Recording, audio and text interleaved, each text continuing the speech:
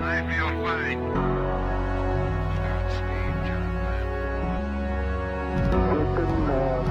Tranquility Base here. The Eagle has landed. Rocket Tranquility, we copy you on the ground.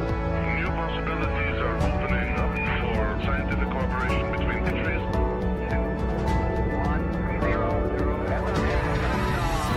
Liftoff. Americans return to space as Discovery clears the tower. Discovery, go and throttle up. Discovery, roger. Go for deploy. Everybody in the shuttle program, the crew is go for launch. Roger. Nice to be in orbit. We have followed in their footsteps to get us where we are today.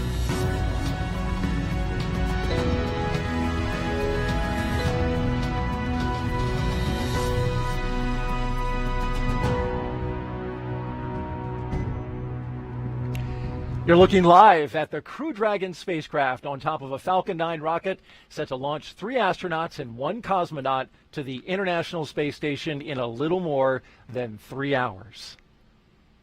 It's a beautiful sight outside, beautiful weather here at the Kennedy Space Center, where we welcome you for our live coverage of NASA and SpaceX's launch of Crew 5. I'm Daryl Nail, and with me is NASA astronaut Bob Behnken, who along with Doug Hurley were the first astronauts to fly Crew Dragon into space. Bob, it's great to have you here. You were part of that historic flight, and now here you are back helping us with our launch commentary for today's mission. Well, thank you, Daryl. I'm super excited to be here. A beautiful day to relive my launch experience. Looking forward to it. You certainly will remember this experience well. We've got video recorded from just less than an hour ago of Crew 5 getting suited up in that historic suit-up room. And there you see them.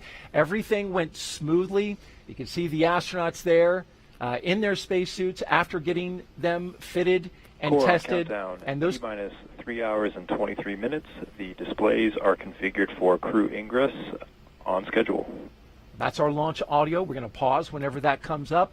But tell me a little bit about those custom flight suits, Bob. Well, Daryl, I've heard those suits referred to as space tuxedos by some of the SpaceX team, and they are custom fit, and they are, what the crew needs to wear in case there was any sort of an issue inside of the capsule. They're custom fit, and they'll be ready to wear them when they head into space. Not designed to go outside the capsule, but certainly if something were to happen inside the capsule, they pressurize, and that keeps them safe. Now, we want to invite you folks who are watching to participate in our broadcast today. If you would like to ask Bob a question over the next 3 hours, you can jump on any number of our social media handles. One of the ones that we're looking at is the hashtag AskNASA handle on Twitter. Send us that tweet with a question and the hashtag AskNASA, and we will get to it. Now, in addition to Bob's analysis, we have teams across the country covering the action, and there they are. We'll get updates from SpaceX headquarters, giving us a wave from out there in Hawthorne, California, and Houston, Texas. The Mission Control Center, hello to you as well. And of course, right here in Florida, we've got our interviewees standing by. Now let's check in with our team monitoring preparations for launch at SpaceX headquarters in Hawthorne, California. Take it away, ladies. Hi, I'm NASA's Sandra Jones with NASA Communications. And I'm Jesse Anderson, a production engineering manager here at SpaceX. As we count down to liftoff, welcome to Mission Control. This is where our teams are staffed around the clock to monitor Dragon and the mission. On console or headset in Mission Control are 6 key positions. The mission director is in charge of the room and tasked with making real-time decisions to ensure mission success. The person that you'll hear talking to the astronauts is the crew operations and resources engineer, who you'll hear us refer to as the core throughout the broadcast, and there you can see him on the screen. The additional positions are focused on vehicle systems, including avionics, navigation and control, software, propulsion, life support, and communication with ground support teams. And NASA has its own team members in Mission Control Houston, where they've been preparing the space station for Dragon's arrival.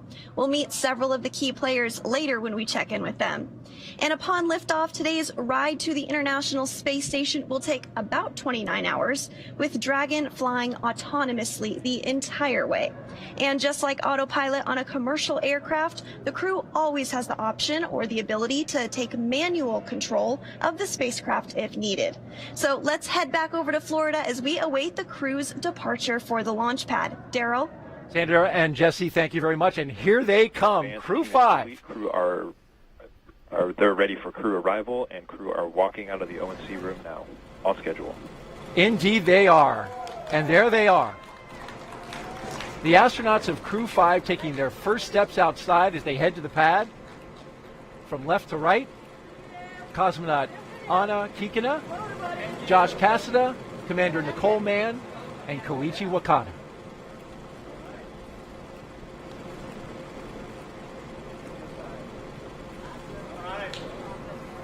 So that was a pose for a picture. And here they go to their ride out to the pad. 3 Teslas all lined up in queue, along with a full security escort. And the folks you see there, family, loved ones. This is a moment to have an exchange, Bob. It is. It's an opportunity for the crew, if you will, to take a little bit of a break from the technical briefs that they've been having this morning as they got suited up and understood what the weather conditions were. They get a chance to say goodbye to their families, see some smiling faces, again, have a little bit of a relaxing moment with their families before they get serious again and head out to the launch pad. And they keep a certain distance away. You can see the stanchions, you can see the family that are gathered there. And of course, that's in the interest of the astronauts' health. That's absolutely true, Daryl. You know, the crew has been in a quarantine state for the last several days. You know, they don't want to bring anything to space station that we don't have, you know, really tight control of. And so they'll stay back from folks, but they'll give some air hugs and some waves. All right, let's listen in.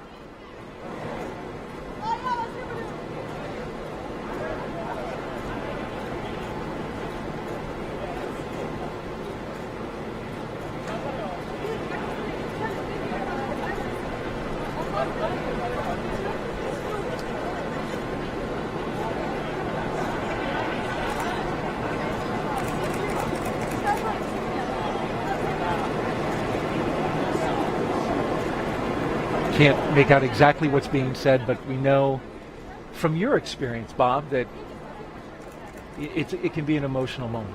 Absolutely. You know, for the Demo 2 mission, my son was super excited to yell Launch America. So that was the one thing that you could absolutely hear. Even inside the suit with our deep insert earplugs, you could hear that Launch America tune when he sang it out. Your wife said the same thing, that you could hear him shouting out. And that's something actually particular to astronauts with young family members, with young children, that you have to prepare them for. I was watching a documentary. Your son wasn't exactly on board at the beginning. Absolutely. At the beginning of the idea of a parent launching into space was something he was unfamiliar with, a little bit scared of. But we brought him down here to Kennedy, got him a chance to see a cargo launch into space. And then by the end of that experience, he was ready for me to go first, Mommy to go second, and he said he was going third. So we'll wait to see if that happens. And then we'll have him on for the Crew 37 show. Yeah, he thinks probably Crew 16. So Crew he's 16, on a little okay, bit faster earlier. Schedule, yeah. I like him. He's ambitious. Look at that license plate. I was just noticing that. Blast off. Yeah, Daryl, the SpaceX team has been creative with those license plates. It's always cool to see what they add to the Teslas to make the experience just a little bit personalized. It's a nice touch. As you can see, the media in the background positioning themselves for a good shot as the Teslas roll out with a full security escort on a 20-minute drive to pad 39A. And they're queuing up a playlist right now, Bob, with some tunes. In fact, I've got the playlist to one of the vehicles. I believe it's the lead astronaut vehicle, which would be the second one in this line. Here's what they're going to be listening to. Oh Yeah by Yellow. Danger Zone by Kenny Loggins. Stronger by The Score. Slow Ride, Foghat. Everybody Got Their Something by Nikki Costa. Sabotage by the Beastie Boys. Mainstream Kid by Brandi Carlile. And Don't Stop Believin' by Journey.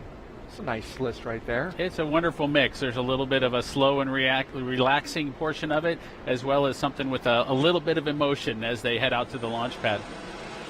You know, when Doug and I headed out to the launch pad, we had some tunes as well, and we took the experience to capture kind of the same things. The excitements of launching into space. Back in Black was one of the songs we selected from AC/DC, since we were both headed back into space again, and it was an exciting time for us. And that was followed, I believe, by a girl from Ipanema, which was very much a contrast. It was, Daryl. You know, this is a 20-minute ride out to the launch pad. The crew's been on a very tight schedule as they work their way to get to this point, but now's the time to sit back and wind your watch and wait for the actual launch event. So that waiting music came from the Blues Brothers movie, and Doug and I knew there was just going to be a time where we had to wait our turn to launch on that rocket. Windows are open now in the Teslas, and family members just now retreating back from the vehicles, but then also getting another moment up there next to the car, which just completed.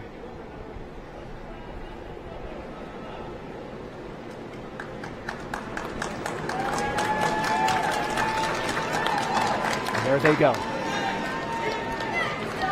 Core on countdown. T-minus 3 hours and 15 minutes.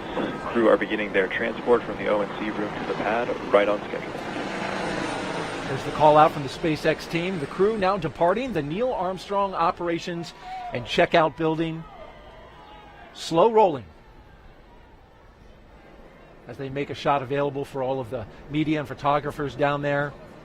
They're beginning their 20-minute drive with a full security escort across NASA's Kennedy Space Center and out to Launch Pad 39A. The track they're taking goes through the industrial area and then gets out to the NASA Causeway and the Kennedy Causeway.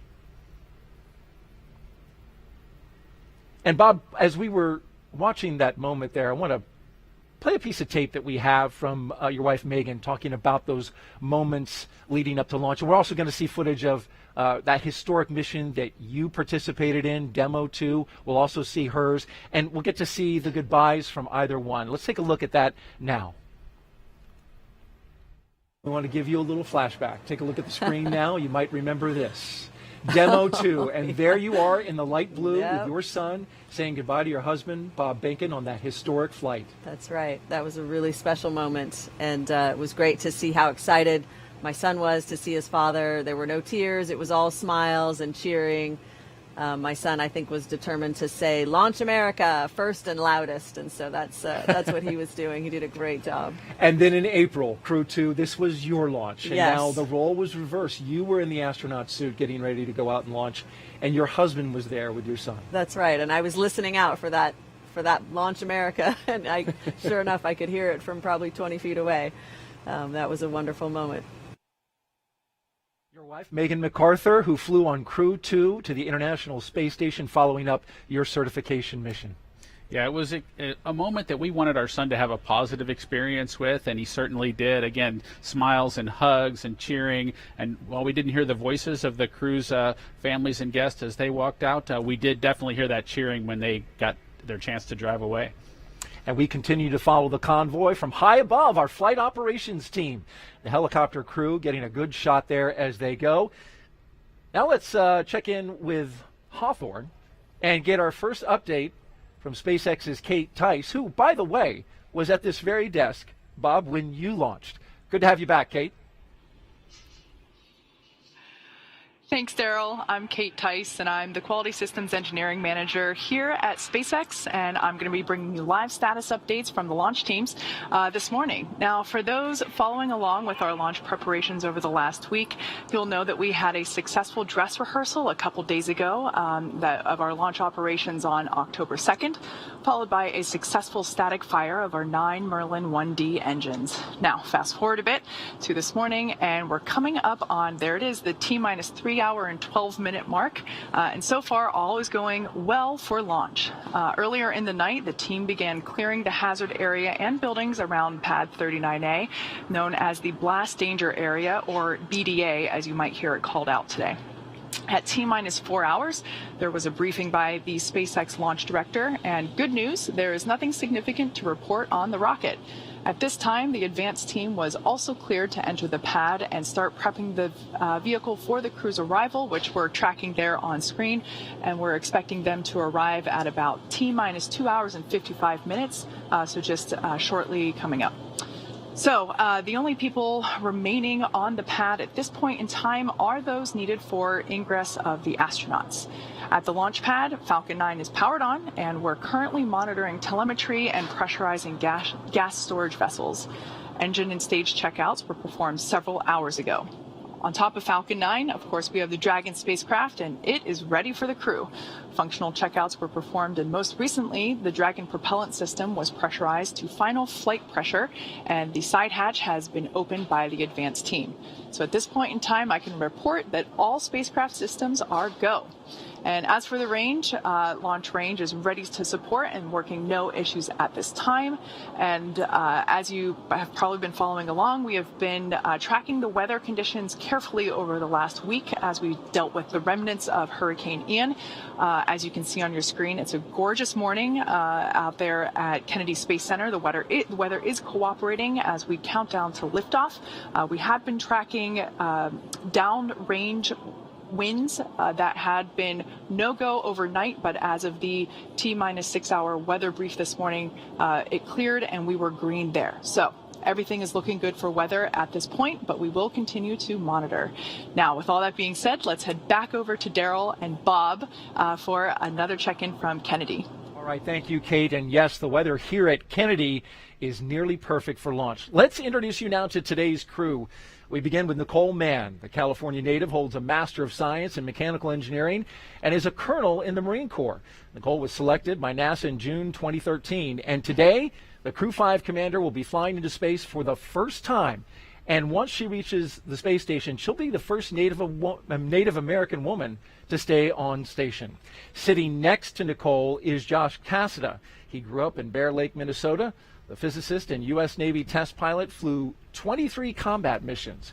He later became an instructor at the U.S. Naval Test Pilot School, and more recently, he served as the capsule communicator in mission control. But today, he's the pilot aboard Dragon. In the role of mission specialist is veteran Japanese astronaut Koichi Wakata. Altogether, Koichi flew 4 space shuttle missions, a Roscosmos Soyuz, and was on a long-duration stay aboard the International Space Station. Altogether, Koichi has spent 11 months in space, the veteran. And the fourth member, the second mission specialist, is Roscosmos cosmonaut Anna Kikina. She graduated from the Novosibirsk State Academy of Water Transport in 2006. In 2012, Anna officially became a candidate for the position of test cosmonaut. Crew 5 will be Anna's first flight into space as part of the recent resumption of integrated crews on U.S. crew spacecraft and the Soyuz with the Russian state space corporation Roscosmos. As part of integrated crew, a week and a half ago, NASA astronaut Frank Rubio flew to the ISS aboard a Soyuz. Flying integrated crews ensures operational safety. Crew members on station are trained to do maintenance and spacewalks. It also protects against contingencies such as problems that could arise on the station, serious medical issues, or an emergency aboard the station that requires a crew and vehicle that they are assigned to return to Earth sooner than planned. All right, the crew taking a turn onto the Saturn Causeway, and this is the road that leads to the Vehicle Assembly Building, which is notable, Bob, because the astronauts right now taking a similar path to Hurricane Ian as it crossed the state and came over our area. That's the operations and support building behind it. But then behind that, going through here, is the Vehicle Assembly Building. And after studying the data, we learned the storm took that similar path. And as we widen out the view here, you can see, there it is, the Artemis logo, and a great shot of that Vehicle Assembly Building with the crew going by. Now, the Crew 5 launch was delayed several days due to Hurricane Ian taking aim at Florida. And after studying the data, here's the path that we found it took. Take a look at this graphic put together by meteorologists with satellite data. It shows the track through the state. You can see the center of circulation, of course, the devastating impacts to the Fort Myers Beach area, more than 100 people killed, and complete devastation. By the time it crossed our area right there, you can see it came out the other side on Florida. Between pad 39A and 39B, and 39B is where we had our moon rocket, the SLS and Orion spacecraft. But officials here at NASA and the launch team with SLS made the decision to move the SLS indoors, and this is video from that day, 3 days prior. The mighty SLS and Orion spacecraft going into the shelter of the vehicle assembly building as Hurricane Ian passed overhead. It's a 4-mile, 10-hour trek it was that day. And we got winds, Bob, over 96 knots at the top of one of the lightning towers out at pad 39B. So certainly the winds were whipping up high and down below, around 60 knots. It was a good move to put that rocket in the shelter. Yes, it's just remarkable to kind of have seen the track of the storm, have it come right through the Kennedy Space Center, and to be sitting here just a couple of days later getting ready to launch a crew into space.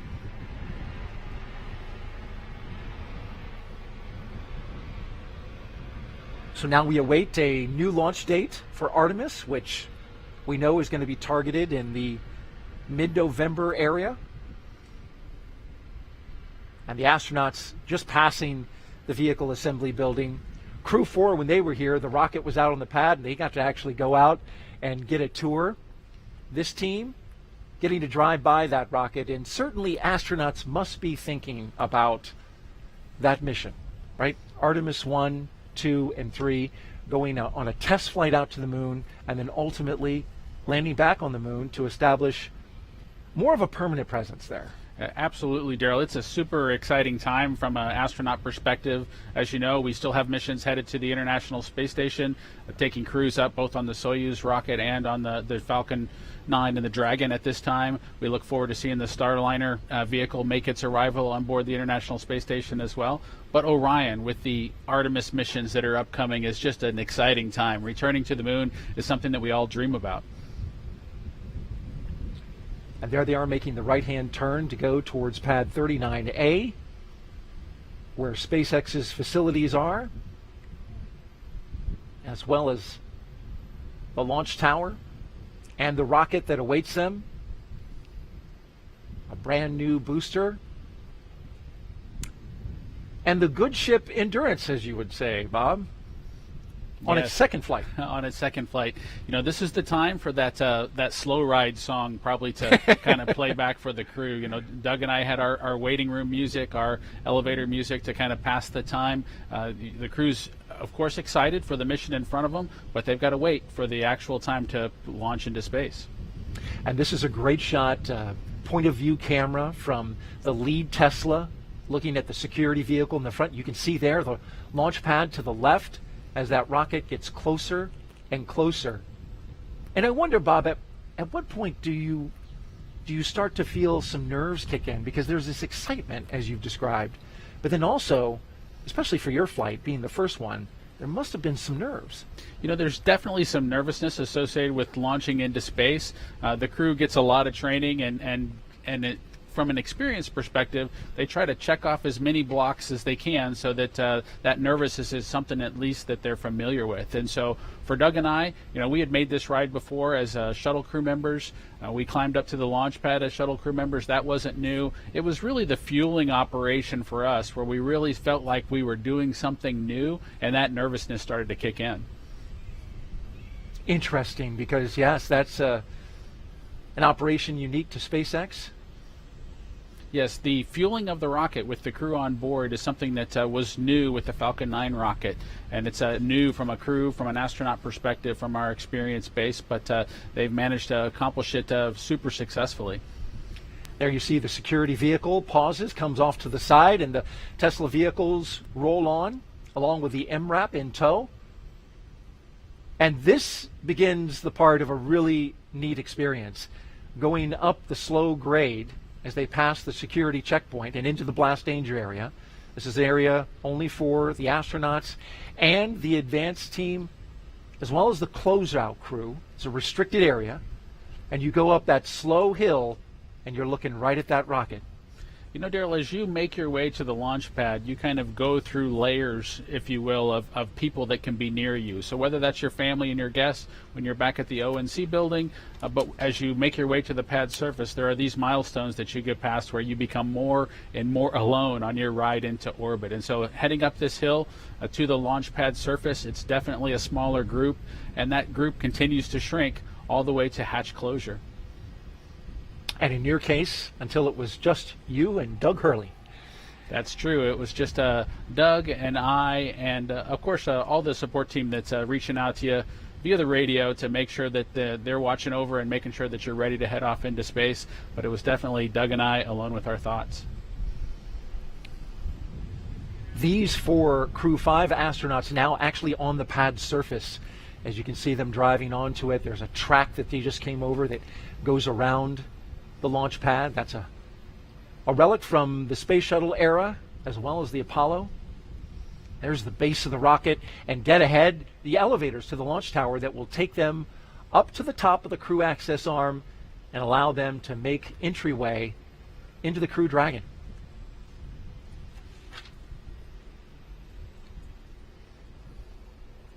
And at T-minus 2 hours and 55 minutes, we'll get that announcement that the crew has arrived, so they're a little early. It's always best to be a little bit early if you can for each of these major events, of course. And so for them to arrive when they're supposed to be there is what's critical. Core on countdown. T-minus 3 hours. Crew have arrived at the pad on schedule. And so the crews arrived at the pad. Of course, they'll have a couple of opportunities to pause as they make their way up. There'll be some photo opportunities for them to take a mental picture of the rocket itself, look up from below before they climb into the capsule. Now, Crew 5 is NASA and SpaceX's 5th crew rotation to the International Space Station since 2020. The successful NASA program is called Commercial Crew. It's based right here at the Kennedy Space Center. Time now to join Megan Cruz. She is live on top of the Operations and Support Building number 2 with one of the leaders of this program. Megan. Daryl, thank you so much. Yes, we are here with Phil McAllister, Director of NASA's Commercial Space Division. Phil, we're so happy to have you here. Thank you. Happy to be here. Well, today, we just saw the crew arrive at the pad. This is NASA's Crew 5 with SpaceX. How has working with these commercial companies benefited NASA? So we both benefit. I think that's what's key with these partnerships. Obviously, SpaceX benefits from our 50 years of human spaceflight experience, but we also benefit by seeing these commercial companies and how they do business and how innovative they can be. And we find there's new ways of doing things that maybe we haven't thought of. So I see the partnership as benefiting both groups. It's kind of like when we first started working with the Russians. They had a very different way of doing business, and I think both programs benefited from that experience. Right. But it's not just the Commercial Crew program. How else have we fostered commercial space and sending more people and science to low Earth orbit? Well, I think it all started with the Commercial Cargo program in 2005. That was the first I think real commercial partnership that we had, certainly on the human spaceflight side. So then we had this cargo capability, and then we advanced that to crew, and now we can launch people to low Earth orbit and the International Space Station. And the thing that we have on our horizon, the thing that I'm working on right now, is destinations or commercial space stations. We know the space station, the International Space Station, is going to be retired in 2030. We need to have continuous access to space and a destination to go to. So now we want commercial companies to build a private space station where we can just be one of many customers. Yeah, and to that end, what are we doing to encourage that? We have 4 agreements and contracts with companies now: Axiom Space, NanoRacks, Blue Origin, and Northrop Grumman. They all have different concepts, and they all have different transportation modes, and they all are kind of targeting different markets. So it's really interesting. This is sort of the early development time. And I think things will shake out. I don't think we'll have a big enough market to keep 4 space stations on orbit. So this is the time when they innovate and they're competing, and it's kind of cool to see each one of these stations and how they develop. And again, why is this important to us? Why do we want to be one of many customers in low Earth orbit? So I think there's lots of reasons. Number one, when we first started building the International Space Station, there wasn't any other space stations that we could use at that time, so NASA had to build it. But today, we can leverage private sector investment because there are other customers other than NASA who want to go to low Earth orbit, and either for science or just to look out the window or whatever, for whatever reason. So we can take advantage of that. We don't have to pay for the entire infrastructure. We can just be a customer and just pay our own sort of fare for what we do. And so it's more beneficial for NASA, and then we can take that savings and put it into our Moon Mars initiative. I really feel like the Artemis mission, the SLS and the Orion that was on the pad and we will hopefully launch next month, Yep. I don't think it would be as far along as it is today if it weren't for our commercial partnerships, because they help save us money, and we could take that savings and put it into our deep space exploration programs. Yeah, and you said personally this is what you've been working on for years now. How does it make you feel knowing that, as you just said, you know, the success we've had with commercial space is really fueling what we will see in the future with NASA? It's been very gratifying. I have to say, you know, when we were first starting out, I had to say, I think this will work. I think this is going to be a better way to do this particular mission. But I didn't have any proof. But then in 2012, we launched the first Falcon to the International Space Station for the cargo program. Right. That showed that the model could work. And then in 2020, we had Bob and Doug, who flew on the Demo 2 mission, went to the International Space Station. That was just, it was just an amazing mission. That's great. Yeah. And Bob, he's co-hosting the show today, so that's full circle how we're coming Yes. there. Can you imagine? It's Crew 5, and just a couple of years ago, we had Bob flying for the first time with Doug. I know, it is amazing. I was just telling some of my relatives, I was like, oh, this is the 5th one. And they're like, what? How did it happen so fast? And we go every 6 months. And so we tend to accumulate missions. And so we're putting the plaques on the wall outside my office, and it's getting pretty full, and that's pretty nice to see. That's absolutely great. Thank you so much, Phil, for being here, and I can't wait to watch the launch with you. Thanks so much. Right. Back to you guys. Thank you, Megan. T-minus 2 hours and 54 minutes and counting. And you must hear that a lot, Bob. But the people so many people were watching and following your mission, since it was a historic first, and kind of feel an attachment to what you did that day. Yeah, it was an exciting time, of course. I think it was a little bit strained with the COVID situation and folks kind of at home watching kind of electronically rather than in person here at the Causeway, potentially. And so a lot of folks watched the mission, and with the Bob and the Doug and the Space Dads, I think they made a connection, and they appreciated, just being a part of it. Doug and Bob and Doug and their excellent adventure. I don't know about all that, but we had a wonderful experience on board the International Space Station. And it was wonderful to watch and chronicle as you guys went along, got to the space station, and came back safely. And we see some beautiful shots from high above. The weather, I mentioned at the beginning, less than 10% chance of violating. We've got onshore breezes here that are kicking up some waves. That's some rough surf conditions. That, of course, no impact to the launch today, but you can see the flags flying and the clock ticking down. If you're just joining us, you're watching live coverage of SpaceX mission known as Crew 5, as we watch the first 2 astronauts walk out onto the pad surface, getting ready to do what, and I have to admit, I have to attribute this, the rocket recline. There it is. I like the way they did it kind of in coordination as well. I think that was something that Doug and I didn't quite nail on the Demo 2 mission, but I appreciate them getting it sorted out by Crew 5. That was Commander Nicole Mann and pilot Josh Cassada that just took that look up, and I mentioned the attribution. That was our voice of mission control. Rob Navius came up with that phrase, so got to give him credit for that, the rocket recline. We'll get the next 2 mission specialists who will do the same move, but for now, they'll go into the elevator, the same elevator, Bob, that you rode on 2 missions aboard the Space Shuttle and Crew Dragon. That's true, Daryl. That elevator there on the 39 Alpha launch pad is just a wonderful experience to kind of be able to bring it back into the game and be able to fly kind of, if you will, slowly up to the pad surface before making a stairway walk up to the actual location where you walk out to the Dragon capsule. And there we see the top of the elevators where they'll walk out, and this is something that they have rehearsed a few times. Certainly we were here when they rehearsed it the other day during what's called a dry dress rehearsal. Yeah, the crew has been through this before, and like I mentioned a little bit earlier, it is really important to kind of get the nervousness out, to have done these operations once before. We can see Nicole and Josh there as they've made their way out of the elevator. They'll walk around the back and make their way up the stairs to the actual walkout area where they'll potentially have a chance to make a phone call, reach out to their family one more time before heading out to the White Room itself and climbing into the ship. And the closeout team right behind them from SpaceX as they greet some of the members of that team with some fist bumps. The telephone you mentioned, Bob, is there on the right-hand side of that hallway there. But what I notice is the astronauts tend to pause right about here because it looks like that is a spectacular view. It is, Daryl. It is their chance. Of course, you've mentioned the rocket recline where they're able to look up at the rocket. They're kind of co-level with the vehicle at this point. They're able to look out, see the ocean, see the rocket, see the capsule itself before getting ready to kind of take that next step and head into the vehicle. And there you see one of the astronauts doing just that. To the right, they are looking out over Launch Complex 39A and the Space Coast. No doubt having a view that is similar to this from our flight ops team here at Kennedy. What a great shot.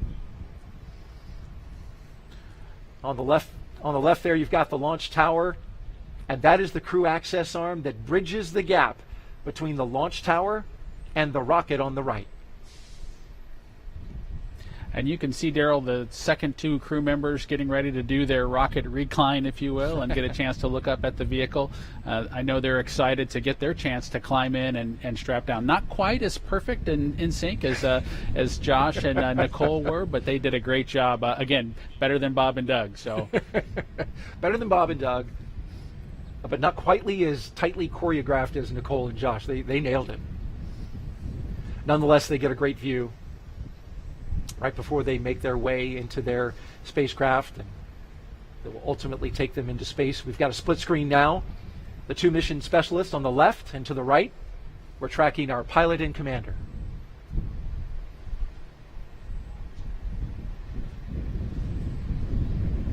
Now they stagger the astronauts in this fashion because everything is highly proceduralized, right? As they go through the lines, check off the mission milestones, and then also it's carefully choreographed because you want to have everybody being orderly as they get into the spacecraft. Absolutely, Daryl. There is a well choreographed checklist that the SpaceX team has on their tablets as they follow along with the crew accomplishing the steps in front of them. But remember, there's just a single hatchway, and they need to go in sequence, and it wouldn't be helpful for all four of them to be there at the same time.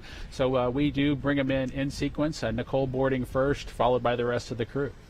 Looking at the launch tower there, pad 39A. Bob, this is the same launch tower that launched the space shuttle. It's been, of course, renovated by SpaceX. They've made a lot of improvements in order to accommodate the Falcon 9, but it also has some throwback to the shuttle era. And there's part of the fixed service structure that's still a part of that structure today. That's true, Daryl. The 39 Alpha launch complex was modified to be able to handle the Falcon 9 rocket, and Doug and I were super excited to launch again from the exact same location. There are remnants of the shuttle program that are still kind of out there. There's a series of chevrons. You can kind of see them in the image there. The kind of the yellow pathway, if you will. The crews go in the opposite direction there. Those chevrons point towards the slide wire baskets that they would use if they needed to do an emergency egress off the pad surface. Those slide wire baskets are a legacy item from the shuttle program. And here we go, the first two astronauts to board Crew Dragon. On the left, Josh Cassada, and on the right, Commander Nicole Mann. All smiles as they make their way down the crew access arm.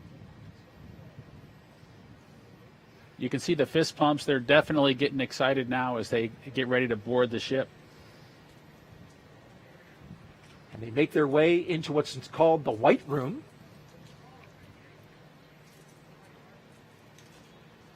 Do a photo op there. Core on countdown. And you can see 2 the hours space. and 47 minutes. Crew have arrived at the White Room just a little bit ahead of schedule. There's the announcement.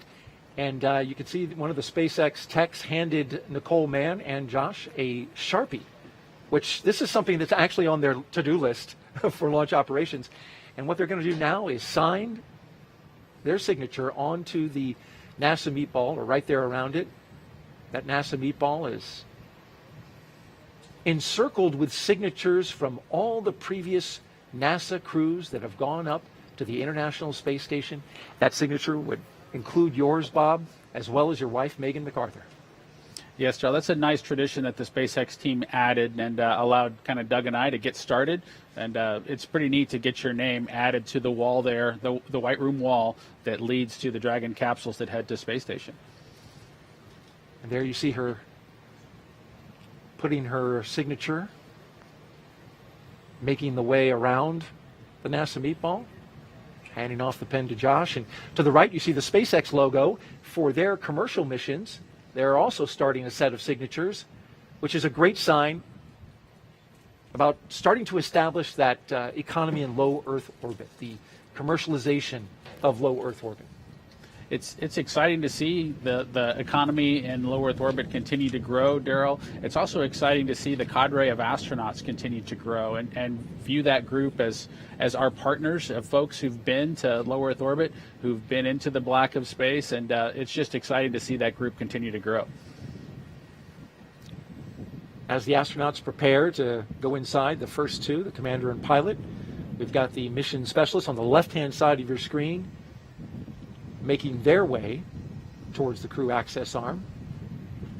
The white room was a term first used during the Gemini era, literally describing the color of the room, which is painted white.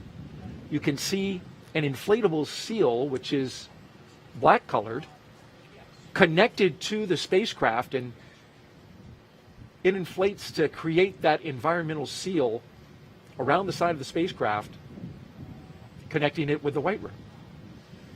It does, Daryl. That seal, of course, would protect if there was a kind of rain or anything else kind of going on in the area. We don't have that today. We have beautiful weather, but it does ensure that the elements of Florida don't make too far of a way into the capsule itself. So you don't want any mosquitoes or anything headed into orbit with you, and so that seal does its job.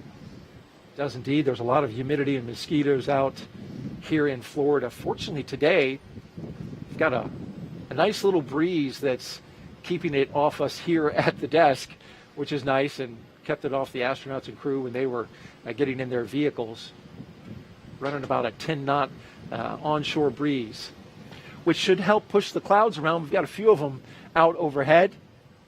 Our launch weather officer for today, Brian Sizik, from the 45th Space Wing, telling us that we've got a nice high-pressure system in the area, Bob, that's keeping everything clear as the first astronaut climbs aboard. Core on countdown at T-minus 2 hours and 44 minutes. Crew have begun ingressing Dragon.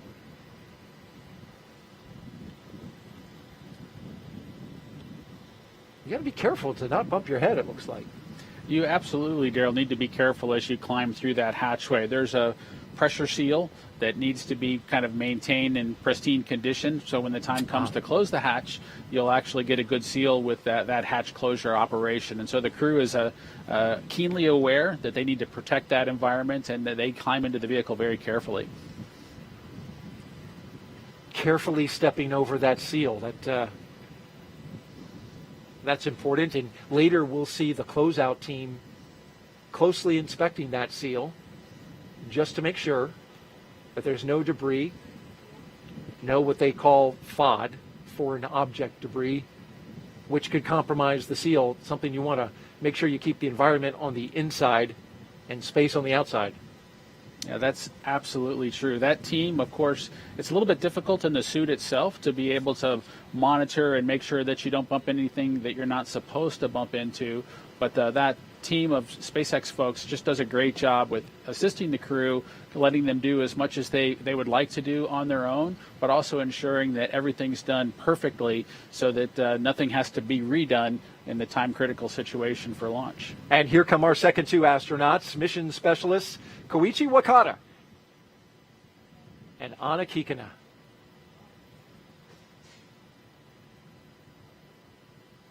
They're next up in the white room. Big thumbs up from Koichi. He's the veteran of this group, Bob. We got 3 first-time flyers and a guy that has a lot of experience in space. That's true, Daryl. Koichi was in the astronaut office when I arrived a couple decades ago, just having joined and trained as a shuttle astronaut, getting the opportunity to fly on his 3rd space vehicle kind of going forward here. It's got to be exciting for him to try on a new spaceship. And making his 5th flight into space.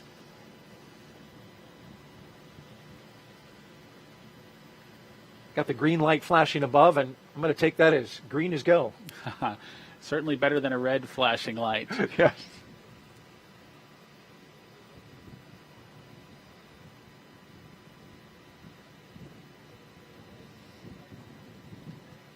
So it does take a relatively large team. It does seem like the crew being able to head out to the launch pad and climb in almost by themselves would be a thing. But in order to make sure that things are all done perfectly, that team of SpaceX folks follows along very carefully with the procedure to make sure everything's done exactly per the checklist. And our mission specialists will now put their signatures on the white room as the commander and pilot finish up securing their 5-point harness into their seat, getting a snug fit. As you can see there, Josh Cassada making sure everything is lined up correctly. Looks like he's got 4 hands. Those are his gloves. I'm sure an extra set of hands couldn't hurt. Yeah, no, he just has the 2 hands, just like the rest of us, but he does have the gloves there kind of taken off to kind of give him some additional dexterity as he tries to work through getting all the strap-in process completed. You mentioned the 5-point harness, much like a racing harness that the astronauts strap in with. Likely they won't need all of the capability of that harness as they head into orbit and take their ride, but it does provide some capability should the emergency escape system be activated to really keep them strapped tightly into their seats. Seats that are also sized to your proportions, right? And the suit is custom, but the seat, I believe, has 3 different sizes. I believe small, medium, and large. The seat has some different sizes. The armrest have some different lengths, and the footrest have some different lengths. So there are several adjustments that can be made. Not quite completely custom, but it does, I guess, with you look at all the way up to Crew 5, we probably haven't exercised all the options that are out there, but definitely have some flexibility in customizing the seat to make it fit the astronaut. And interesting note about the spacecraft endurance that SpaceX and NASA recently hitting a really incredible joint milestone. Crew 5 is SpaceX, of course, is 8th crewed mission since May of 2020. But as of this mission, Bob, Dragon is now certified for 5 times reuse. Prior to that, it was 1-time reuse, but they've gone through the process with NASA and accomplished that reuse milestone, which that's impressive. We'll see more flights from Endurance. That's true, Daryl. It is really critical that these commercial vehicles kind of meet their reuse milestones, so that we can continue servicing the International Space Station by rotating crews. And so it's a huge accomplishment to get that behind folks so that we can continue planning for, the duration of Space Station's lifetime being accessible by the Dragon capsule. We continue to watch the action live. In the meantime, let's toss it out back to California with Jesse and Sandra. Thanks, Daryl. This is always an exciting moment watching the crew climb aboard Dragon. This phase of the mission is also referred to as crew ingress, and that term ingress is used when crew members are getting into a spacecraft or airlock, while egress means the exact opposite, they're exiting. So prior to getting on board, the crew completed a foreign object debris check or FOD check, and that means they themselves have to be inspected for any substances or debris that isn't supposed to be on them or their spacesuits, because this could potentially cause damage to Dragon. And that's also why the crew is wearing covers on their boots and on the umbilical port of their spacesuits. Those covers get removed before they enter the spacecraft. Foreign object debris prevention actually begins right here in Hawthorne before the spacecraft leaves SpaceX headquarters and is carefully controlled all the way through launch day until Dragon's hatch is closed. They're now getting buckled in and attaching their umbilicals to their suits, and you can see the suit techs or closeout techs are present, helping them out as needed.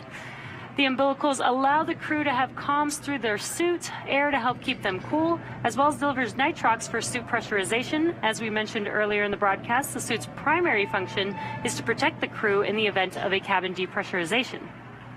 And there are 4 seats configured right now inside of Dragon and are numbered 1 to 4 from right to left when looking at the seats from the hatch. Anna Kikina will be in seat 1 on the very far left, and you see she just climbed in a couple of moments ago. Nicole Mann will be, Josh Cassada will be in seat 2, or the commander's seat, and Josh Cassada will be beside her in the pilot seat. And then on the very end is Koichi Wakata, who is in seat 4, all the way to the right, who just climbed aboard just a moment ago as well.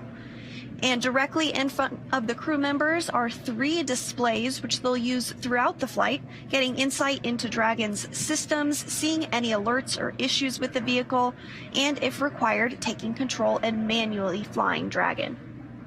Now, once the crew is all settled in, coming up will be a comm check, and that will be to make sure that they can communicate with mission control.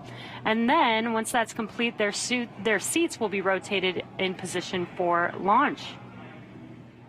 So very exciting watching them getting settled in. We've got this awesome view of the Falcon 9 with Dragon on top, crew on board already. We have been watching the crew since this morning make their way to the launch pad, climb up the fixed service structure, walk across that beautiful crew arm that you see there on your screen, and now they are getting settled into each one of their seats, and there is the Crew 5 crew there on your right-hand screen.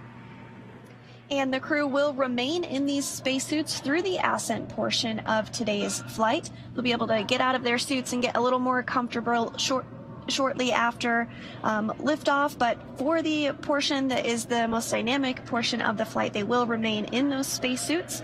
And the primary function of those spacesuits is to protect the crew in an event of a cabin depressurization.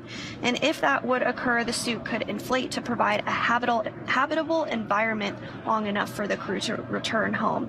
But with the crew now inside of the Dragon vehicle, let's go ahead and check in with Kate Tice for the latest. How's it going, Kate? I've been following along with the launch teams, and they continue to work through the countdown. Currently, no issues are in work, and we are awaiting the comm checks with the crew inside Dragon, which you seated there. The first check that we will hear is to check the umbilical, which is the harness that is attached from each spacesuit to the vehicle itself. You can actually see the umbilical port there on the right thigh. It's that little black box. That's the umbilical port that connects the spacesuit to their seat. The second check that we'll hear will check the ground stations, which, as the name suggests, are the ground-based support staff here on Earth. And then the third comm check that we'll hear will be for TDRS, or the tracking and data relay satellites. And those are, that's a constellation of 10 geosynchronous satellites that help us maintain contact around the globe. As of right now, the Dragon launch op team tracking no issues. I was listening in throughout the webcast on their nets, and it sounds like that we are running perfectly on time and just a little bit early. We have plenty of margin. So if for whatever reason something arises and we need a little bit extra time to work through an issue, we've got it in the countdown. For those that are new to our launch webcasts, of course, our countdown is the framework that helps to sync all of our teams up. So we build margin into each step that we walk through or proceed through on the countdown to make sure that we have plenty of time to work any issues that might arise. So with all that being said, everything is looking good on the Dragon side. As for the Falcon 9 team, they are located in Firing Room 4 in the Launch Control Center at Kennedy Space Center, which you see there on your screen. Those folks are settling in for final checkouts, propellant loading, and launch. The Falcon 9 team will undergo their own comm checks with the crew at about the T-minus 2 hour mark. As for the range, they continue to report no issues, and the weather forecast continues to be acceptable. We had a less than 10% chance of violation of our weather conditions, and as you can see on your screen, it's a beautiful morning there at Kennedy Space Center.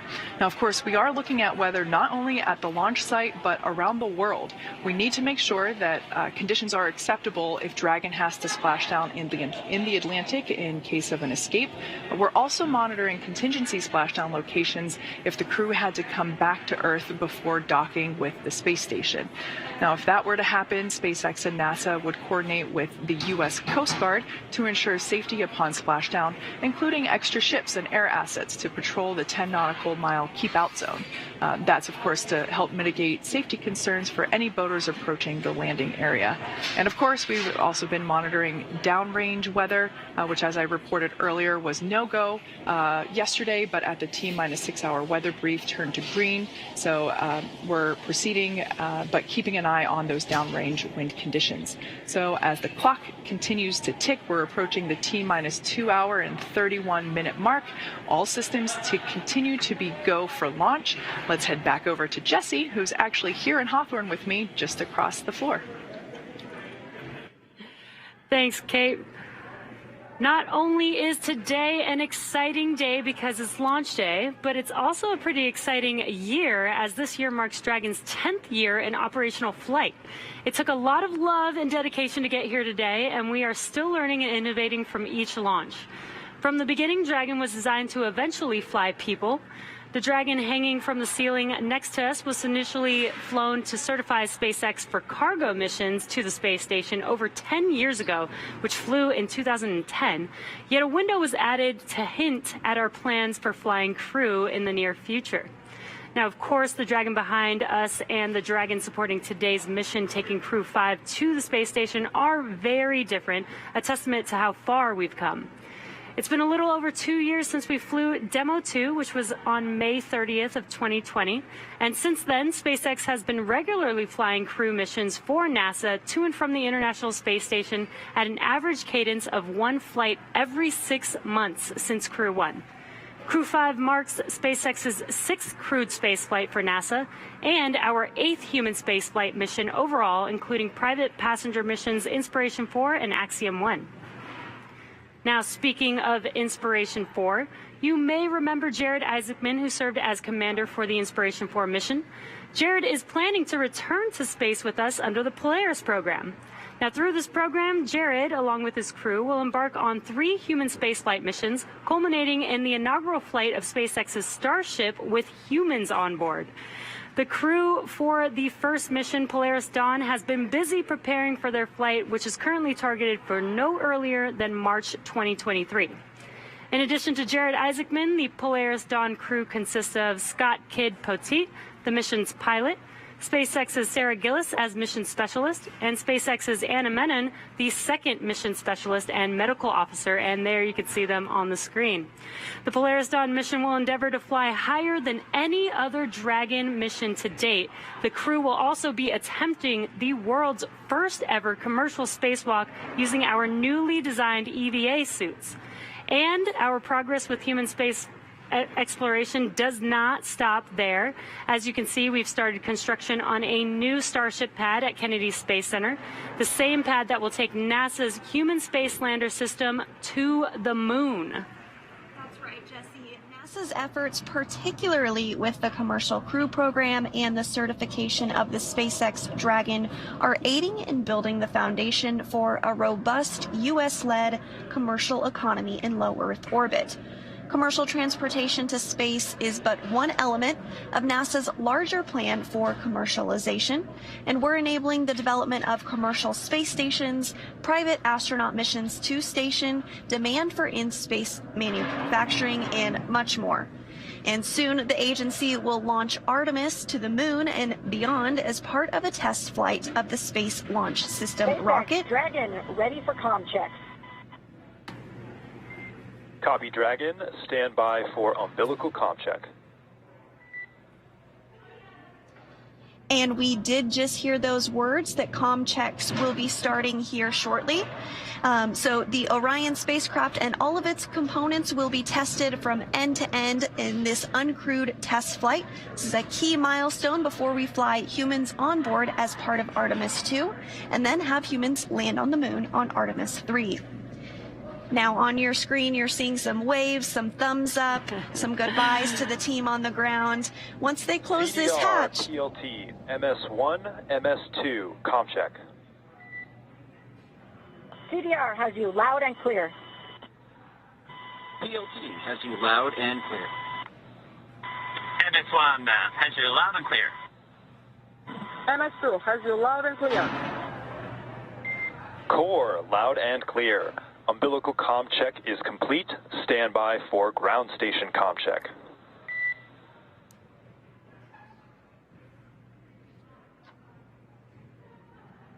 and those comm checks have begun. We're going to hear a series of those communication checks to make sure that the crew can hear the folks on the ground and vice versa.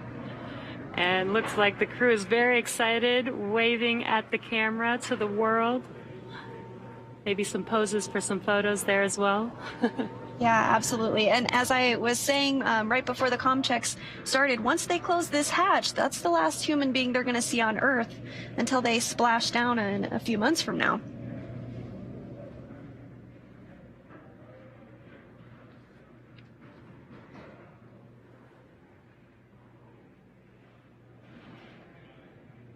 You can also see the crew with their iPads on their tablets on their legs there. They have a variety of different procedures and reference materials that they can view during the mission as well. You'll see them getting that configured and ready for launch now, 2 hours and 25 minutes from now. And these procedures are very, very specific. They are following them all the way, step by step, all the way through. This does include, if you're just now joining us, we are awaiting some comm checks, which they have begun. And they will be stepping through several different comm checks to make sure that the crew can hear and communicate with the ground teams here in Mission Control. And we will do those comm checks through multiple paths to Dragon, including TDRS and ground stations, which you'll hear coming up throughout the continuation of these comm checks. The ground, of course, refers to the different ground stations, and SpaceX has ground stations all around the globe. And then you'll also hear from Core, MD, and LD. The Core in Hawthorne is the Crew Operations and Resource Engineer. The LD is the launch director down in Florida and oversees the countdown ops. And then MD is the mission director here in Hawthorne, who is the overall flight lead for SpaceX. I just love the excitement of this crew. And this is a pretty cool view inside of Dragon. You can see the 4 seats for the 4 crew members, but Dragon's actually designed to have up to 7 crew members. So right below this row of seats, there can fit 3 additional seats. Today, since we only have 4 crew members, below the crew that you see on your screen is actually cargo stowed inside of Dragon. Dragon, SpaceX, comm check. SpaceX Dragon, loud and clear. Core, loud and clear. Ground station comm check is complete. Stand by for TDRS comm check.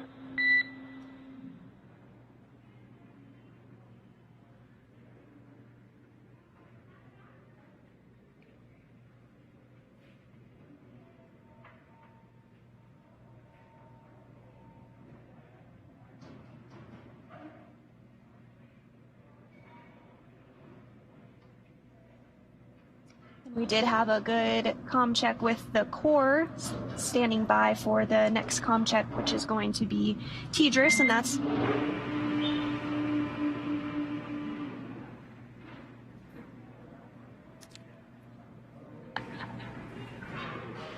Dragon, SpaceX, comm check. SpaceX Dragon, loud and clear. Core, loud and clear. TDRS comm check is complete.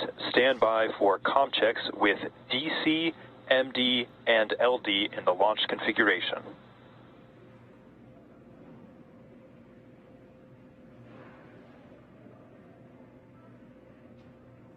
Dragon, DC on countdown 1. Comm check. DC Dragon, loud and clear. DC, loud and clear. Stand by for comm checks with MD.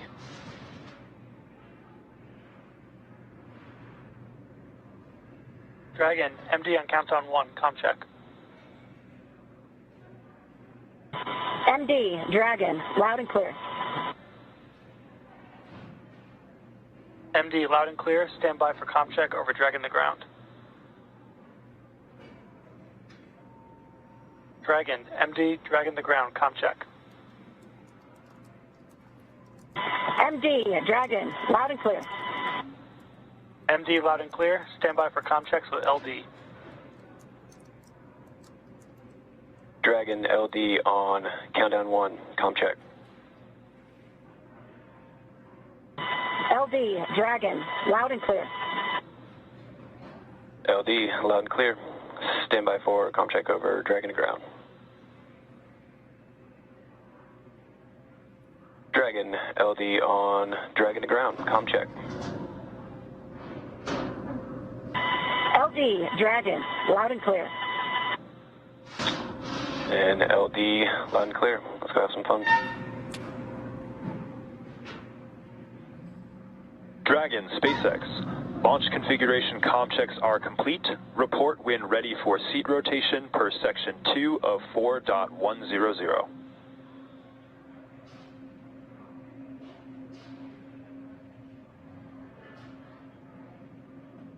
And now that we have successful comm checks, let's go over to the Johnson Space. SpaceX Dragon, we are ready for section 2 and ready for seat rotation.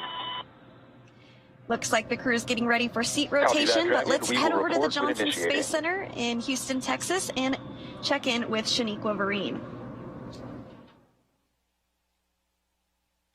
Thanks, Sandra, and welcome to the International Space Station Flight Control Room, or Mission Control Center, Houston. A team of flight controllers behind me is actively monitoring the space station as we speak. The crew in orbit has completed a number of tasks to prepare the station for Crew 5, like setting up tools to monitor Dragon's arrival and preparing the sleep stations for the new residents. Many of their clothes and other belongings launched on a previous cargo resupply mission. Back here in Houston, Flight Director Greg Whitney and his team are in constant communication with the SpaceX Mission Director for Crew 5's launch to the space station.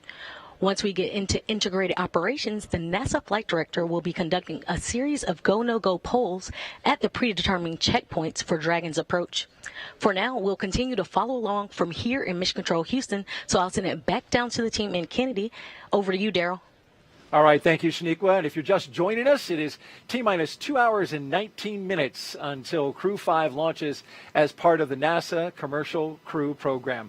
We've got Commander Nicole Mann, pilot Josh Cassada, and mission specialist Koichi Wakata and Anna Kikina. They are strapped into their seats inside Dragon Endurance. I'm Daryl Nail, and this is Bob Benkin, history-making astronaut, here. If you want to get a question into Bob live on the show, just hop on to a social media platform, any of the following: Twitter, YouTube, and Twitch. We're streaming on Facebook as well. Use the hashtag AskNASA, and we will take your question live on the air to Bob Benkin. Now, the Commercial Crew Program has hundreds of super smart engineers and technicians doing amazing work to get us up to the station, and Megan Cruz is with one of them. Megan. Yes, I do have a super smart engineer with me. This is Crystal Jones. She's with CCP's Grounds and Mission Operations Office. Crystal, can you tell everyone what that office is in charge of? Sure, yeah. We have a wide range of functions that we do for the Commercial Crew Program. One is assessing ground systems for crew safety for both launch ops and recovery. An example of a ground system is the crew access arm, which we just saw the crew walk through to get to the spacecraft and ingress the spacecraft. That arm has to swing away from the vehicle for launch, but if there were some sort of emergency and the astronauts needed to get out of the spacecraft, that arm needs to come back really quickly to allow the astronauts to egress. And so you're responsible for just making sure that everything is operating the way that it should be, if that were to happen. Yes, correct. Okay. Yeah. And then right after this, you're also going to go to the nearby Cape Canaveral Space Force Station. You're going to be inside a room there, and I believe we have a live shot of that room. And you're going to go there so that you can serve as CCP's mishap manager, right? This is the room right here. Yes, that's correct. And I have my FAA and NTSB colleagues there with me as well. Since this is an FAA commercially licensed mission, they have mishap jurisdiction for some of the phases of flight, and so we all work together if an incident were to occur. I don't expect anything to happen. I have full confidence in the joint NASA and SpaceX team. You have such an important role here, like you said, a wide variety of things that you're overseeing. You've been here at NASA for almost 15 years. I mean, did you know that you always wanted to work here, and how did you make it happen? Yes, I did always know that I wanted to work at NASA. Ever since I was a very young girl, I dreamed of working for NASA. Unfortunately, when I was about 10, 11, 12, my parents' drug and alcohol use began to impact our lives in a severe way. We ended up homeless, had to stay in an abandoned bus, and eventually transitioned to a homeless shelter. Wow. After that time, we never seemed to be able to recover as a family. We lived in extreme poverty in a bad neighborhood. But it didn't stop me from trying to reach my goals. I still had that dream. So in high school, I learned how to use a computer. No one in my area had a computer. I didn't have one, didn't know. So learned how to use a computer, researched colleges, how to apply, how to get applications, the whole financial aid process. Wow. And I was accepted into Florida Institute of Technology here in Melbourne, Florida, and got a bachelor's in astrophysics and a master's in space systems. Wow, you're not even at NASA, and you've had such a long road ahead of you, but I hope that people learn to take away from your story that really you can just follow your dreams if you have a passion for it to do it, right? That would be your message. Yeah, and I'm happy to say that my parents have conquered their addictions. And I was extremely proud of my mom before her passing earlier this year. In fact, this necklace that I'm wearing is made with her ashes. Wow. And I wear it for every launch in her memory. And I'm sure she's very proud of you. Crystal, thank you so much for being here. Yeah. We'll send it back to you guys. Thank you so much, Megan. What a powerful story from Crystal Jones, the CCP Ground and Mission Operations Office. That is inspiring to hear how she came from that difficult background to where she is now. Absolutely, Daryl. And it's amazing too when you think about going through a difficult road like that and then achieving such a high level of accomplishment here at NASA. We're just so proud of Crystal Jones, and thank you, Crystal, for sharing that story with us. We want to introduce you now to today's crew. If you're just joining us now, as you're looking inside the capsule Endurance. You are go for Section 3 suit leak check preparation. Dragon is a go for suit leak check preparation, Section 3 at 4.100. And there you hear the confirmation that the crew is ready to begin their suit leak checks. Let's start off by talking about our commander for the day as they pull down their visors. She is the second from the right of your screen. Nicole Mann, the California native, holds a Master of Science in Mechanical Engineering. She is a colonel in the Marine Corps. She was an FA-18 Hornet and Super Hornet test pilot and deployed twice aboard aircraft carriers in support of combat operations in Iraq and Afghanistan. Nicole was selected by NASA in June of 2013, and in the years that followed, led the astronaut corps in the development of hardware in the Artemis program. Today, the Crew 5 commander will be flying into space for the first time. And after Crew 5 launches, she will be the first Native American woman to go to space, which is a wonderful accomplishment. Absolutely. Nicole joined the astronaut office when I was the chief of the astronaut office. I'm just super excited to see a colonel in the Marine Corps head to the International Space Station from that commander seat, just like we had for Demo 2. And you being a colonel in the Air Force, I'm sure you appreciate the military discipline that she brings to that role, just like your partner, Doug Hurley, brought a little bit of that. Sitting next to Nicole is Josh Cassada. He grew up in Bear Lake, Minnesota. The physicist and U.S. Navy test pilot flew 23 combat missions. He later became an instructor at the U.S. Naval Test Pilot School. Dragon, we have pair complete and complete with Section 3. There you hear the call that the leak checks have been completed. Good sign as we move forward. And I believe that was Josh Cassada that came over the line there, who we are talking about. Copy that, Dragon. You are go for Section 4 suit leak check. That was a confirmation, rather, that they were to begin the suit leak check. Correct. Dragon is go for suit leak check, Section 4. All right, want to correct that. Cassada, he's one of more than 100 graduates who became astronauts going back to the Mercury program. More recently, he served as capsule communicator in mission control. But Bob, today he's in the position of pilot aboard Dragon, and that's a position you know well. Yes, it's exciting to see Josh in that seat. You know, as all of our astronauts who come into the program, he brings a balance of operational and scientific expertise kind of to the mission in front of him. In the role of mission specialist is veteran Japanese astronaut Koichi Wakata. He has a doctorate in aerospace engineering and in 1996 became the first Japanese mission specialist aboard the Space Shuttle Endeavour for STS-72. Altogether, Koichi flew 4 Space Shuttle missions, a Russian Soyuz, and was on a long-duration stay aboard the International Space Station. During his 2-decade career as an astronaut, Koichi has spent 11 months in space, and so he is the guy with the experience on this crew, the other 3 first-time flyers. Joining Koichi in the role of mission specialist is Roscosmos cosmonaut Anna Kikina. She graduated from the Novosibirsk State Academy of Water Transport in 2006. In 2012, Anna officially became a candidate for the position of test cosmonaut. Crew 5 will be Anna's first flight into space. Now let's check in with our team out at Hawthorne, California. Kate Tice, what do you have?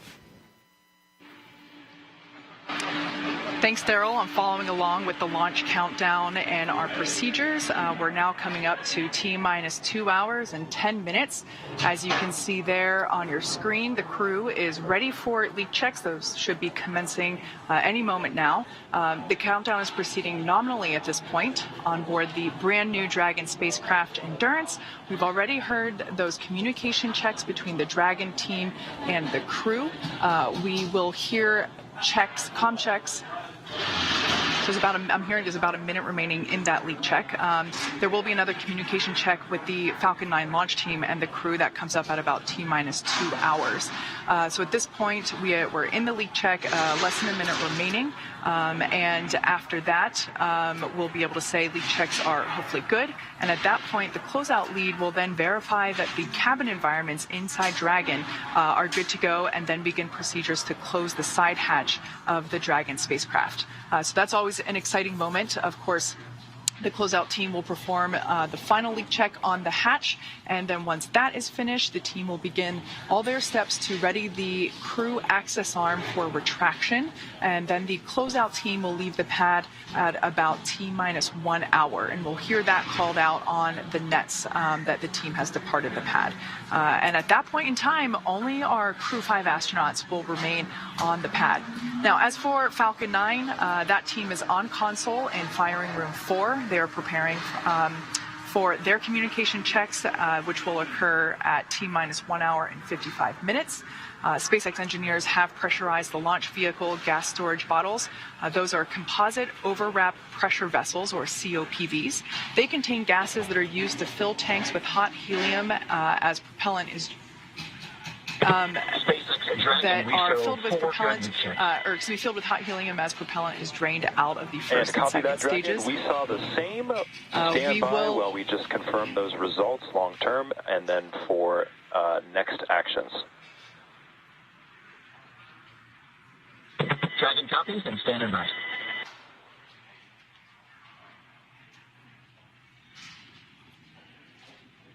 So as the propellant is drained out of the first and second stages, we'll top those off in the last half hour or so before liftoff, those COPVs.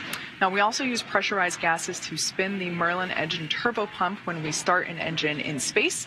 The second stage MVAC engine starts up after the first stage separates, and then the first stage engines need to be restarted for that landing sequence.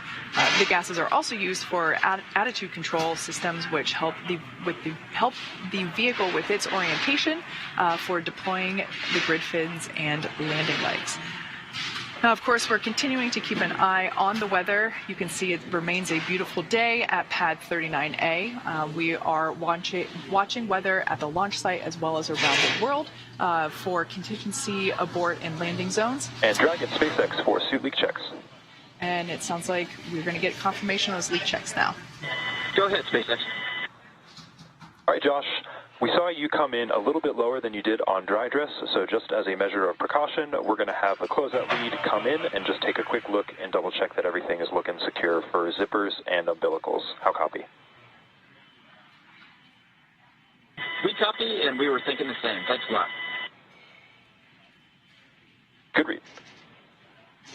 All right, so it sounds like pilot Josh Cassada, his suit pressure is a little bit lower than what we read during the dry dress, which was the basically dress rehearsal that we performed early on Sunday, October 2nd. So the closeout team is going to come back in and just make sure that all of the zippers on the spacesuit are zipped up to the appropriate height, just make sure that everything is locked into place. So we have plenty of margin in the launch countdown. The countdown is to make sure that all the teams are working toward T0 in a coordinated fashion, and we have lots of margin built in. So we are okay to go in and recheck that and reperform that suit lead check on Josh.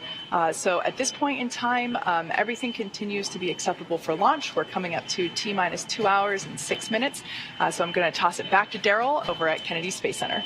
All right, thank you, Kate. And I'm here with Bob Behnken, astronaut from Demo 2 and NASA's first mission.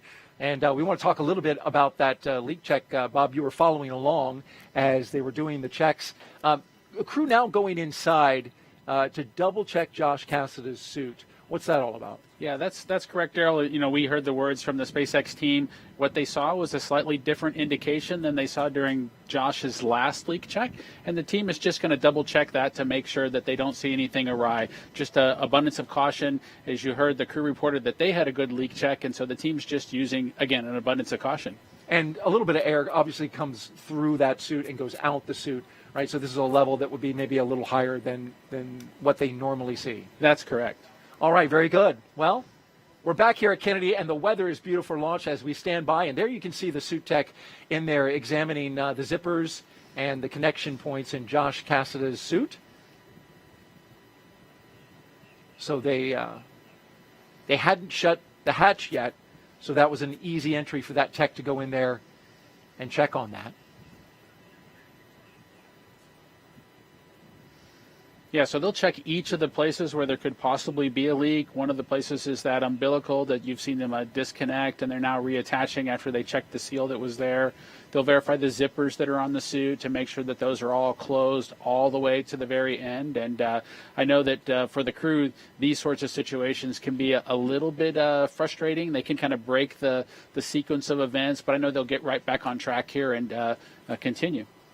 Right, these are highly trained astronauts that have been getting ready for this moment for the past couple of years, certainly ready for all situations that they may come up against. And these suits, Bob, carry a lot, right, into the spacecraft. I'm Dragon ground from C3. Heading here. I'll pause. C3, I've got you 5x5. How me? Got you the same, thank you. So I don't want to speculate too much, but when you pull the umbilical away, you know, there's an opportunity for the comm system to just need to be re-verified. So we heard Josh check back in. Those connection points, they're grouped together, right? You've got comm and air flowing into the suit at the same connection point? Correct.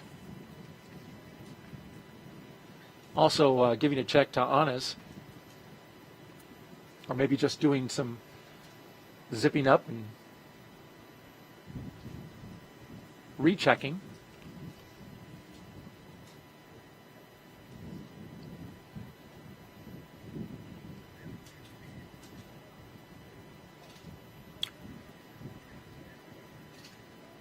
We've had some social media questions coming in. We've asked you to participate, and we want to do that right now by asking questions of our expert astronaut, Bob Behnken, here.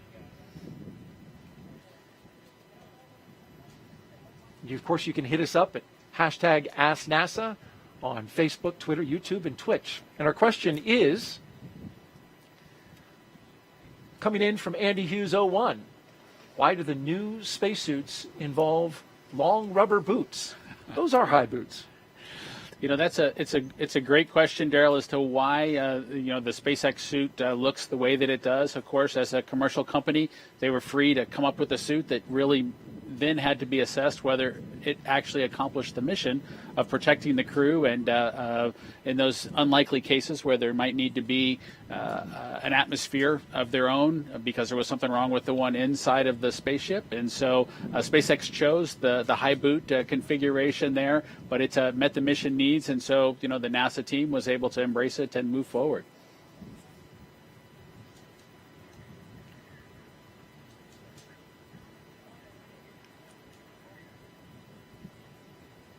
All right, we'll keep an eye on the action inside Crew Dragon Endurance and our 3 astronauts and 1 cosmonaut who are standing by. The member of the closeout crew has exited Dragon the capsule. SpaceX, we got a report from the closeout lead about verifying all the zippers and umbilicals. We're just chatting with a few more folks to see if there's any other actions we want to take at this time. We do have 15 minutes remaining in the margin here, so plenty of time. Okay, Dragon, copies. Thank you. All right, there you heard the discussion between SpaceX and the NASA astronauts. And so, although going into space is not child's play, every Dragon astronaut crew brings a stuffed toy with them, and there's one inside the capsule right now. We're going to step away from this part of the operation. Of course, we'll keep an eye on it, make sure that nothing happens that we don't make you aware of while they're working on that. But we want to take a little lighter moment, right, and look at the stuffed toys that are inside the crew. We don't know what or at least most people don't know what's inside Crew 5's capsule at the moment, but it has a purpose. When the toy starts floating, the strapped-in crew has confirmation they've reached microgravity. The toy is called a zero-G indicator, and there's been a half dozen or so on Dragon so far, starting with this little guy who can forget plush Earth, floating around by himself on the first uncrewed test flight in 2017 called Demo 1. And that's Anne McLean there. She was the one that received it. And that was followed up by a sequin-bedazzled dinosaur named Tremor, picked out by those fellows right there, Bob and Doug. Doug Hurley's son, Jack, and Bob's son, Theo. Crew 1 then took a toy baby Grogu with them to the first 4-person crew when they reached space. But since then, well, it's been all stuffed animals. A penguin for Crew 2, and a turtle for Crew 3, and a turtle and a chimp for Crew 4, as you can see there. And so right here on set, Bob was kind enough to bring Tremor with him that you saw floating around in his capsule. This is actually Tremor, the one that went up into space. That's true, Dale. This is the actual Tremor. It's got the tether still installed, if you will, that we use to keep track of it so that it didn't get lost on board the space station or float too far away. SpaceX for suit leak checks. There they go, starting up the suit leak checks again. Go ahead, Mike. All right, Josh, that completes the troubleshooting actions we wanted to take. So we verified that your umbilical has been reseated and your zippers are closed. Given that, we are recommending that you proceed back to Section 3 of 4.100 and reperform the suit leak check preparation and suit leak checks. How copy? Okay, Dragon copies. We're going to step into Section 3 of 4.100, and we'll let you know when we're ready to reperform the suit leak checks. Good readback. All right, so they're going to recheck those suits. And while they do that really quickly, how did your son choose a bedazzled, sequined dinosaur for? Well, Daryl, there's never no telling what goes through the minds of 2 young elementary school boys, my son Theo and Doug's son Jack. But they had a collection, and dinosaurs were near and dear to their hearts. They went through the collections that they had in front of them, and they picked the Apatosaurus Tremor. And so I'm glad that some other folks have been able to follow along with that tradition and be able to excite a couple of kids, if you will, about flying in space, even if it's for a stuffed animal. It's great to inspire the younger generations about space with something that they can access. And can you confirm that all the sequins are still there? I can confirm, and I do know that the teams look really closely at each of the zero-G indicators to make sure that they're compatible with the SpaceX Crew Dragon's environment as well as the space station environment. And so we got approval, and we were able to take the Apatosaurus Tremor with us into space. That's a neat thing, and it lives now in the Benkin household. Crew 5 is the latest launch by Kennedy's Commercial Crew Program. And Dragon, care is complete in step 3.9. We are ready for the checks. Copy that, Dragon. You are go for Section 4 suit leak check. All right, while they start up the suit. Please go for suit leak check. The communication confirming they're going to restart the suit leak check. Bob Benkin telling me that the suits inflate just a little bit as they make that check. In the meantime, we'll take an interview now and check in with Kennedy's Commercial Crew Program. It was created in 2011. and has been flying astronauts from American soil to the International Space Station for the last 2 years. Let's bring in NASA's Megan Cruz, who's with Kennedy Center Director Janet Petro. I am, Daryl. Thank you so much, Janet. It's always so great to have you here, especially for a day like today. You know, we're about to launch this new crew to the ISS. How do you feel about Kennedy again playing this important role in continuing what we do on the space station? Well, thank you so much, Megan, for the question. And as you know, Kennedy has a very long history of doing really some incredible things. And of course, we were established 60 years ago to do the incredible mission of landing a man on the moon and then returning him safely. And in the 6 decades since then, we've been doing an incredible amount of impactful missions, and a lot of those missions have really helped what we do here on Earth and for the benefit of mankind here on Earth. That on-orbiting laboratory that we have up there is doing incredible science and technology and research that's really benefiting humankind here. Yeah. Talk to us about some of the things that we've been able to change and impact here on Earth because we're launching and because of what we're doing here at Kennedy. Yeah, so it's incredible to think that 24 years ago was the first section, the module of the International Space Station called Unity, which was launched. And in that time, since then, we've had more than 20 years of a human continuous presence on the International Space Station. And every single time we launch a vehicle, whether it's a cargo or crew, we send up science and cargo and payloads where we do science research and technology development.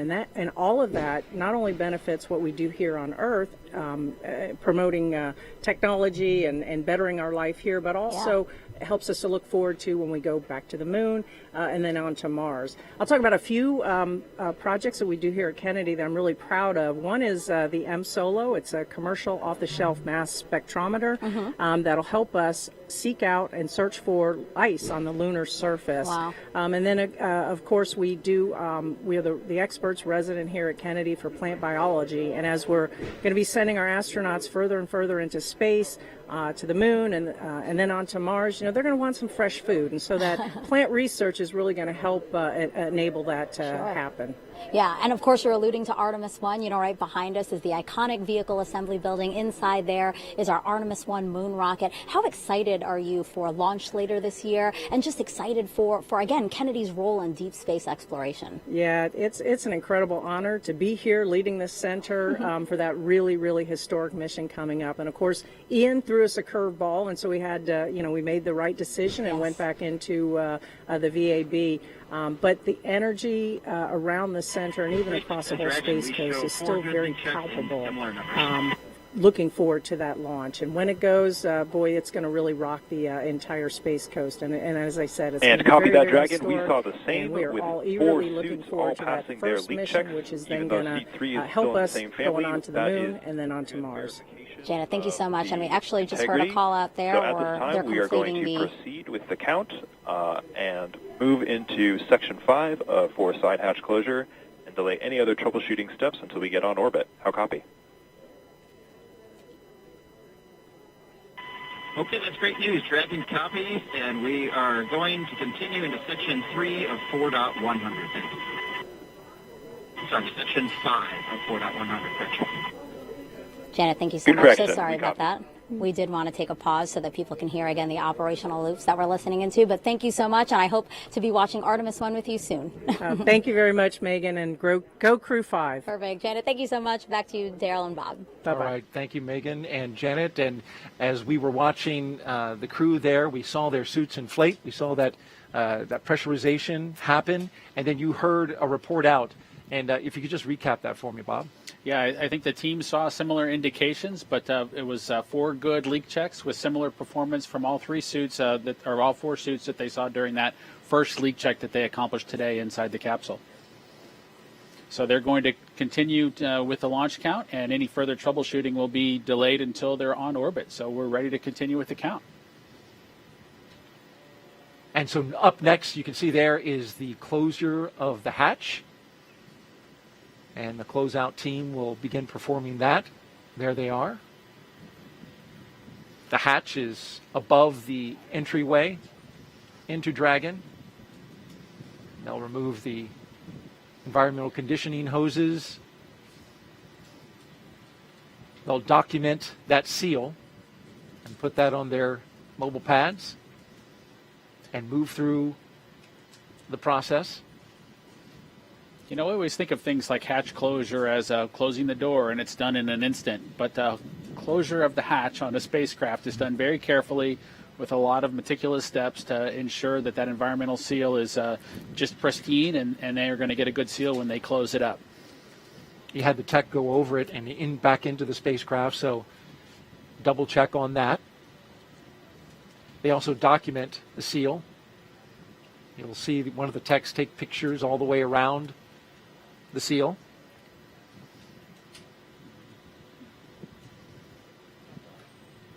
And we can think some about that hatch being closed, and then it'll be reopened when they come back at the end of their mission after splashdown, and when the vehicle's brought on board the ship. So it's going to stay closed for a long time after they get it closed for the spacecraft launch. That's a great point. So it needs to be closed well. Dragon closeout team is taking final steps in preparation for side hatch closure. Stand by for transition to pad hatch closed. Ensure that all items are secure from now through launch. And what is that, Bob? It's just a protective piece of Dragon copies. All to make sure no FOD or anything falls down into that area. Hatch closed. Good words. So some protective equipment for the seal there on the spacecraft. All right, very good. We'll keep watching the action and tracking the progress as we head down towards launch. T-minus 1 hour and 50 minutes until liftoff of Crew 5. I want to head on out to Megan Cruz, who is with our NASA Administrator, Bill Nelson. Yeah, it's our honor to have you here, Administrator. Thank you so much. I want to talk to you about how we've had this continued presence on the ISS for 22 years. What do you think of that legacy?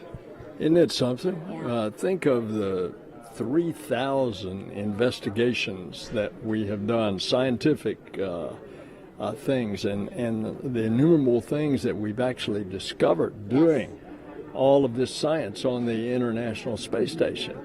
Of course, it helps us train our astronauts as we get ready to go fly to the moon, and then we're going to go to Mars. Yeah, it's such a unique and awesome platform. So yeah, the fact that we can have this continued presence is so great. And you know, Crew 5 is this first mission to resume integrated crew flights to the space station with Roscosmos. Integrated crews have always been the norm on the space station, right? That's right, because we built the space station together, now with 15 nations, particularly with the Russians. There's a Russian segment on the station. They provide the propulsion. We, the U.S., provides the electricity. So for the safety of all the crew, as well as the operation of the station, we need both there. Now, particularly with regard to safety, if there were a problem, for example, with one of our ability to get to Earth, say we had a medical emergency and had to get somebody to Earth, you need that integrated crew so we can still operate both parts of the space station. So safety is a big reason for us. Yeah.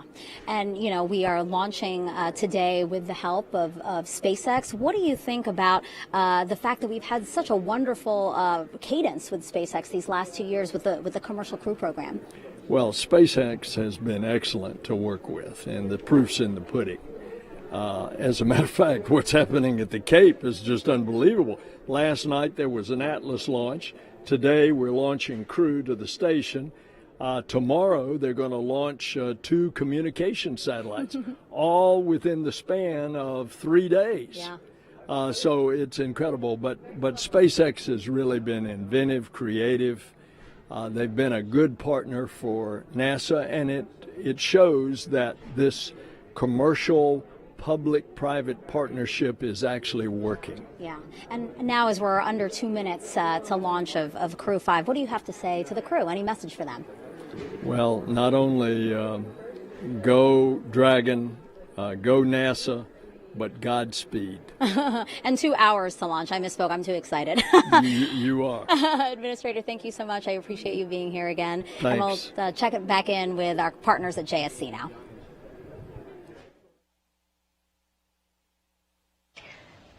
Thanks, Megan. And when Crew 5 arrives at the space station tomorrow evening, they'll officially become Expedition 68 flight engineers. Once on board, they'll do something known as a direct handover, basically saying that Crew 4 and Crew 5 will be on board the station together until Crew 4 comes home next week. Crew 4 will be able to give Crew 5 an orientation and show them the ropes, which will be particularly helpful for first-time space flyers Nicole, Mann, Josh Cassada, and Anna Kikina. A direct handover also helps ensure continuous U.S. presence on the space station, a record we've held almost 22 years. The space station is an orbiting laboratory, and they will jump right into research and investigations. Now I'll toss it over to Daryl at the Kennedy Space Center with a little bit more of that science. Daryl? Absolutely. Thank you very much, Shaniqua. And we continue to monitor the closure of the hatch on the Crew Dragon. You see the closeout team there. I want to take a closer look now at some of the life-changing science the astronauts are performing aboard the International Space Station.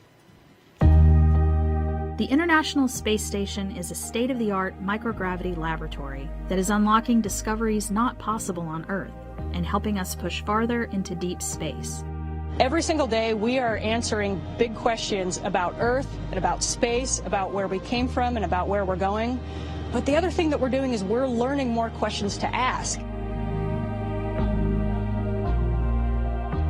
Microgravity turns almost everything we know upside down. Liquids behave completely differently.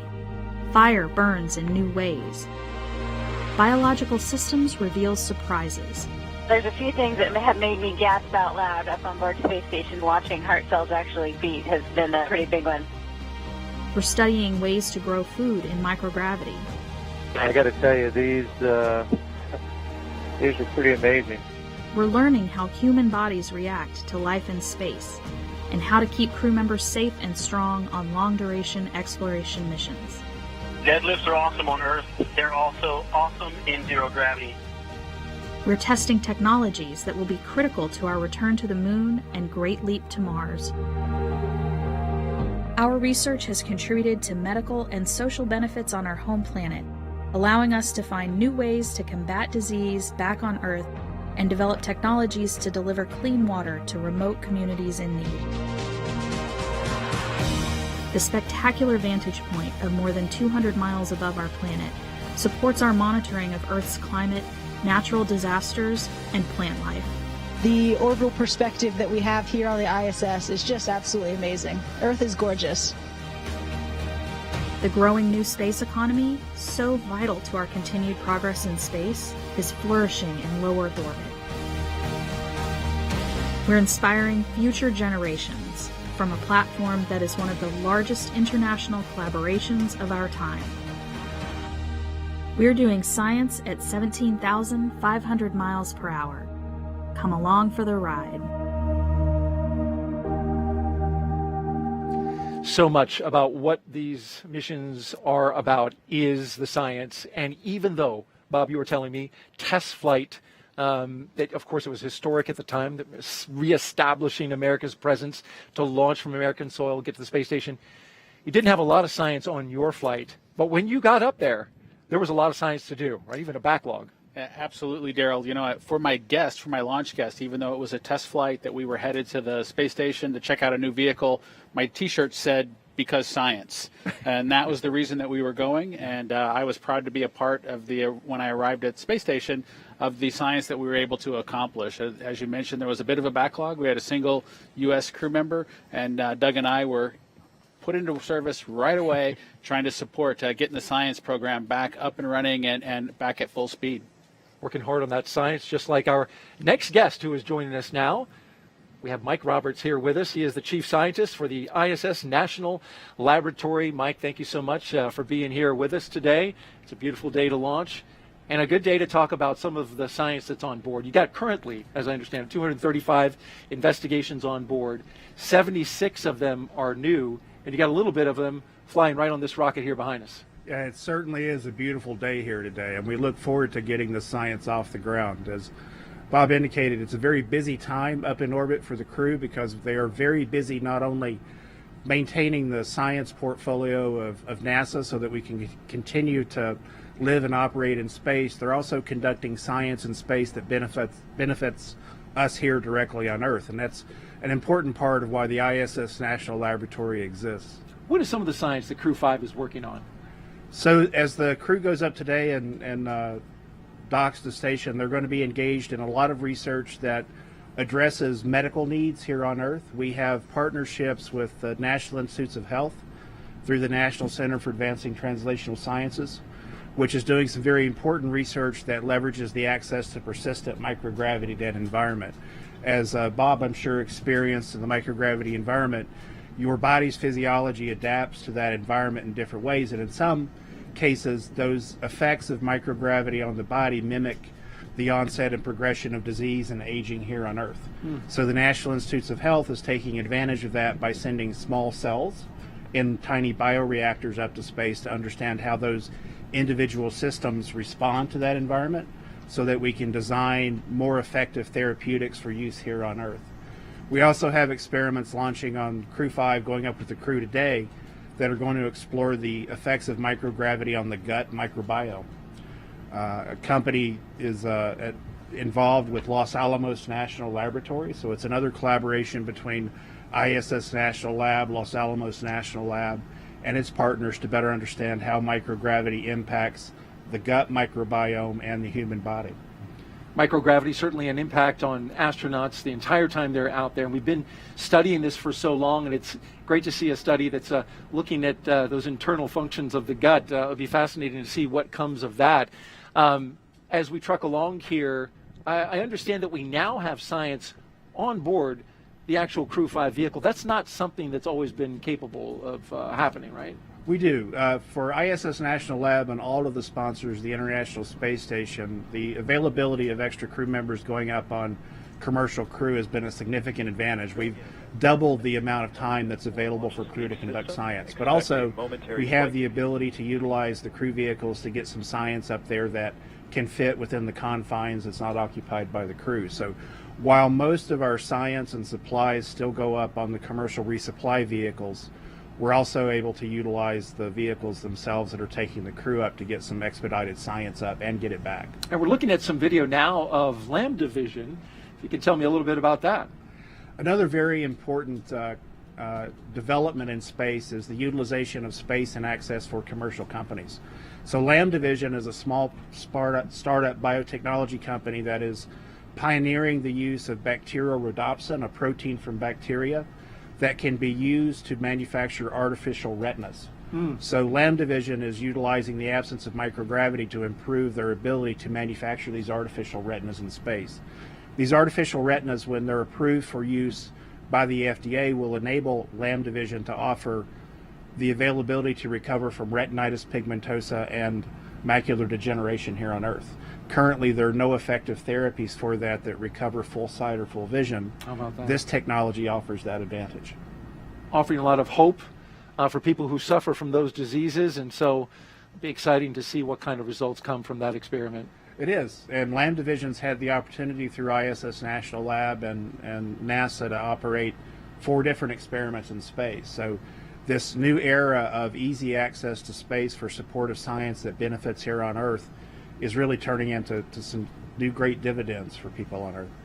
Mike Roberts, Chief Scientist for the ISS National Laboratory, thanks for being here and sharing your knowledge about the science on board the ISS. Thanks, Daryl. All right, as we continue to watch the operation and our team check through the milestones here, we will toss it back out to Houston. Actually, we're going to throw it to California and Hawthorne, where Sandra and Jesse are standing by. Thanks, Daryl. Earlier, we did talk about the progress that both NASA and SpaceX have made in human spaceflight since we first started flying Dragon regularly over 10 years ago. So to support our increasing number of human spaceflight missions, your spacesuit team has been busy at work, Jessie. Yes, we have. You might be surprised to know that the completion of the Crew 5 suits marks SpaceX's 50th completed IVA, or intravehicular activity suit, including development, training, and qualification suits. 30 of those suits were created for flight. This number is inclusive of the suits that the Crew 5 astronauts are wearing today. 17 of the 50 were built and used for development and training. One was used to get our suit qualified for space, and we produced suits to support the passengers for a couple demonstration missions as well. You may recall Starman and Ripley. Starman flew on our first Falcon Heavy flight in 2018 and is still flying around out in space. And Ripley was the anthropomorphic test device that flew on Demo 1 to help us collect lots of data before flying Bob and Doug.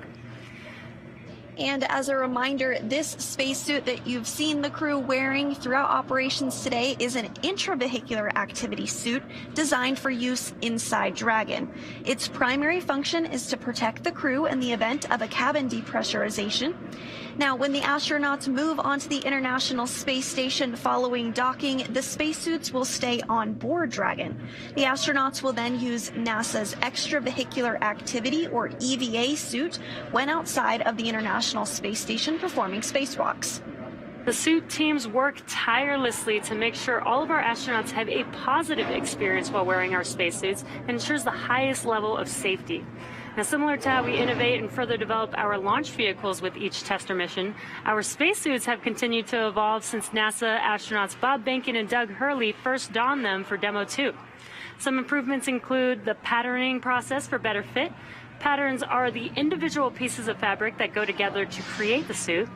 Our process involves taking measurements, generating patterns based on those measurements for each layer of the suit, and then performing fit checks where we put together non-flight, quick versions of the different layers of the suit to make sure that they fit correctly before making the flight suit. Now, we've also continued custom patterns for each crew member and have made significant reliability upgrades in the spacesuits. And while the suit is a single piece, which means the helmet, gloves, and boots all remain attached as one piece, with us today is a SpaceX helmet lent to us by the spacesuit team, and you can see it here on the table right now. That's right, Sandra. This helmet is made from 3D printed nylon and has a visor that pivots open. And Dragon SpaceX for side hatch leak checks.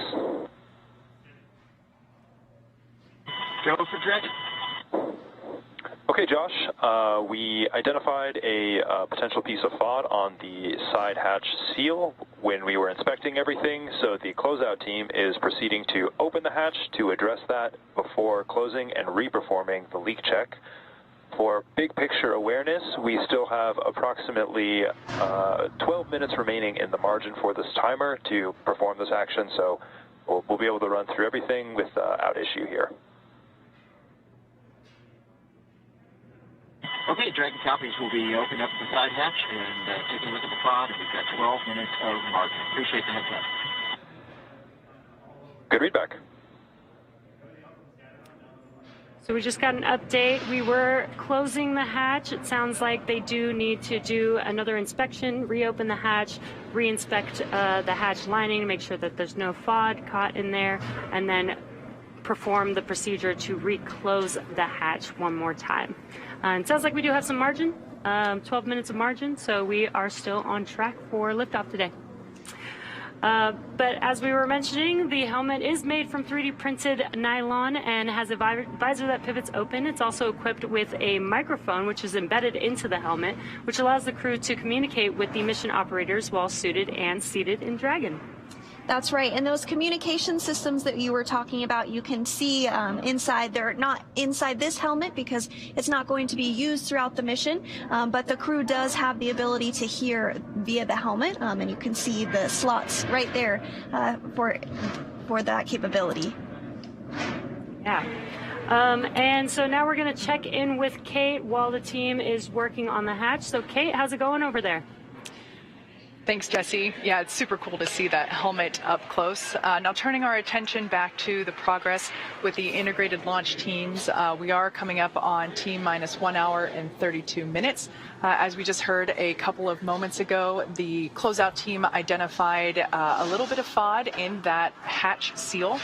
So basically the process is we close the side hatch, we inflate the seal around the hatch to a certain pressure, and then we hold that pressure to see if there's any decay or leak. And if there is, that's an indication that something is in the seal, and that's what occurred today. So the team is in the process of reopening the hatch. They'll clean the seal out, close it, and inflate the seal and re-perform that leak check. So normal, as we heard mentioned, we do have 12 minutes of margin in the launch countdown, as I've mentioned before. The countdown is to make sure that everybody is, all the integrated launch teams are aligned, and we do build margin in order to make sure that we can deal with things like this as they come up. Similar to whenever pilot Josh Cassada had a little bit of decay, or excuse me, not decay, a lower pressure value read on his suit, so we rechecked the suit pressure there as well. So working through those, no issues. We're still tracking for for launch today, and as you can see, the crew seated there comfortably in the capsule. It looks like Anna might be taking a little pre-launch nap. I don't know if I personally would be able to pull that off, so I really admire the calmness that she's demonstrating today. So once that hatch is closed back up and we successfully leak check on that, we should be good to go. We see some movement there. She's not napping. As for the launch engineers, they are located in Firing Room 4 in the NASA Launch Control Center at Kennedy Space Center. They have a view through their large windows of Pad 39A, which is located just 5 kilometers east of them. Currently, the Falcon 9 team is loading helium and nitrogen gas into storage bottles on the launch vehicle. You see on your screen Firing Room 4 there now. RF checkouts are now also complete, and the final review of vehicle testing performed earlier today is underway. So the SpaceX chief engineer, who for this mission is Dan Alex, he will check in with the team at T-minus 80 minutes to verify that we are good to continue with the countdown. Now, the next major activity, we will flow a small amount of fuel into the first stage to prime those Merlin 1D engines for ignition. The team is also monitoring fuel and liquid oxygen loading preparations, ensuring that the propellants in the ground tanks are correctly chilled to prior to loading them onto Falcon 9. Propellant load will begin at T-minus 35 minutes. Now at just under T-minus 1 hour and 30 minutes ourselves, the weather continues to be green. As you can see, beautiful clear day at Pad 39A, but we are of course monitoring weather at downrange as well, and that continues to look good, and the range remains green and ready to support. So all that being said, we are on track to launch in under an hour and a half from now, and we are certainly getting excited here in Hawthorne. With that, let's turn it back over to Daryl and Bob at Kennedy Space Center. How's it going over there, guys? All right, thank you very much, Kate, and we continue to monitor the work that the closeout team is doing right there, rechecking the seal to Dragon between the hatch and the spacecraft. And there you can see the techs making that inspection now, taking a light around it. They had the hatch closed, but reopened it after doing the side hatch leak check. And Bob, it was interesting. We were talking about this just briefly before Kate threw to us, and there's a way they can check that seal to see if there's any FOD in it. And I thought it was interesting how they do that. Yes, Daryl, Kate gave a great explanation of that process just a couple minutes ago. But what they do is they need to find a way, of course, before you get into space to make sure that the integrity of that seal is good. And so what they do is they're able to inflate a small portion, a small volume, to ensure that they do have a good pressurization on the sides of that seal. And if they do have a leak or some indication that things aren't exactly right, the most likely culprit is some sort of foreign object that's kind of captured in that sealing surface. And so the team goes back in, cleans that area out, and then we'll kind of reaccomplish that leak check to make sure that it's good before the crew gets into the vacuum of space with the spacecraft. And you can see they've wrapped up that process of inspecting, cleaning, and documenting the seal, and now they've reclosed the side hatch to Crew Dragon with our Crew 5 astronauts inside. And They'll start sealing up the hatch now. We'll keep monitoring the action and let you know what's going on. And Dragon, the team's for got a quick update, the closeout team was able to open the side hatch and remove the hair that they identified as FOD. They've closed the side hatch and are stepping into their leak checks right now. We are right on schedule for launch today. Dragon copies. That's great news, and we're standing by for that leak check. Thanks. Okay, well, there you heard confirmation that they found what it was. And real quick, Bob, before we throw it to an interview, a hair was identified. It's fascinating to me that something as small as hair can actually compromise a seal. Yes, it's really important that that area is super pristine, and like we talked about a little bit earlier, that hatch is going to be closed for 6 months as they make their way into orbit, and then won't get open until they come back and are on aboard the recovery Dragon, ship. Ground is going to be commencing a health check for launch escape system a second time. Expect a momentary flight computer state change, followed by that transition back to pad hatch closed. Dragon copies. We'll expect it again prior to going back to pad hatch closed. Thanks. Good readback.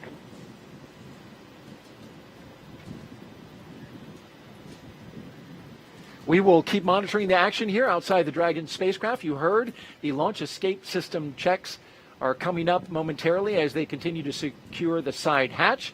In the meantime, let's go out to Megan Cruz, who has a very special guest, Lieutenant General Thomas Stafford, one of the 24 astronauts we sent to the moon. Megan. Yes, Daryl, I'm very excited to have the Lieutenant General here with me today. I'm so honored to be sitting next to you here. I wanted to ask you, is this your first crewed launch that you've seen? Oh, no, Megan. I was here before when we had the commercial launch number 2. So always just love to see a launch. Absolutely. Having done 4 missions, Yeah. I mean, does it make you kind of reminisce on those 4 missions you've had? You're part of the Gemini and Apollo programs, and we actually have some pictures of you from those missions that we'd love to share with everyone. Can you talk us through what this picture is? Here we are right after we've landed on Gemini 9. That was in June 6, 1966. There's Gene Cernan, my pilot. He's the first one to walk in space completely around the world. We did 3 different rendezvous on that. And we also touched down closer than any Gemini or Apollo. Wow. So, and then we have another picture, actually. This one's from Apollo 10, right? And that's you, the second astronaut farthest from the transport van, right? Right. So that was a great mission. It was the first lunar module to the moon. And I did the first. We were too heavy to land, or we might have had a chance to be the first ones to land on the moon. But we were too heavy to land, but we went down to 9 miles above the lunar surface. Photo mapped, radar mapped, and visually mapped, picked out an ellipse that had 3 potential landing sites. He did that twice and came up and did the first rendezvous around the moon. Yeah. And then on the way back set the all-time world speed record. This picture's a little blurry, but it's honestly my favorite of the 3 pictures. Can you tell us what's happening here? You guys are on your way to the moon here, right? We're on our way to the moon. We're walking slow to the transfer van. But then on the way back, we were doing 24,791 miles an hour, or Mach 36 miles per second, making 7 miles a second. Wow. So that record still stands. Wow. We're talking about the Apollo 10 mission and the work that you guys were able to establish to get us where we are today with our Artemis 1 moon rocket right behind us in the vehicle assembly building. Are you looking forward to the Artemis 1 launch later this year? Oh, absolutely. I worked on helping getting that through Congress back in 2010. That's the authorization that authorized it. So I've had 12 years of work on that one. Yes.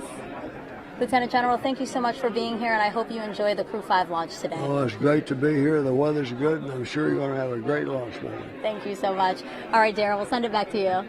Well, that was fantastic to hear from the Lieutenant General. Loud and clear. Stand by from ComCheck by Launch Control.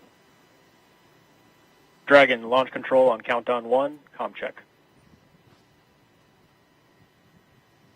Launch Control, Dragon, loud and clear. Launch control loud and clear. Stand by for comm check by the chief engineer. We're getting comm Dragon checks right now. CE on countdown 1, comm check. Listening in. CE, Dragon, loud and clear. CE loud and clear also. This completes the Falcon 9 responsible engineer comm checks. There will be a series of these checks.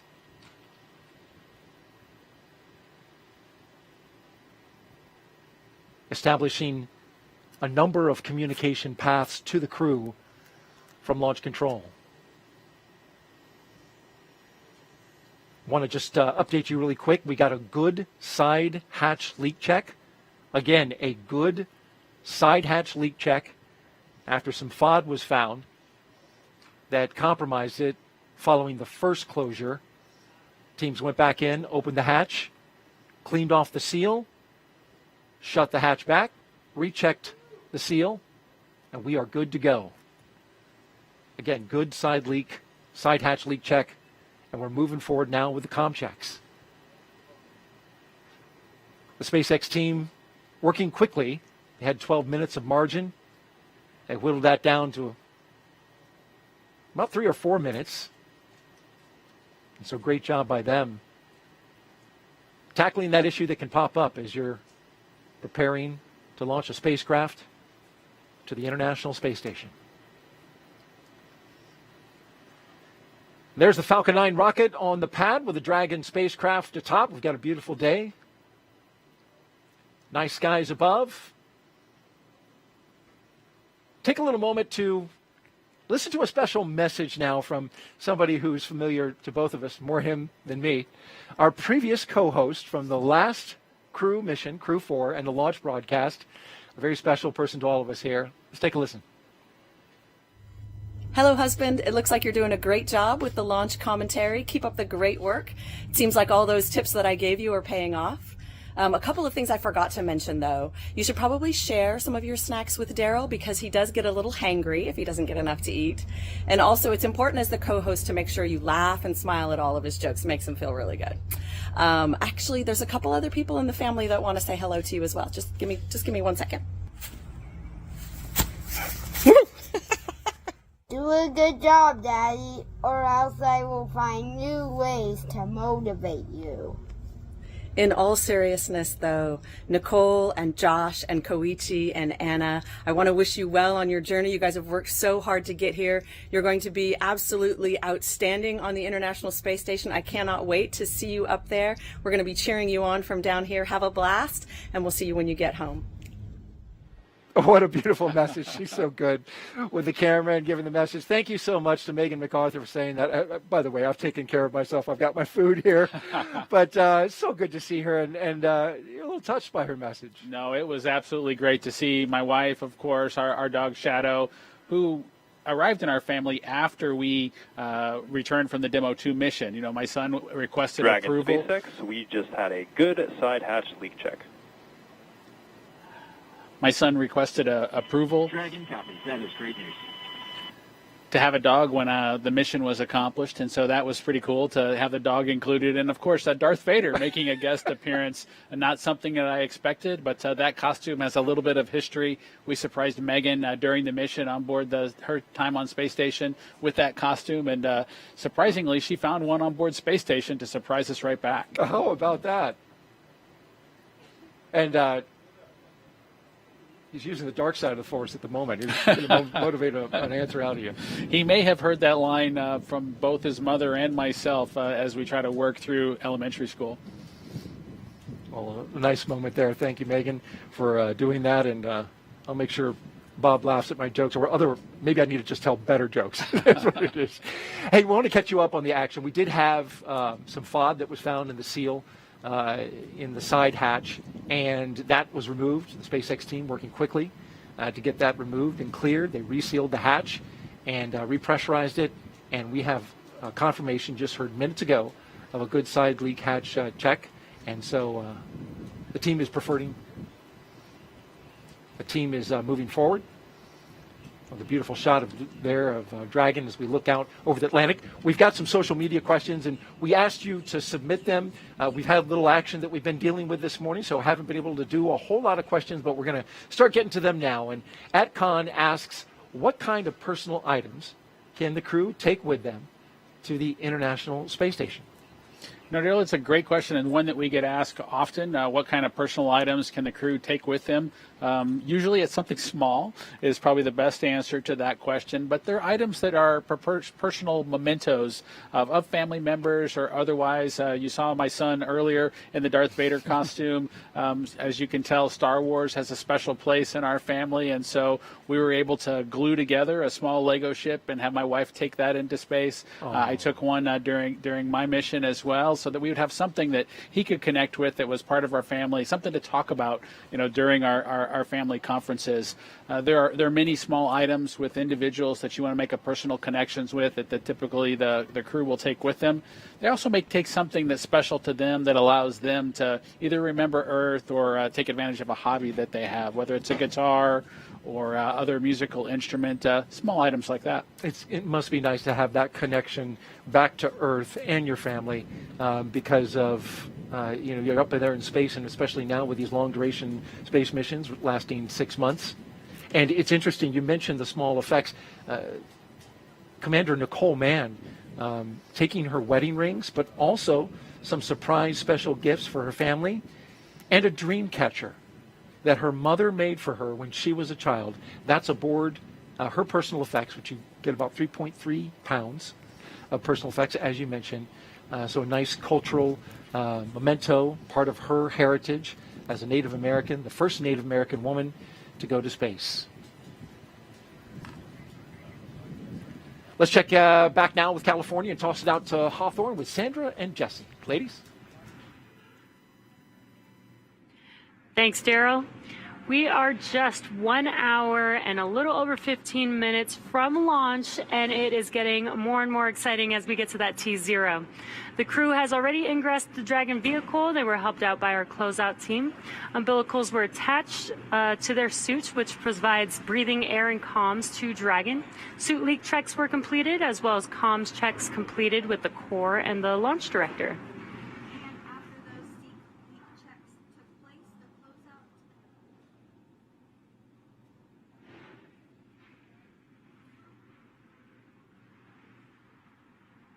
And after those suit leak checks, the closeout team was able to close and seal the hatch. We just got confirmation that we did have a good leak check.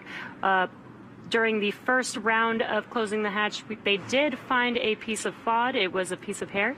We were able to open it back up, remove the FOD, and close the hatch, and then completed that seal check. And now the closeout team is just wrapping up. And once they wrap up in that white room, they will depart the white room. And those final weather checks will be coming up soon, which will be necessary before a final go, no go. And there you can see the closeout team there on your screen. Again, just wrapping up the final procedures for hatch closure there. So let's check back in with Houston for a status on the team supporting the space station on their readiness for launch. Shaniqua, how's it going?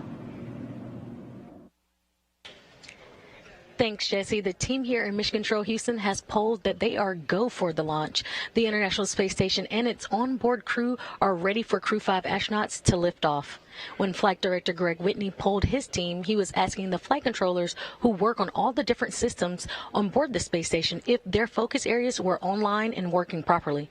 This includes life support systems, proper communication links, computers that allow us to command the station on board and their subsystems, and our ability to maneuver the space station are fully functional. The crew in orbit is awake and just finished their midday meals. They will start crew arrival preparations shortly, making sure they are ready to receive the new crew tomorrow. Mission Control Houston will continue monitoring the mission as we check off milestones for today's flight.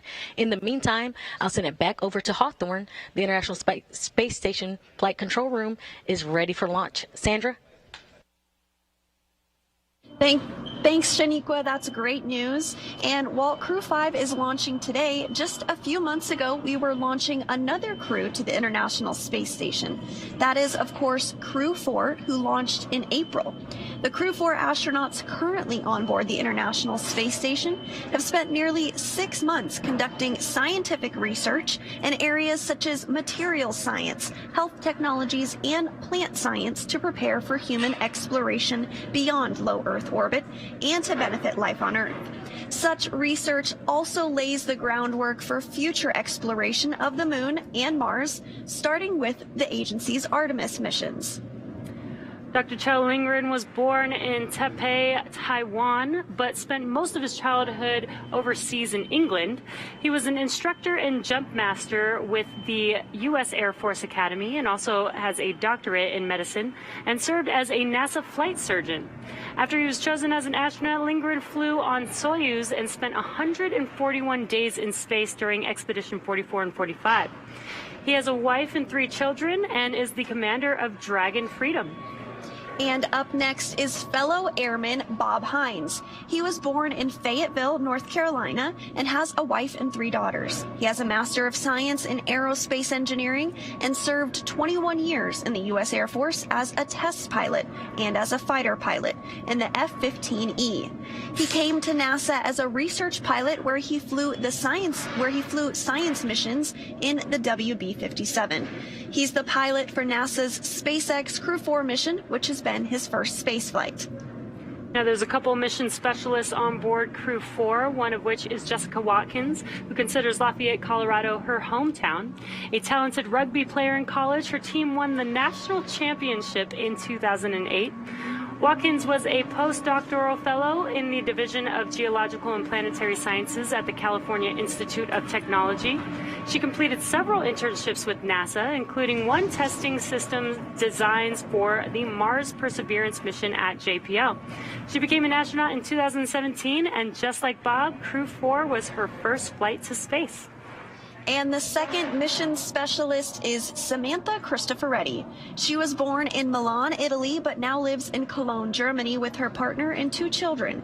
In 2006, she earned her fighter pilot wings and flew the AMX attack fighter at a base in Italy.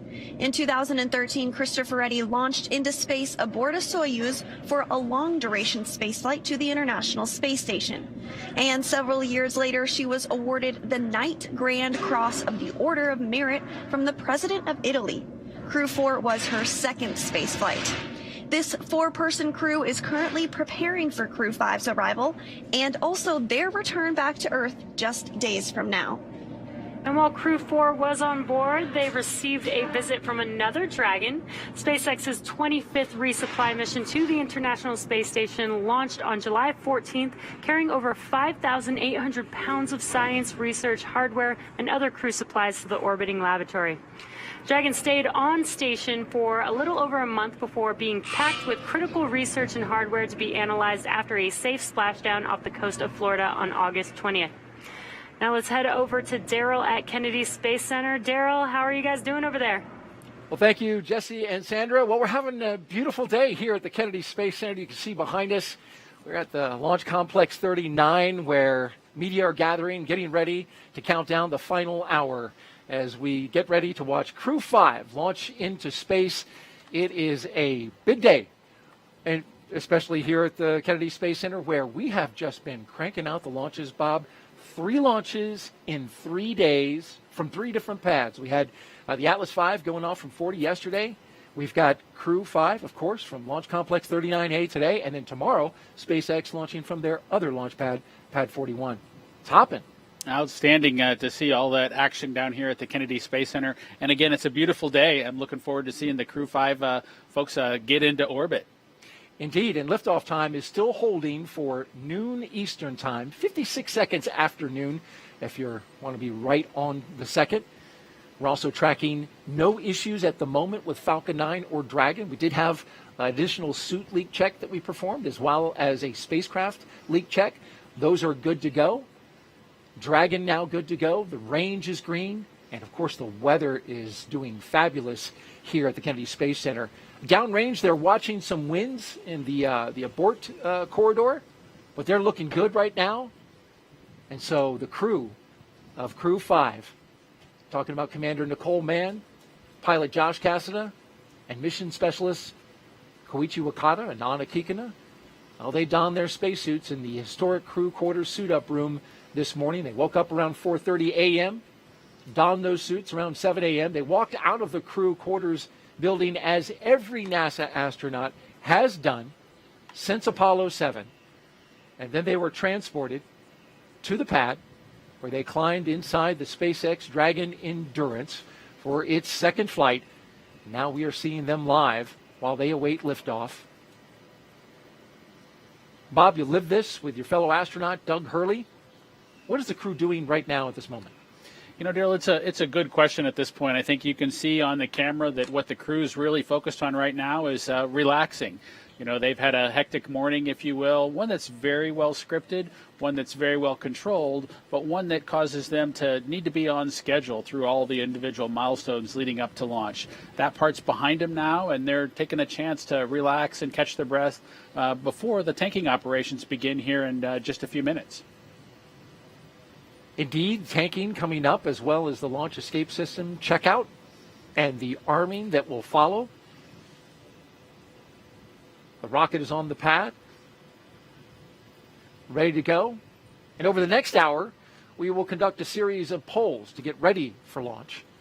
The crew will also, as I mentioned, they'll be arming that launch escape system, and then the fueling of Falcon 9 will begin. Let's talk a little bit about the details of today's flight. Launch, of course, as we mentioned, set for just a few seconds after noon, a little more than an hour from now. And then Crew 5 astronauts will race towards space, reaching orbit in about 12 minutes.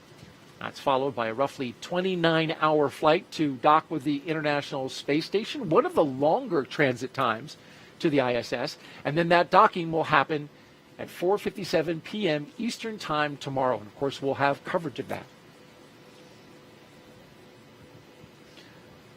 A quick history of NASA's Commercial Crew program. It all began with the first successful and historic test flight Dragon of SpaceX. Crew Dragon.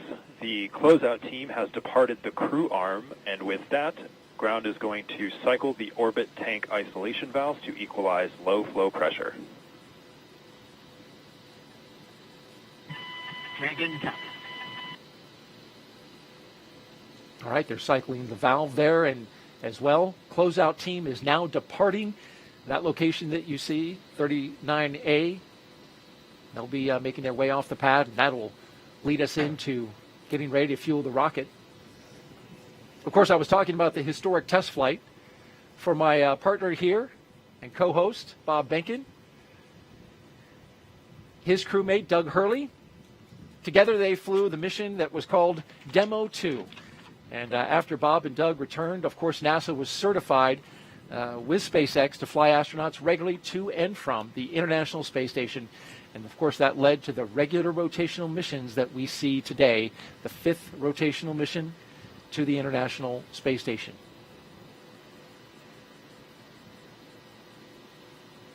Let's check in now with Kate Tice in California.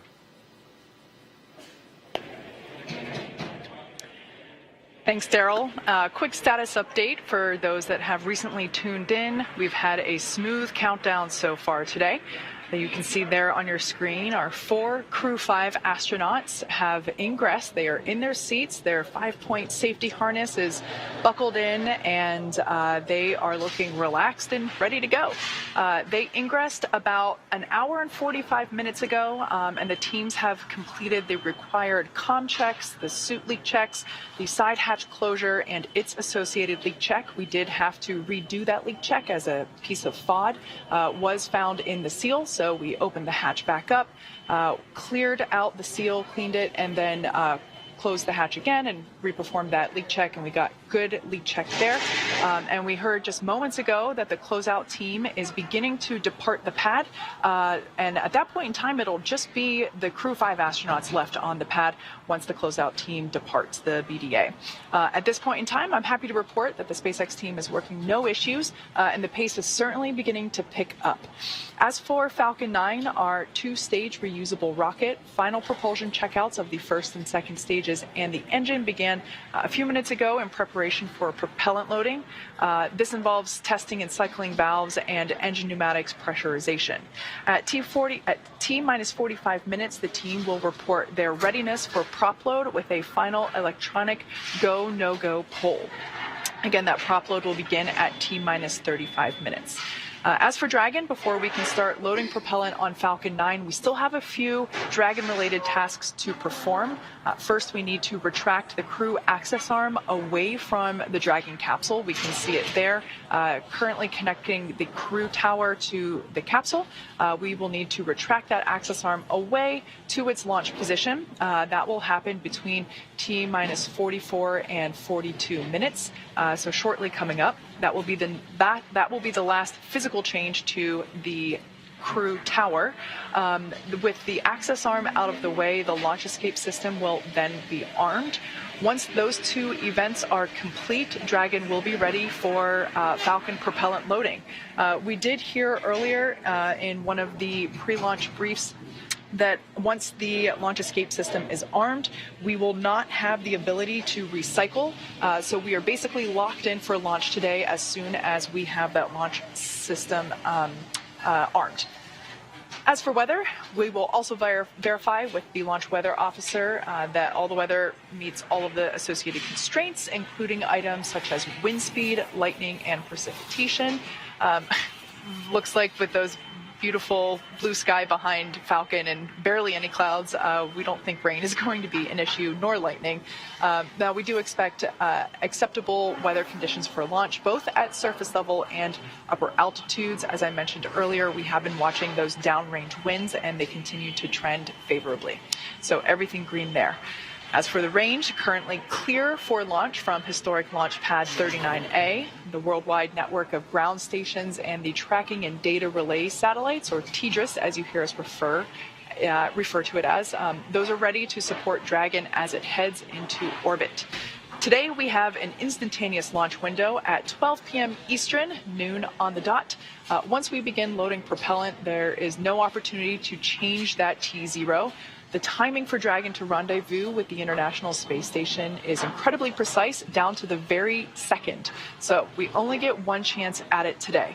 But at good news, at T-minus 1 hour on the dot and counting, we are go for launch. And we are now less than 1 hour until liftoff. This day is the Dragon, you are go for section 6. When ready, report go for launch. Dragon copies. We're stepping into section 6 at 4.100, preparation for LES Army. Good readback. So again, we are now less than 1 hour until liftoff, and this day is the continuation of regular crew flights to the space station from U.S. soil. SpaceX's Crew 5 mission will be the company's 6th crewed spaceflight for NASA, following the crewed test flight Demo 2 and 4 previous operational crewed missions to the International Space Station. It will also be SpaceX's 8th crewed spaceflight overall, including the private orbital mission Inspiration 4. Today, our crew is flying on board Dragon Endurance. It will be the second flight for this capsule, and it will be taking a ride on a brand new Falcon 9. Now, it's been a great countdown so far. Weather, as Kate has been updating us with, is still good for T0, so the excitement just continues to pick up here as we get closer to that T0. SpaceX Dragon in section 6, Crew 5 is go for launch. Copy that, Nicole. Crew 5 is go for launch. And you just heard it yourself, Crew 5 is go for launch, another exciting milestone. We did start our coverage earlier today with the crew heading to the launch pad, and prior to that, the SpaceX team did help the crew put on their spacesuits and conduct initial checkouts before crew walkout. Crew walkout was where Nicole, Mann, Josh, Cassada, Koichi Wakata, and Anna Kikina gave final goodbyes with friends and family gathered outside the operations and checkout building before they began that roughly 20-minute ride to pad 39A. And we were able to watch the crew as they boarded their Teslas and headed down the NASA Causeway, headed towards the launch pad. And once they arrived at the pad, the crew took a moment to enjoy the view of the vehicle as that they will be taking flight on this afternoon, and then headed up the fixed service structure to begin a process known as crew ingress, where the astronauts entered the Dragon spacecraft. The SpaceX team then performed a series of checks to ensure the suits, seats, and vehicle interactions were all functioning properly. And a short time ago, the team did close out Dragon's hatch, and the crew is safely inside. So with less than an hour to go until liftoff, things will continue to pick up as we get close to the go, no-go pole to arm the launch escape system and begin propellant loading. The crew pull for readiness was completed at the T-minus 60-minute mark, and the Dragon pull for prop load is coming up here at T-minus 55 minutes. After that, at T-minus 45 minutes, will be an internal mission control Hawthorne pull, and then the launch director's pull for propellant loading. When we get to about T-minus 40 minutes, the crew access arm will retract, and the crew will get the call to close their visors and to arm the launch escape system. Now, this is the automated safety system in place that can fire the 8 Super Draco thrusters on Dragon to quickly separate the crew from the rocket, either on the pad or during the flight on the ride uphill. And then once we reach about T-minus 35 minutes, propellant loading for the Falcon 9 will begin.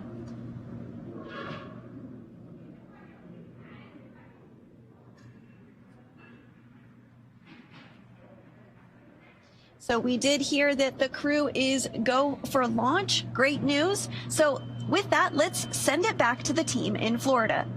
Megan? Great news, guys. So yeah, now I'm joined with Brian Onyate, but I'm going to have him say his title because I think I'm going to mess it up. So you say what you are. Sure. Good morning. Yeah, I'm the Chief of the Utilization and Life Sciences Office here at Kennedy Space Center. Yeah, it was a little long. I was like, I'm going to have him say it. Yep, long title. So I wanted to talk to you about how NASA has been studying plant growth and microgravity for many years now. So tell us about the 2 experiments that Crew 5 is going to be working on while they're on station. Sure. We have 2 experiments going up. One is more of a plant research experiment. We call it Plant Habitat 03. It will be going into the Advanced Plant Habitat. And actually, that plant experiment is doing a generational study. So as you can see, that's the advanced plant habitat, and the plant that is growing in there is called Arabidopsis. It's our model plant, and basically we're going to grow that and get it all the way to seed. And the study is basically getting those seeds, bringing them back, and then reflying those seeds to see what happens. So what's interesting is... And the second picture, right, that we have, that's how you capture the seeds. Yeah, that's how we capture the seeds. What's interesting about those seeds, they're actually the size of pepper. So imagine the pepper that you put on your food, very tiny, very small. So we had to actually develop these capture bags to grab those seeds. So what we're noticing is in a previous experiment, the DNA of the plant actually changed, and it almost seemed like it was trying to protect itself from the environment of space, the harsh environment that's up there. So what we want to study is, can we actually grab those seeds, and will those seeds remember that environment? So when we fly the second generation, will they kind of have a leg up? Will they go already kind of pre-programmed to protect themselves, so that way the plants will thrive in space? That's interesting. Yeah. Why is that something that you wanted to see? What can we learn from that or use? Yeah, so what we can do is, for exploration with NASA, obviously we want to get to the orbiting station around the moon one day, or the surface, or the transit vehicle, or Mars. How can we better prepare the plants that we send, or the crops that we send up there, so that they actually are ready to go, they'll thrive, and we understand what's happening, so that the crew can actually consume something great. So, always forward thinking here at always NASA. Forward We're thinking. great. Yeah, always forward thinking. Well, let's talk about the second experiment. That one's called Veg 05, and we have some props here to kind of walk people through that, Yeah, right? we do, yeah. So Veg 05, it's actually, we're growing dwarf tomato plants, Okay.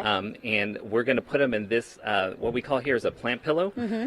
What's interesting, it's actually made out of Kevlar, so exactly what police use in their police vests, so I guess they might be bulletproof, plant pillows. But yeah, so these plant pillows, it's just basically how do we hold the soil, how do we put the fertilizer and the seed in there in order for us to grow the plants. Because they would just fly around on the space station. They would just fly around on the space station. So we have a little, what we call a quick disconnect here. This is where we apply the water. So once we apply the water in there, we have to keep watering it like here on Earth and just let the plants grow and let them thrive in space. So, and you mentioned the fertilizer. Yep, the fertilizer and the arsenite. So what you see there on the right there is the arsenite, which is actually clay chips, right? It's the soil that basically allows the water to be absorbed and allows the plants' roots to kind of grow in there and grab water and nutrients. The second there that you see there is a fertilizer, and it's a slow release fertilizer. So when we add water into it, it kind of dissolves little by little, and it provides the food that the plants need so that they can grow. Okay, so why is this important for us on space, but also here on Earth to learn about this particular experiment? Sure, both of these experiments are important. One is obviously for exploration, we want to make sure that the seeds that we send, the plants that we grow, will thrive, right? So how can we make them excel in space, right? And the second piece with Federal 5, which we find interesting, is how can we actually give food for the crew to eat on orbit, right? Sure. So healthy, nutritious food. This is actually going to be our second flowering plant that we grow in space, which is awesome. So they'll grow up there, they'll have to pollinate, and the crew members might have to be our space bees. We don't have bees up there to help us pollinate, so they might have to, help with pollination. They'll grow, and then hopefully they'll get some nutritious fresh food up there. And the benefit, what I find interesting here for Earth is there's a lot of things that we learn with ISS. ISS is basically a laboratory or another test tool. So we really want to see what data can we gather from growing up there. So when we bring it down to Earth, if we're in a stressful environment or another environment that is challenging, what did we learn up there so we can actually grow better crops here on Earth? I love hearing about the science, Brian. Thank you so much for sharing that with us. No problem. Sounds great. Thank you. We'll send it back to you guys. Thank you, Megan and Brian. And throughout the show, we've been taking your hashtag Ask NASA questions from social media. We have time for a few more that have been coming in, and we appreciate those questions coming in. If you want to submit one, it's hashtag Ask NASA on our streaming channels, NASA Facebook, Twitter, YouTube, and Twitch. The question is from Aditi on YouTube. He asked Bob Binken, how was the launch experience different on Space Shuttle and Crew Dragon? Was one better than the other? No, it's a great question, Daryl. We often get asked which vehicle is better, which one we love the most. And from my perspective, I loved them both. I had a great opportunity to fly and build space station with the space shuttle, but then rotate as a crew member with the Dragon on a modern spacecraft. That was a really neat aspect to see something that was kind of built in the 21st century versus something that was built, in almost the middle of the 20th century. If you look back at the technology that was on board the shuttle, just super excited to have an opportunity to fly on such a cool modern new ship. And now, next question at Mike Mangano. I hope I'm pronouncing that correctly. Asked, and this is a fitting question for you, Bob. Did the NASA astronauts who fly the Dragon capsule help in the design of the capsule? Why, yes, they did, and that was you. It was an interesting experience, I think, for both Doug and I to have the opportunity to not only fly on a new spacecraft, but be a part of shaping it for crews to come forward. And I think as we went through that process, the SpaceX team really learned how to work with us and how to take our inputs and incorporate them into design whenever they could, and explain to us when they couldn't, because everything that we wanted they couldn't necessarily do. But we were able to compromise and come up with good solutions so that years later, maybe in Crew 5's case, they wouldn't be cursing Bob and Doug's name as to what they had agreed to or said was acceptable when the time came. We wanted to have opportunities for them to have choices. We included the opportunity to write on paper, but also to have a tablet, so that crews, as they went forward with their missions, would be able to find the place that, helped them be as successful as they could be. And so I'm hopeful that there just aren't too many curses associated with Bob and Doug, and it's mostly, hey, those guys, they were thinking when they did this. So. And we've had good results so far with 4 launches and the 5th today. Our next question comes from @morearts.com. If the astronaut schedule shifts during docking activities, does their schedule shift later in the day or the next morning? We do know that the ISS crew is sleep shifting in order to accommodate this crew. It's true, Daryl, that the crew actually has to sleep shift to accommodate the schedules of the vehicle traffic that arrives on board the space station. There are even times when the vehicle arrives a few minutes early or a few minutes late, and the crew needs to be ready for that as well. And so the crew does shift their day around to support all the operational activities, not only vehicle traffic and arrivals, but a spacewalk may impact things, or other activities that are happening on the ground, for example, might drive a schedule to be specific as well. But the crew's given time to recover after each of those sleep shifts. Very good.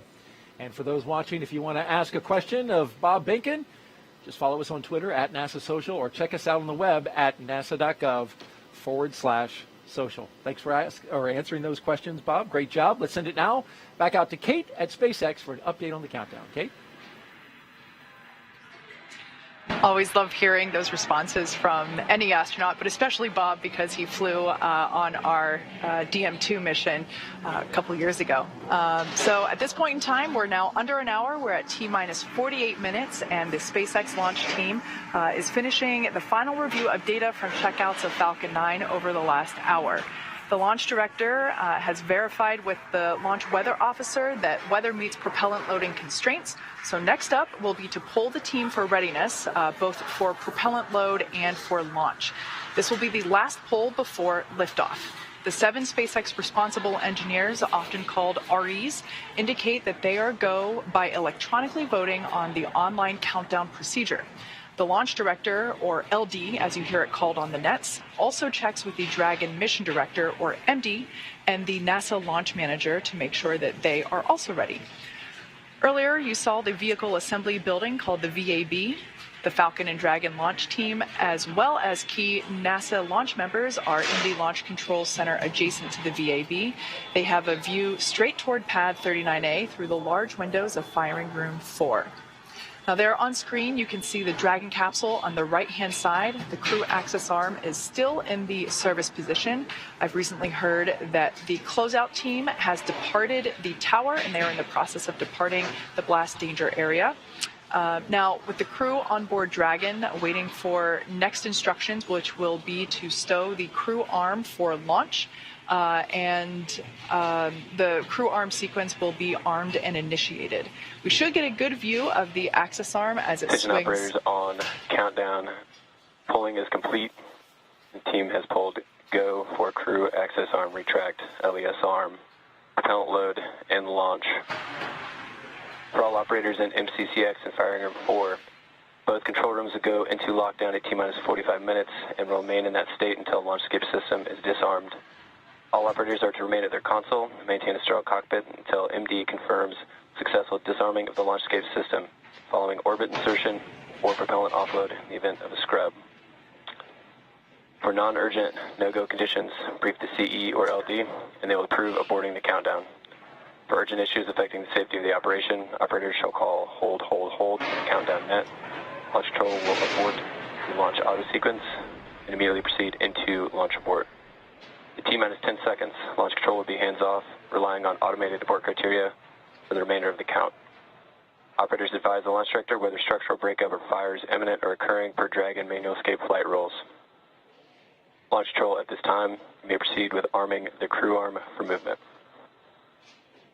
Launch control copies, proceeding to arm crew arm for movement. All right, quick recap there. All really good news. It sounds like the final poll has been conducted and all of the responsible engineers polled go, as well as the range they polled ready for launch, and the NASA team, the NASA launch team is also ready for launch. So everything continuing to look good. We just heard there that the crew arm, the crew access arm will be armed for retraction, meaning it will move away from the Dragon capsule. Crew access arm retraction started. All right, and there we should get a view of that crew access arm now moving away from Dragon capsule. Again, this will swing out into its launch position. This is the final change to the crew access arm, to the crew tower. Of course, the transporter erector will move away from the rocket as it lifts off and just shortly before liftoff. So that, in fact, will be the last major physical change that we see to the pad. But this crew access arm retraction is the final, will be the final state for the access arm for launch. This retraction should take about a minute to complete. Now, as I mentioned before, the range continues to be go for launch, monitoring the clearance area around the launch pad as well as air and sea space around the flight corridor. And of course, here at Kennedy Space Center, as you see on your screen, the conditions are gorgeous. Everything continues to be acceptable for launch. Many things go into consideration, such as ground winds, any rain that might be in the area, as well as potential for lightning, any thick clouds, and of course, as I mentioned before, downrange landing zones. We have mentioned before that we've been tracking those, but everything continues to look green for launch. At this point in time, everything is looking on time for our liftoff at noon Eastern. We can see that crew access arm continuing to retract. Pretty cool shot there from inside the arm on the right-hand side of your screen as we see Dragon slowly move out of the frame. So with all that being said, the teams are ready. We will begin the propellant load at T-minus 35 minutes. And we are getting excited here at SpaceX headquarters. The energy is definitely starting to pick up outside of mission control. But with that, let's hand it off to Daryl to check in back over there at Kennedy Space Center. All right, thank you, Kate. And back here on the lawn and the host desk, looking out at what one of my coworkers called a picnic vibe, with the media and NASA social folks all joined here to watch Crew 5 launch in just crew about access 42 arm minutes. retraction complete. And there you heard confirmation that crew access arm has fully retracted from the rocket. A gorgeous shot there from our flight operations team here at the Kennedy Space Center, a helicopter encircling the pad right now to give you that view. Great job, fellas. T-minus 42 minutes and counting as we zip around Launch Complex 39A. The background, the launch tower for Dragon, and in the foreground, a Starship launch tower under construction. Up next, we're looking at the launch escape system getting ready to arm, and of course that comes right before we start loading propellant. We're expecting to hear those call-outs in just a bit. On a beautiful bluebird day at the Kennedy Space Center. Our crew 5, is in their seats at the very top of that rocket, inside the capsule Endurance, making its second flight. There they are, from left to right. Cosmonaut Anna Kikina, Josh Cassada, Nicole Mann, and Koichi Wakata. And Daryl, they're getting into position to begin their procedure that'll have them arming that launch escape system that you mentioned. They'll be able to hear some clicking of valves and follow along on their display screen as once they've kicked off that procedure, as the vehicle kind of catches up and completes that arming sequence. And as you know, once the fueling operations begin, the crew has to be ready to potentially launch somewhere if there was some sort of a problem. And so that launch escape system needs to be in place and armed in preparation for that fueling operation to begin. That system will stay armed throughout the ascent phase until the crew is actually safely in orbit, allowing them a safe way to escape from the Falcon 9 rocket should there be any sort of a problem with the vehicle. And we're expecting to see the astronauts close their visors and arm the launch escape system that you just talked about, Bob. Here in a little over a minute, we'll get the call out from the launch team.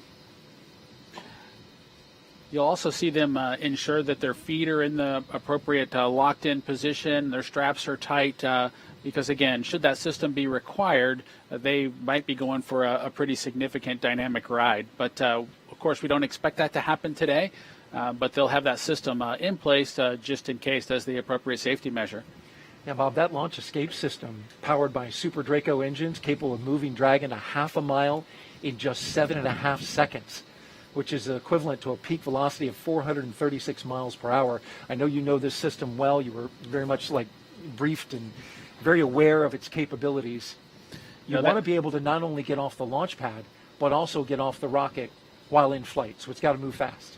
Absolutely, Daryl. And for shuttle systems, the crew would really have to do a lot of manual activities to steer the vehicle through the appropriate escape or abort scenarios, as we talked about them in those days. But this system is highly automated, and the crew primarily follows along with its operations.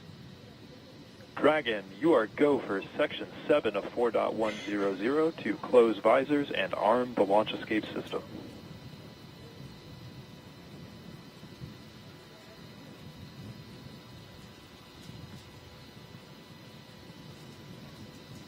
SpaceX Dragon copies stepping into Section 7.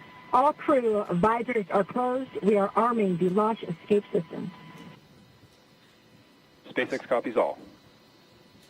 That's Commander Nicole Mann reporting back and confirming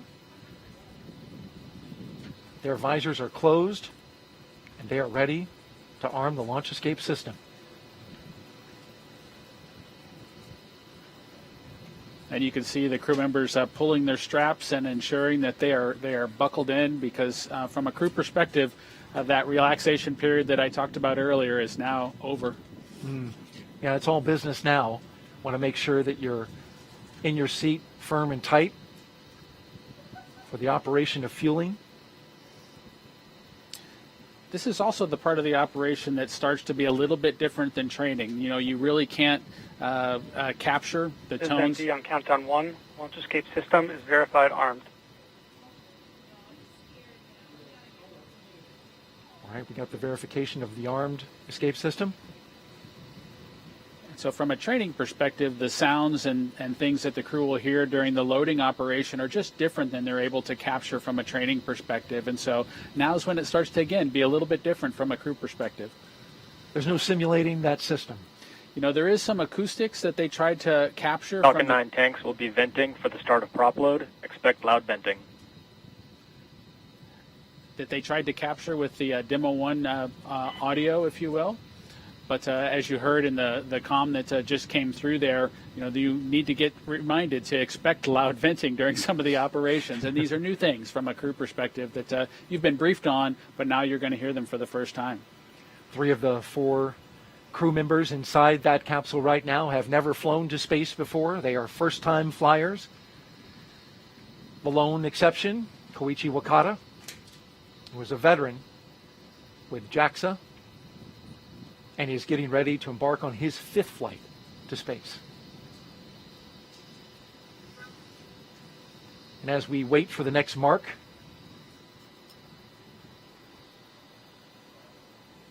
the crew's experience, whether it's a space shuttle or a Soyuz or the Dragon vehicle or Starliner or Artemis, as we move towards that, these experiences are all slightly different. And so I'm excited to hear, Koichi's discussion as he tries to balance and describe all 3 of them side by side when he gets back from this mission. Would love to hear him talk about the comparisons. There's only a few astronauts like him, right, that have been able to fly on all 3 vehicles. Yes, and as we go forward here with the Artemis missions coming forward, I'm excited to have folks compare and contrast their Orion experience, their SLS experience with Falcon 9 or our other rockets. That's going to be fun. Just a few seconds now, and we're awaiting the confirmation to the beginning of loading propellant into the Falcon 9 rocket. With a beautiful shot there as we encircle the launch pad.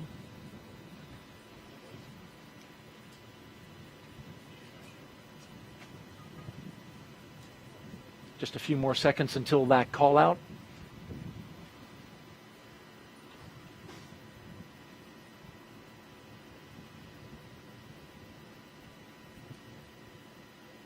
Propellant loading has started.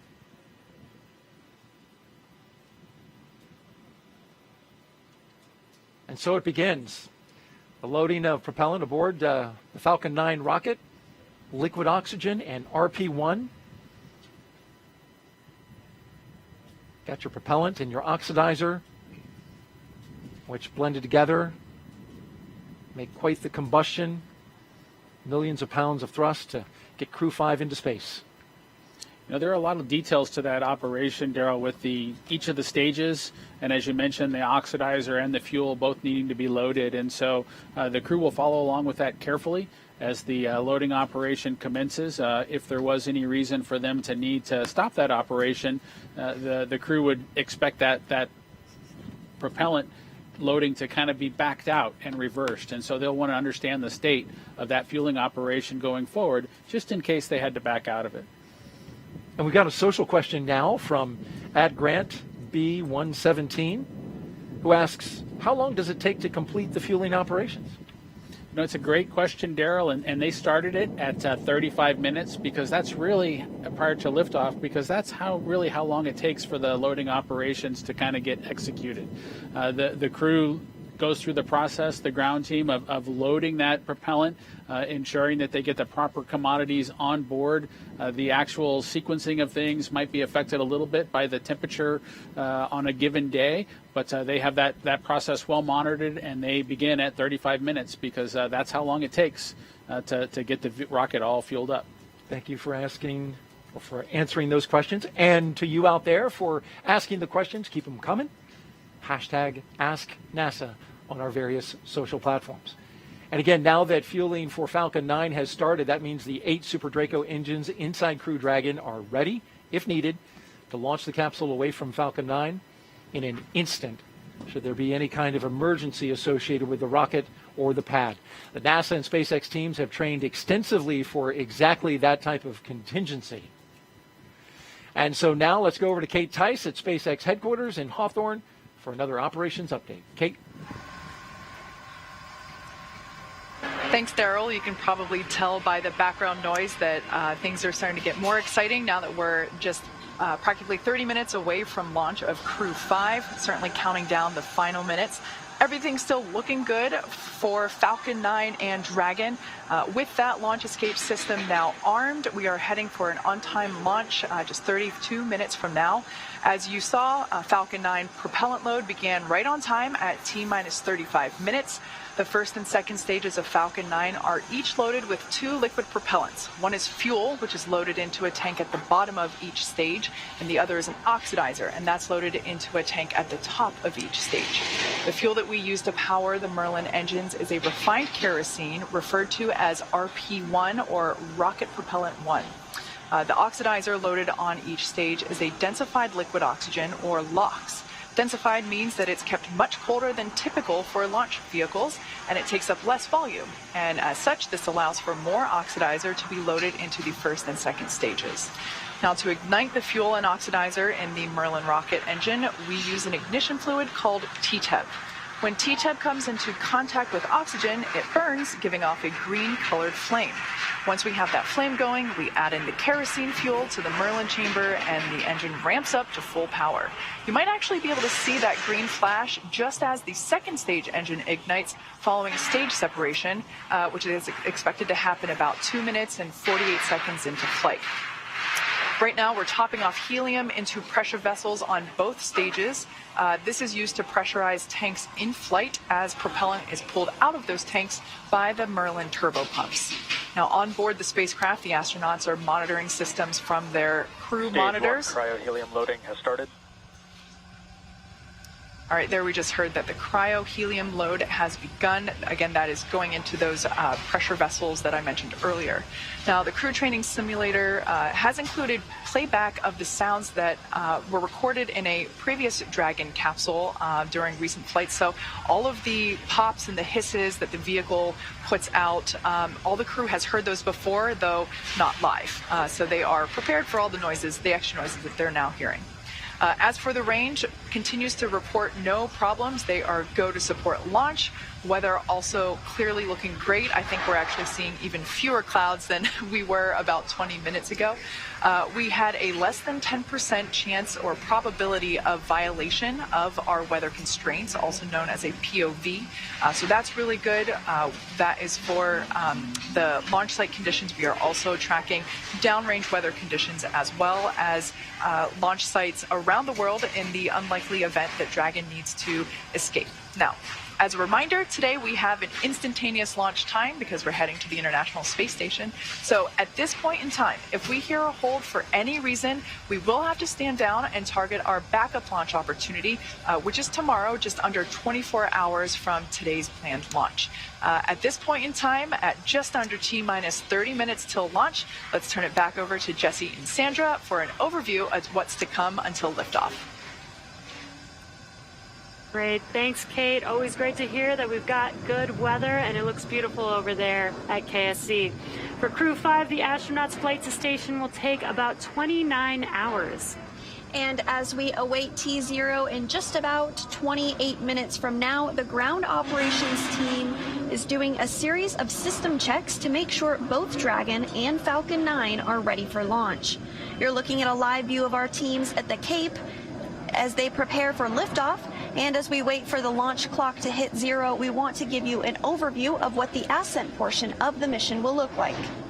Now, once we hit T0 and a successful launch occurs, we will watch Falcon 9 and Dragon lift off from historic launch pad 39A and make their ascent.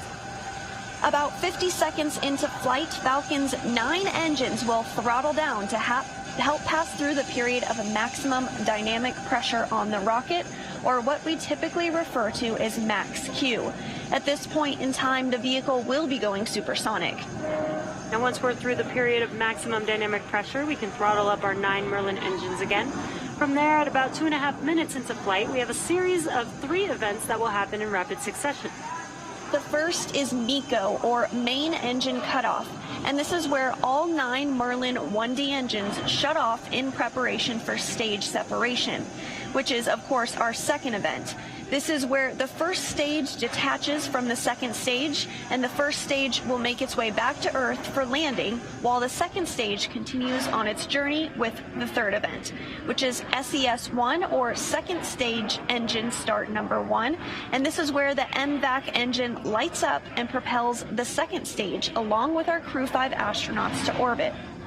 As Stage 2 heads towards its targeted drop-off orbit, Stage 1 will execute 2 burns in order to make its way back down to Earth. The first is the entry burn, and that's where 3 of the 9 M1D engines will reignite and shut down. And this helps to slow the stage down in preparation for entry back into the Earth's atmosphere. While the first stage is heading back to Earth, the second stage will cut off its 1 Merlin engine that was ignited right after stage separation. Once this happens, we will wait for confirmation of a good orbital insertion. About 90 seconds after Dragon gets into orbit, Falcon 9 will land back on Earth. The landing burn is just a single engine burn, powerful enough to bring the vehicle's speed down rapidly in order to touch down on the drone ship at about 9.5 minutes into the mission. While Falcon 9's first stage is landing, Dragon is preparing to separate from the second stage. About 3 minutes after the second stage gets into orbit, we should have a great view of Dragon with its 4-person crew drifting away from the second stage. Once Dragon is a short distance away, it will begin checking out its Draco maneuvering thrusters to make sure Dragon continues to increase separation distance from the second stage. And it is worth noting that these are not the Super Draco engines that would be used during an abort scenario. About 40 seconds after separation, Dragon's nose cone deploy sequence will begin. It will take roughly 4 minutes for the nose cone hooks to unlatch and open, exposing its guidance navigation controls that will help Dragon autonomously fly to the space station. And lastly, once the nose cone is deployed, the remaining Draco thrusters on the forward bulkhead will be checked. From there, over the next... Stage 2 cryo-helium loading has started. From there, over the next 29 hours, Dragon will be in its rendezvous and approach phases, undergoing a number of phasing burns as it makes its way back to station. All that will be coming up soon, but for now, let's check back in with Shaniqua in Mission Control Houston. Shaniqua? Thanks, Sandra. The flight controllers here in Mission Control Houston are laser focused on the onboard systems of the space station, making sure it is ready to receive Dragon vehicle tomorrow. They're also making sure communication links between the station, Dragon, and the ground are working properly. The consensus right now is that everything is proceeding nominally. Teams here in Mission Control Houston, the teams in Hawthorne, and the astronauts aboard the space station will monitor the autonomous docking of the Dragon spacecraft tomorrow evening. They'll perform a series of leak checks, then work to open the hatches both on the Dragon side and inside the space station's pressurized mating adapter. We expect hatch opening to take place around an hour and a half after docking. And once aboard, the astronauts will be greeted by Station Commander Samantha Cristoforetti, and then the whole station crew will join in for welcoming remarks to the new crew members. Now, due to critical science, this welcoming remarks will be about 90 minutes after the crew is on board. Once on board, the crew members will no longer be referred to as Crew 5, but rather as flight engineers of the International Space Station. Here in Mission Control, Flight Director Greg Whitney is on console overseeing the team for launch, and he will be back tomorrow for docking. We'll be on air continuously through Crew 5's arrival, but live coverage of docking is expected tomorrow around 4:57 p.m. Eastern Time. That's it from now. From Mission Control Houston, I'll toss it back to the team in Florida. Daryl, how's it looking? Well, it's wonderful out here, Shaniqua. Wish you could be here. We got picnic weather out here at the press site and Launch Complex 39, where we are looking out for the launch of Crew 5 from historic Launch Complex 39A, a beautiful sweeping shot of the lawn where we have our special guests. The media are here. We've got NASA social folks who are out on the lawn, and of course, me and Bob. Bob's riding shotgun here as we take our coverage to the next level at the final 23 minutes of liftoff. Now, from the countdown, rather. We are just seconds away from the 5th astronaut rotation mission to the International Space Station under NASA's Commercial Crew Program. Commander Nicole Mann, pilot Josh Cassada, and mission specialist Koichi Wakata and Anna Kikina are strapped into their seats inside the Dragon Endurance at the very top of this rocket here. We are listening in to the communications as they talk live to the Falcon 9 team. The rocket is fueling. The operation is doing well. And the launch escape system is armed. Of course, that means Dragon is prepared to launch itself away from the Falcon 9 rocket in case of an emergency on the pad or after liftoff. So far, operations looking and sounding as expected. And we are counting down to our liftoff at just after noon, 12 p.m. and 57 seconds after the hour Eastern time. There was a 1 second adjustment. That's pretty typical as happens when we get to this stage of the mission. The mission is the continuation of rotational crew flights to the International Space Station from U.S. soil on private rockets and spacecraft. Of course, this would not have been possible without the success of the NASA SpaceX Demo 2 test flight now 2 years ago, and of course the safe delivery and return of crews 1, 2, 3, and eventually here in about a week, Crew 4. Of course, we're happy to have the pilot from Demo 2, and that's Bob Binken. Appreciate you being here, been giving us some great thoughts and explanations about everything that's been happening. Well, thank you, Daryl. I'm super excited to be here for Crew 5 and get a chance to relive my experience during the Demo 2 mission. And it's been a great one so far. We've watched the crew get into the capsule. We've watched, they worked through a couple of issues early on, but those have been cleared. A suit leak check and a hatch leak check that had to be double checked.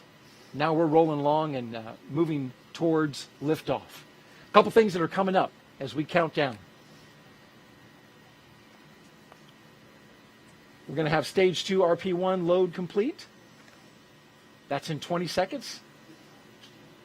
A few seconds later, we'll get strong back chill. That will begin in order to set the stage for the stage 2 liquid oxygen load.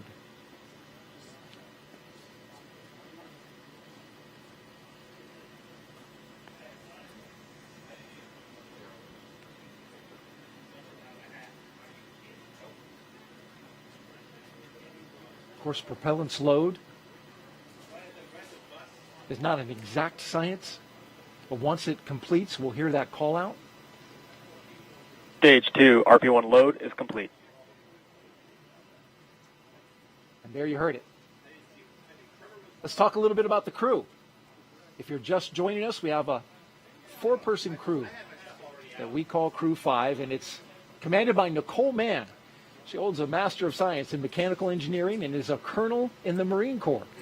She was an FA-18 Hornet and Super Hornet test pilot and deployed twice aboard aircraft carriers in support of combat operations in Iraq and Afghanistan.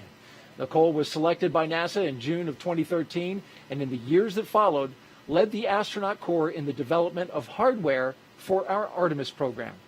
Today, the Crew 5 commander will be flying into space for the first time, and once she reaches space, she will be the first Native American woman to stay on station. A historic first for NASA and for her.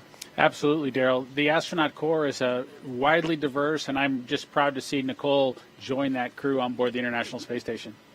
With her is pilot Josh Cassada. He grew up in Bear Lake, Minnesota. The physicist and U.S. Navy test pilot flew the P-3C and the P-8A, as well as 23 combat missions. He later became an instructor at the U.S. Naval Test Pilot School, which is a path to NASA for military officers. Cassada is one of more than 100 graduates who have become astronauts, going all the way back to the Mercury program. More recently, he served as capsule communicator in mission control, but today he is the pilot aboard Dragon. It's a seat I know well, and I look forward to seeing Josh support Nicole and the rest of the crew on their way towards the International Space Station. The mission specialist now, Koichi Wakata, he's the veteran, a Japanese astronaut who has a doctorate in aerospace engineering. In 1996, he became the first Japanese mission specialist aboard the Space Shuttle Endeavour for STS-72.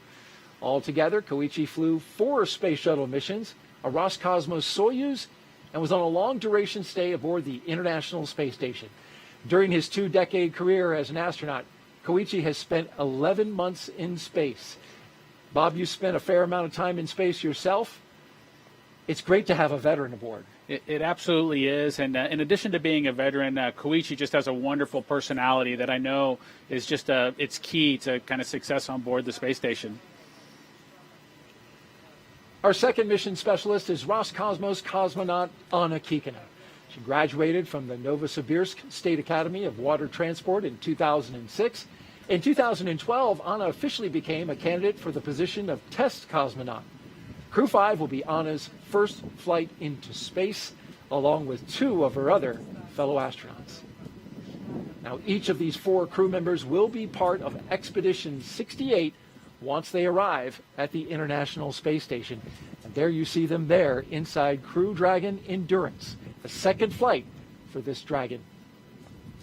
I want to let you know, if you're here locally, you want to step outside and enjoy the launch, you got a small radio, you can pick us up on VHF radio frequency 146.940 on the megahertz scale, and on UHF radio frequency 444.925 megahertz FM mode. You can hear that all within Brevard County, right here on the beautiful Space Coast. And you can see the Stage 2 LOX load has started. Just got the call out that the Stage 2 LOX load has started, putting that liquid propellant into the second stage.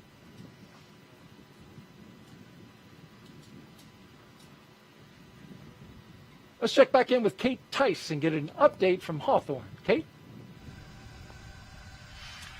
Thanks, Daryl. We are T-minus 16 minutes away from launch, and everything continues to look great for Falcon 9 and Dragon.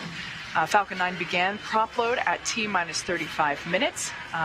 The loading of RP-1 fuel on the second stage is complete. That finished at T-minus 20 minutes. Fuel loading continues on the first stage.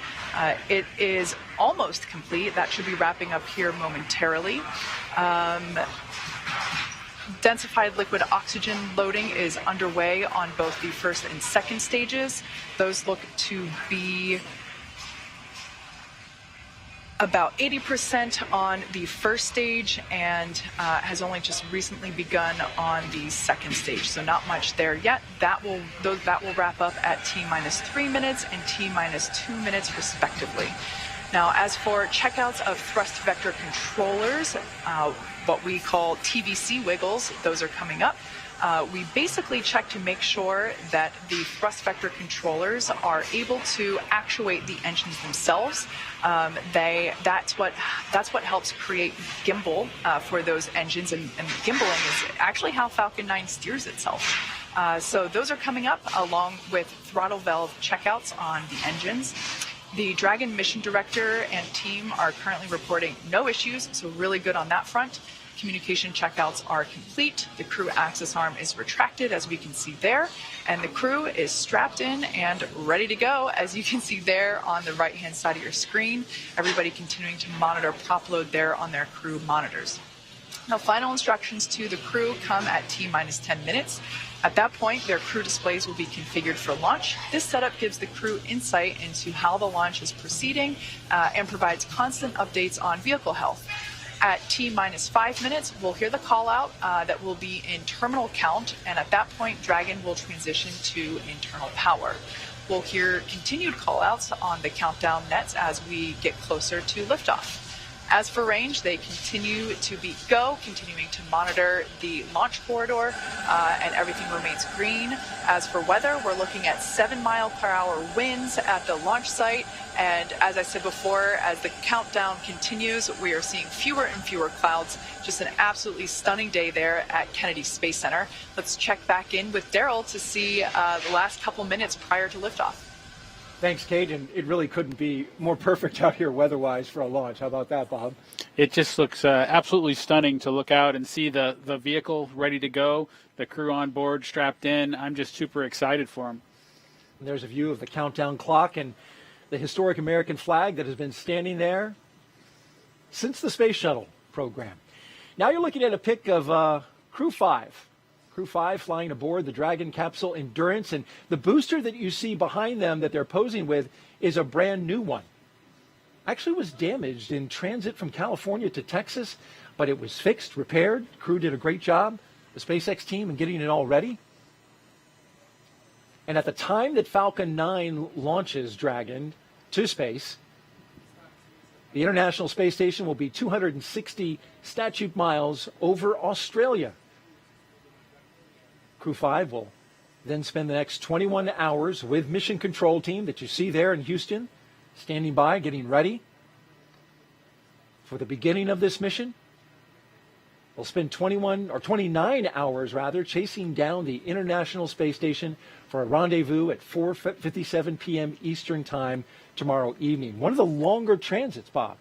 It's true. It's a little bit longer than usual, or average, I would say, as we work towards Crew 5. But as the launch dates shift around, that changes the time that you can actually arrive on Space Station. They've got plenty of consumables, so it should be fun to have some time in space. And when they arrive tomorrow evening, we'll have live coverage on NASA TV of docking, as well as the Crew 5 welcome ceremony at 8:15 p.m. Eastern Time, 7:15 p.m. Central. And some final thoughts, Bob, as we get ready to watch Crew 5 launch into space. You know, my opportunity to sit here and watch Crew 5 go has just been inspiring again to see another vehicle head towards the International Space Station. Again, I'm excited for them and just hopeful that Nicole, Josh, Koichi, and Anna have just a wonderful mission. I know that they've got a wonderful launch in front of them.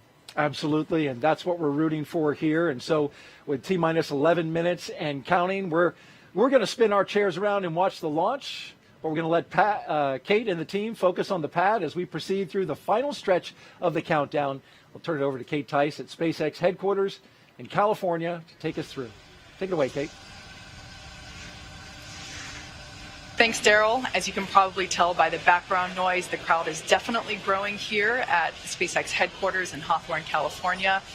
Certainly one of our company traditions is to watch the launch itself from behind Mission Control, which you see there on your screen. You can see this is Mission Control Hawthorne, or as you sometimes hear referred to as MCCX. And then, of course, a crowd of employees watching from behind. I personally also stand there if I'm not doing the webcast, so I can confirm it's a great spot to watch launch. Like I said, as you can see, the energy is certainly starting to grow now that we're about to hit T-minus 10 minutes. Beautiful view there of Falcon 9 and Dragon on the pad, ready to take Crew 5 to space.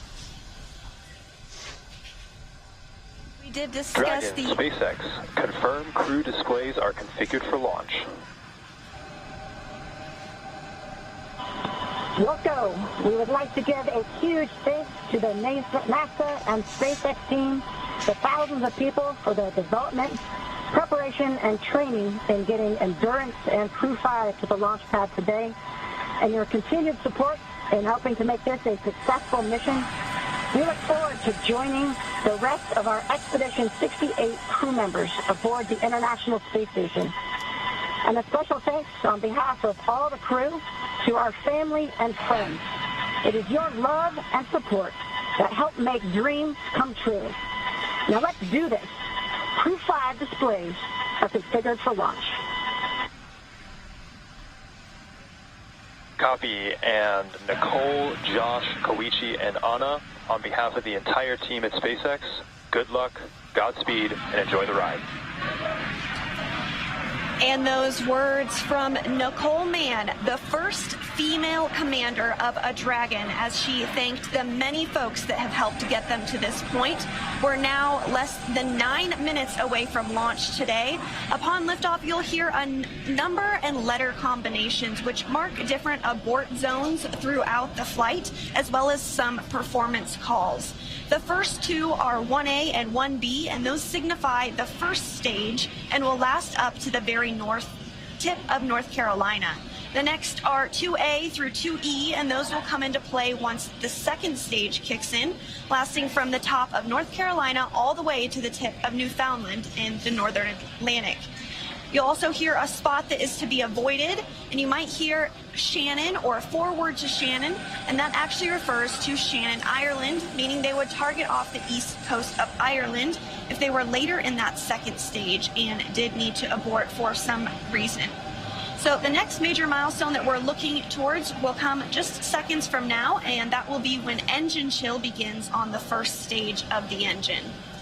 That's right. So engine chill is basically when we take a little bit of that super chilled, densified liquid oxygen and we flow it through the turbopumps of the Merlin M1D engines on the first stage. This helps to prepare the turbopumps and avoid any thermal shock to the hardware when they see the full flow of liquid oxygen during ignition. We're also expecting the conclusion of prop load for the RP1 on first stage to wrap up at T-minus 6 minutes. LOX load continues to be underway on both first and second stages, again wrapping those at T-minus 3 minutes and 2 minutes.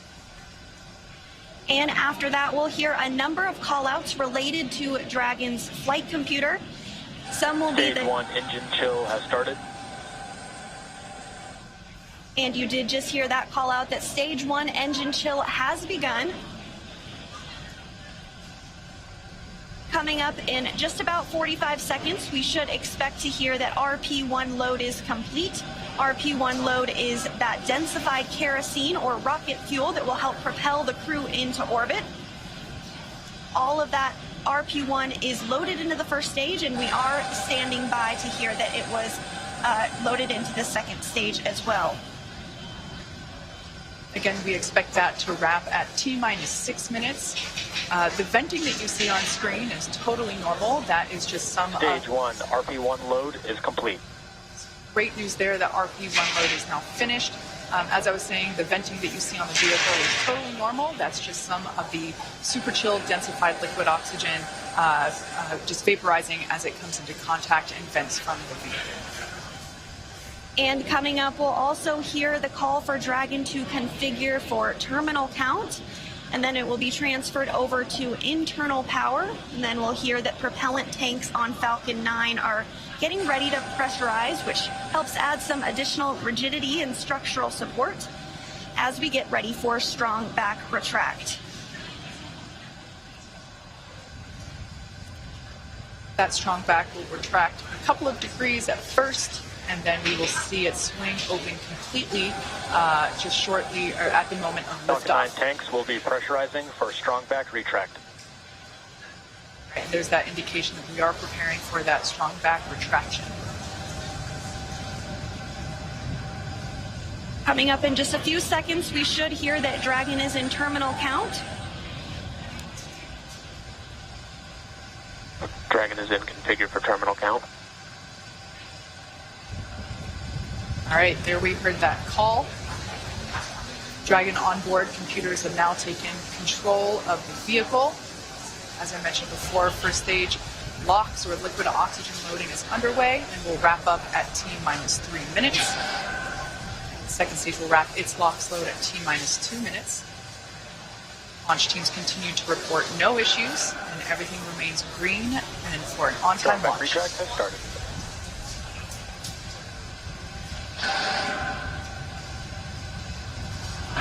And here in just a couple seconds, you might be able to see the strong back arm as it does begin to retract. As Kate said, it will recline 2 degrees. We can just barely make out the clamp arms are now beginning to move.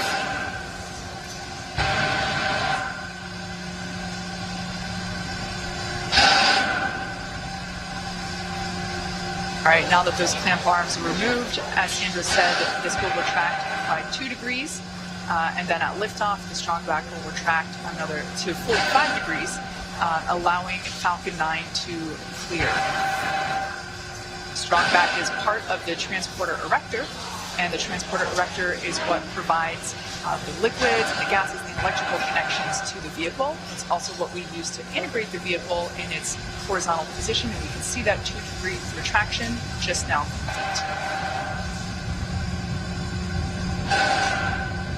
And the next call out that we should hear in about 20 seconds is that the first stage LOX load is complete.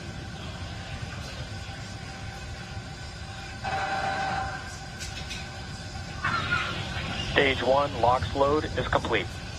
And there we go, all of the oxidizer loaded on stage 1.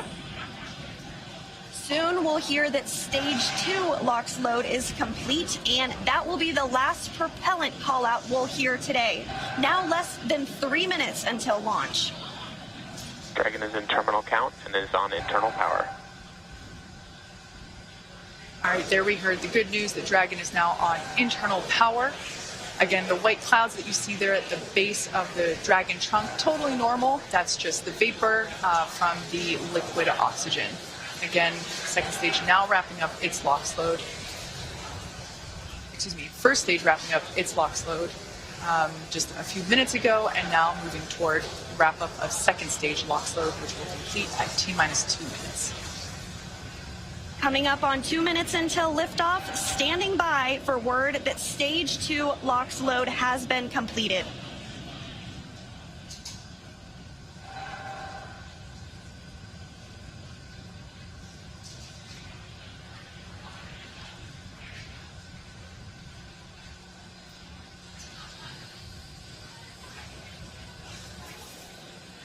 Dragon is in auto idle. Stage 2 LOX load is complete. There we heard the call out. Falcon 9 is now completely fueled. All of its propellants. So Closeouts are starting. Expect loud ending. All of its propellants, and we can see that leftover liquid oxygen now being vented or released, now flowing further away from the vehicle. So nearly 1 million pounds of liquid oxygen in RP1 now on board Falcon 9. It is fully loaded and ready for launch. And coming up at T-minus 1 minute, we'll hear that Dragon is in countdown. Its flight computer will switch to countdown mode, and we'll hear that the flight termination system on Falcon 9 is armed. STS is armed. Falcon 9 is in startup and is now controlling.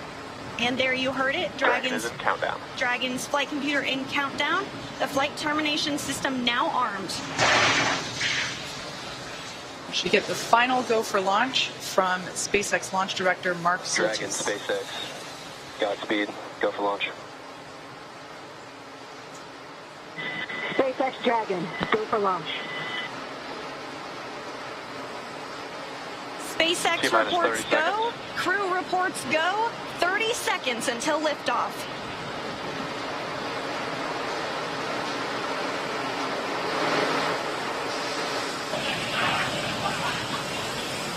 T-minus 15. 10, 9, 8, 7, 6, 5, 4, 3, 2, 1. Ignition. pressure. Engines full power. And liftoff.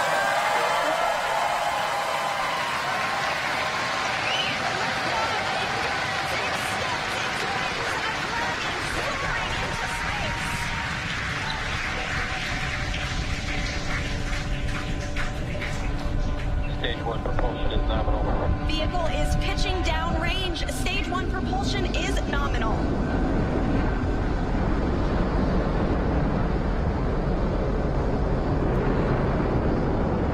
We're now at T plus 35 seconds into the 5th rotational crew mission on board Dragon and Falcon 9.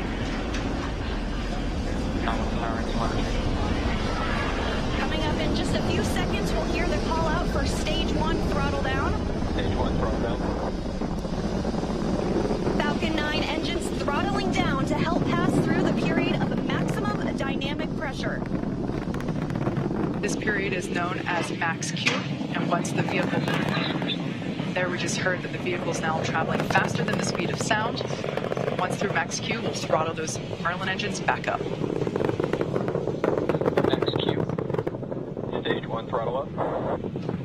Stage 1 throttle. Stage 1 Bravo. Copy 1 Bravo. That call out for 1 Bravo means we're in the second and final abort mode for the first stage, continuing to get good performance. The crew is already pulling over 2 Gs. And next up is going to be a couple of events in rapid succession. First will be engine chill on the second stage and back engine. And there you heard that call out. And then we'll have MECO, or main engine cutoff, where the 9 engines igniting will cut off in preparation for second stage separation. Then we'll see the single Merlin vacuum engine on the second stage ignite and continue to carry the Crew 5 astronauts to orbit. Just like we did on first stage, that MVAC chill is intended to help pre-chill the hardware prior to the full flow of that densified liquid oxygen. Stage 1 throttle down. At this point in time, those 9 Merlin engines are beginning to throttle down in preparation for MECO, or main engine cutoff.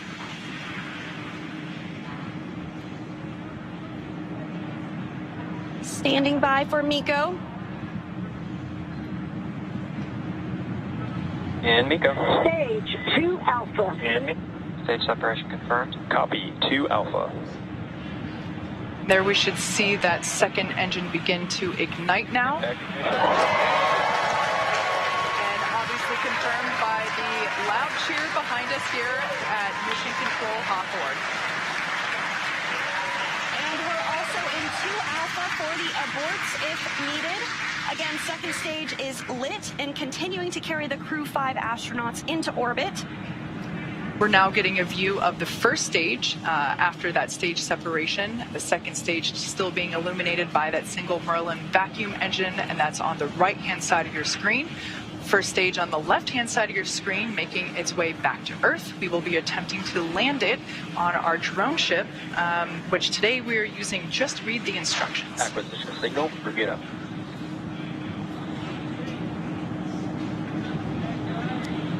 And we did hear that acquisition of the ground station in Bermuda. The first stage is continuing to make its way back to Earth, and the second stage is going to continue. SpaceX, trajectory nominal. Another good call, trajectory nominal. Dragon copy. Confirmation there from Commander Nicole Mann. You can also sort of see the Space Coast there in the background of the first stage on the left-hand side of your screen. It also looks like you can actually see the thrust plume created by the first stage as it's now rotating just out of screen.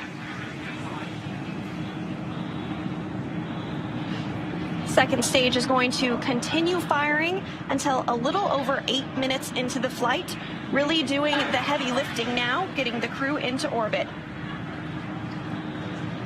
Everything continues to look nominal on both first and second stages.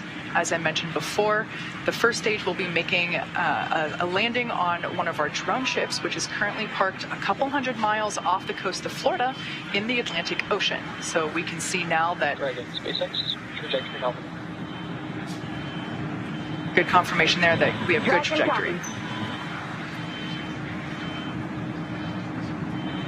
The second stage now traveling over 5,400 miles per hour. Crew is pulling a little more than 1G right now. That's going to continue to ramp up, peaking just before we get to second stage cutoff here in just a few minutes from now.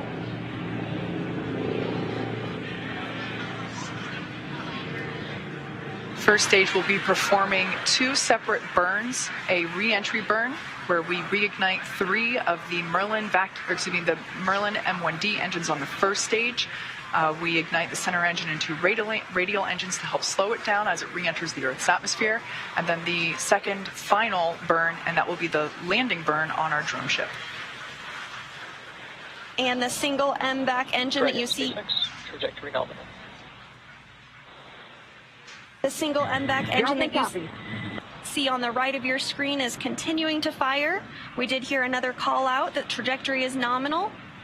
Crew heading in the direction that they are supposed to be. This single engine can produce over 220,000 pounds of thrust in the vacuum of space, now over 200 kilometers in altitude. We will start to hit events now in a rapid succession as the first stage continues to make its way back to Earth and the second stage continues its burn. Just a couple minutes left in that burn. For those of you just joining us, just over 6.5 minutes ago, our 4 Crew 5 astronauts launched from Kennedy Space Center in Florida, and they are now making their way into orbit on the second stage inside Crew Dragon. Trajectory nominal. Which we're hearing that the trajectory on that is nominal. Dragon copy. They are safe inside Dragon Endurance, whereas the first stage on the left-hand side of your screen is making its way back to Earth. We are coming up to the re-entry burn, which, as I said before, we ignite 3 of the 9 Merlin engines to help slow the booster down as it re-enters the dense part of the Earth's atmosphere. As the entry burn completes, we'll be in the final... Stage 1, entry burn startup. So there we heard the call out. You can there see it on your screen that that entry burn has been initiated.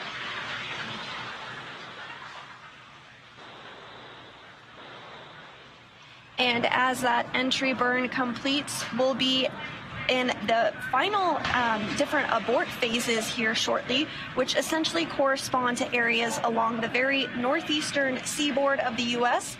Stage 1, entry burn shut down. Great news, that entry burn was shut down, and then those last all the way across the Atlantic off the coast of Scotland for those abort zones.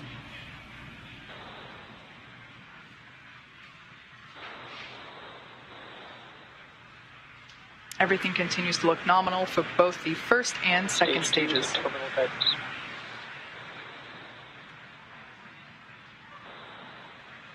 And the crew with the second stage still attached is now traveling over 13,000 miles per hour. We're about 10 seconds away from SECO 1. Copy, Shannon. Shannon, Stage 1, transonic. That call out for Shannon, Ireland, indicative of our final abort zone. After this, we'll see second stage shut off, and we'll be listening for confirmation of a good orbit, which tells us the crew and Dragon are exactly where they need to be. And there we had confirmation that the Stage MVAC 1 landing burn has shut down simultaneously. The entry... Dragon SpaceX nominal orbit insertion. And you heard that call for a good insertion. We will coast for a few minutes. There we can see the drone ship coming into view as Falcon 9 attempts. Stage 1 landing leg deploy. You can see those landing legs have now deployed. And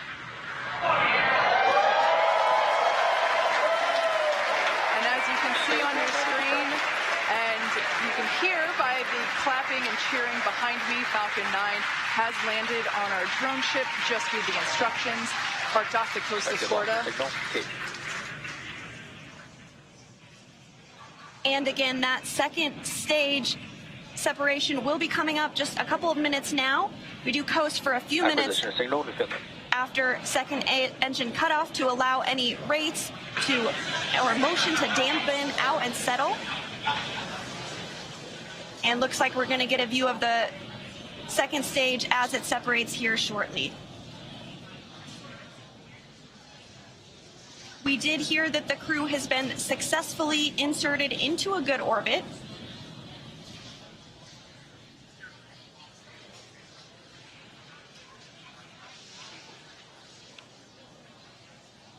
Again, the crew is still attached to the second stage.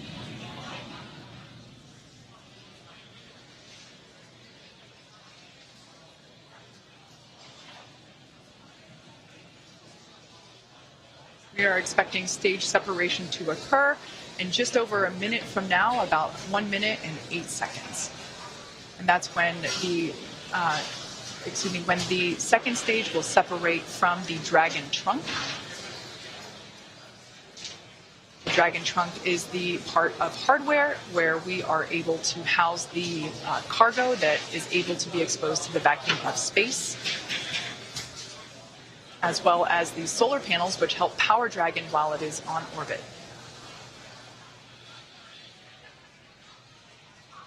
Again, that stage separation is now coming up in about 30 seconds.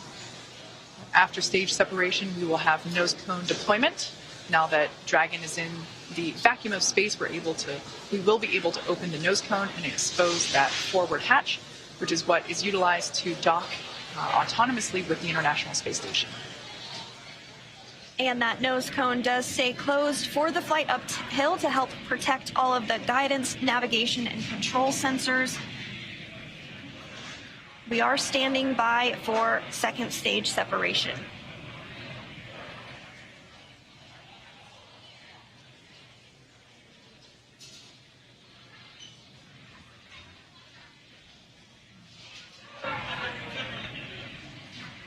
And there is separation. Dragon separation confirmed. And Dragon, this is your launch director. Dragon captain is on. Dragon, this is your launch director on Dragon. On behalf of the entire launch and recovery team, it was an honor and a pleasure to be a part of this mission with you. And while October 3rd may belong to the Mean Girls, October 5th will forever belong to Crew 5. Godspeed, Endurance. Cheers.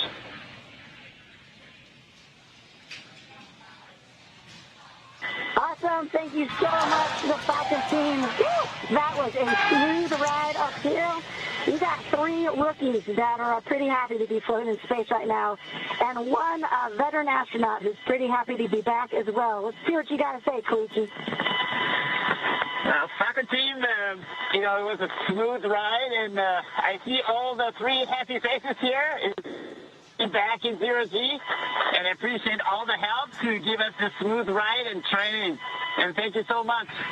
JAXA の支援隊の皆さん、非常にスムーズな打ち上げでした。打ち上げご支援していただいた皆さん、応援に駆けつけてくださった皆さん、ありがとうございました。この調子でチームワークを持って頑張ります。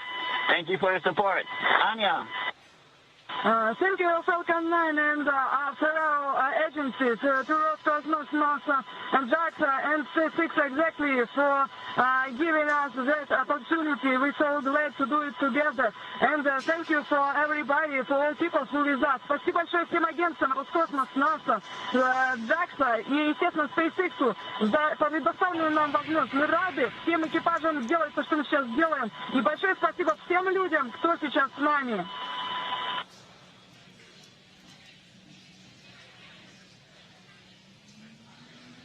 Really nice words there from the Crew 5 crew, as well as... And Dragon Falcon 9C, thanks for the words.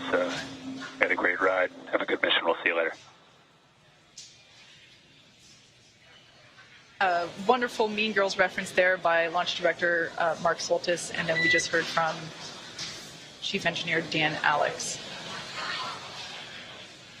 And we just heard our first Quindar tone, indicating the crew is in space. Dehumidifier activation and service section Draco checkouts. Expected loss of signal, New Hampshire. Dragon copy. And Kate, it did look like we were getting our first views of that microgravity indicator. I did see that as well. And we're getting views now of the crew on orbit, 3 of them for the first time ever.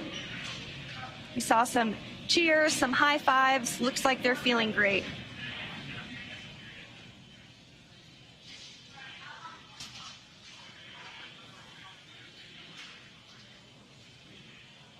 Hopefully we can see that zero-G indicator float back into view and hopefully get a better shot of it. I couldn't quite tell what it was, although it kind of looked like it may have been an Einstein doll. But that's just kind of what it looked like from the backside. I think you're right, Kate. It looked like a baby Einstein to me. So the next milestone that we're looking ahead towards is the nose cone opening.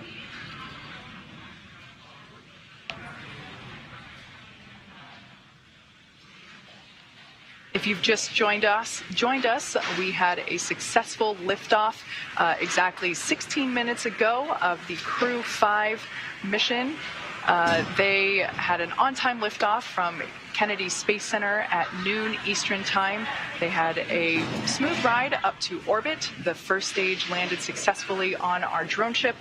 Just read the instructions, and everything has been looking good so far.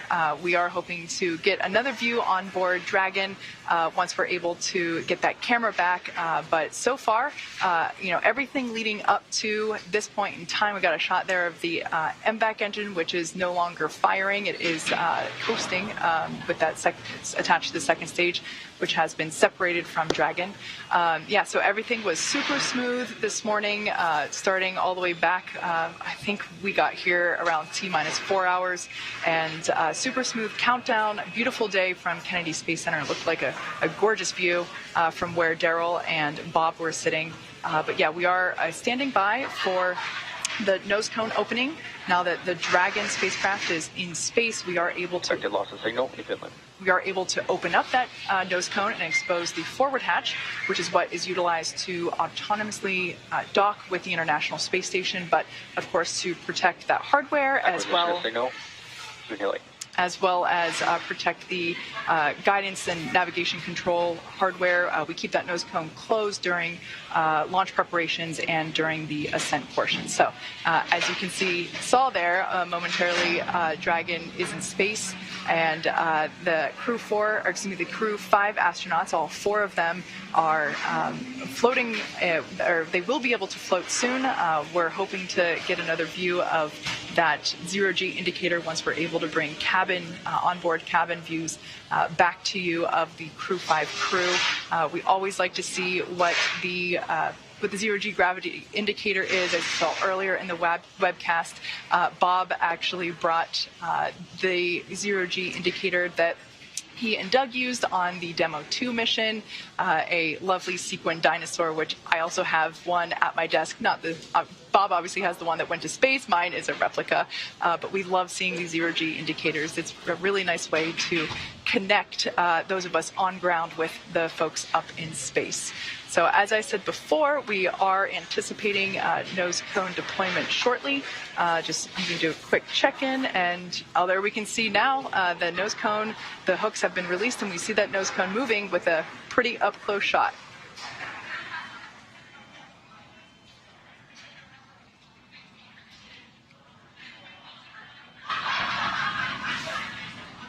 We're continuing to see that nose cone open, and acquisition of signal line.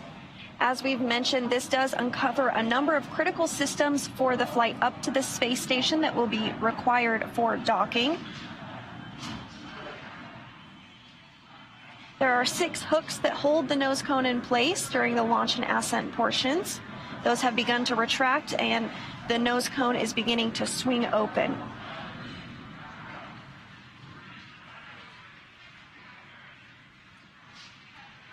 The nose cone is about 2/3 of the way open at this time, so we do expect it to be fully open here shortly.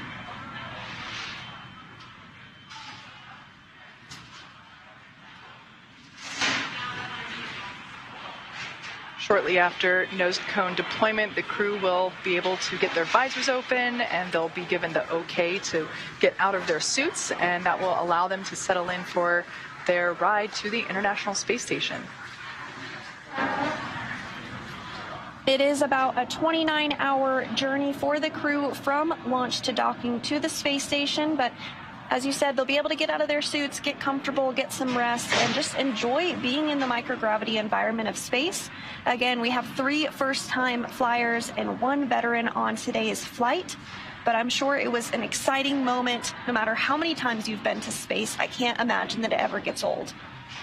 I would probably agree with that. I would also imagine that the 3 first-time spacegoers will have a brief period of acclimation to gravity. I know I certainly would, and I also recognize that my period probably wouldn't be very brief in order to get acclimated to that lack of gravity. But yeah, this is something that the veteran astronauts on board station are, always happy to help really introduce the new spacegoers to the new environment. Absolutely, and we did also hear that there was good service section Draco checkouts that took place.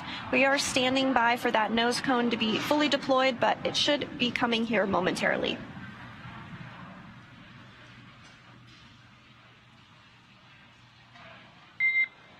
Dragon, we see a nominal nose cone opening, TCS and forward bulkhead Draco checkouts.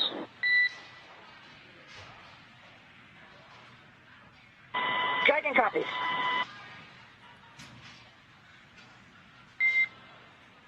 Next burn is the upcoming phase burn per your displays. We see the phase burn in 28 minutes. Good readback.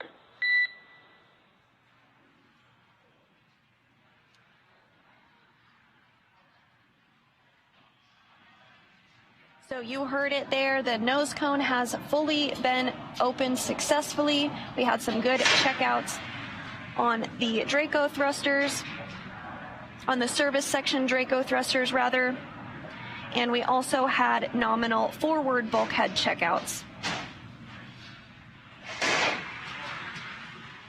That's right, and the astronauts should be getting the okay to doff or remove their suits in about 6 or 7 minutes. I would imagine that, as Sandra mentioned before, we do have 3 space newbies on board today.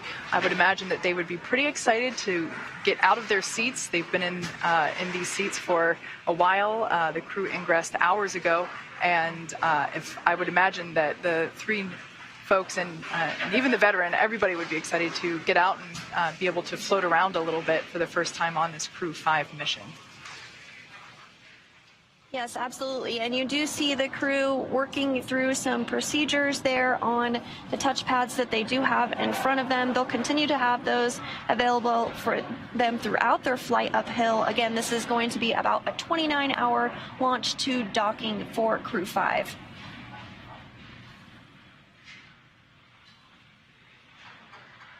It seems as though that 0G indicator may have floated out of view, perhaps up above the crew displays. We can see that the visors are up. Dragon, SpaceX, environments are looking good for suit doffing. For today, we can leave the camera configured for a little while longer, but at this time, you are go for 4.012 and 4.300. As a reminder, please stow the suits with the visors closed. I'll copy. Okay, Dragon copies. We are go for 4.012 and 4.300. We're going to keep the cameras configured, and when we stow the suits, we'll do it with the visors closed. Good readback. At this time, you're also go to tell the world a little bit about that stowaway we saw shortly after second engine cutoff.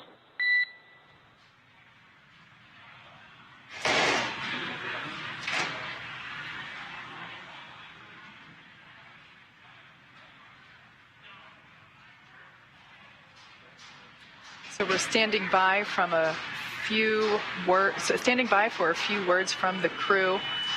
about that zero-G indicator.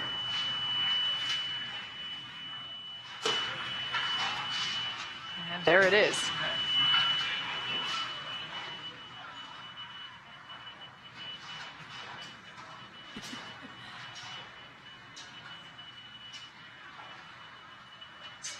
SpaceX Dragon back in the ground. We missed the last part of your trip.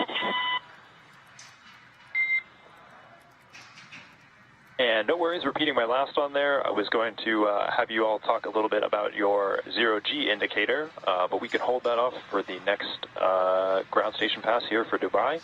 At this time, what I'll do is I'll take the cameras external for suit doffing, and then you let me know when they're allowed to come back on board.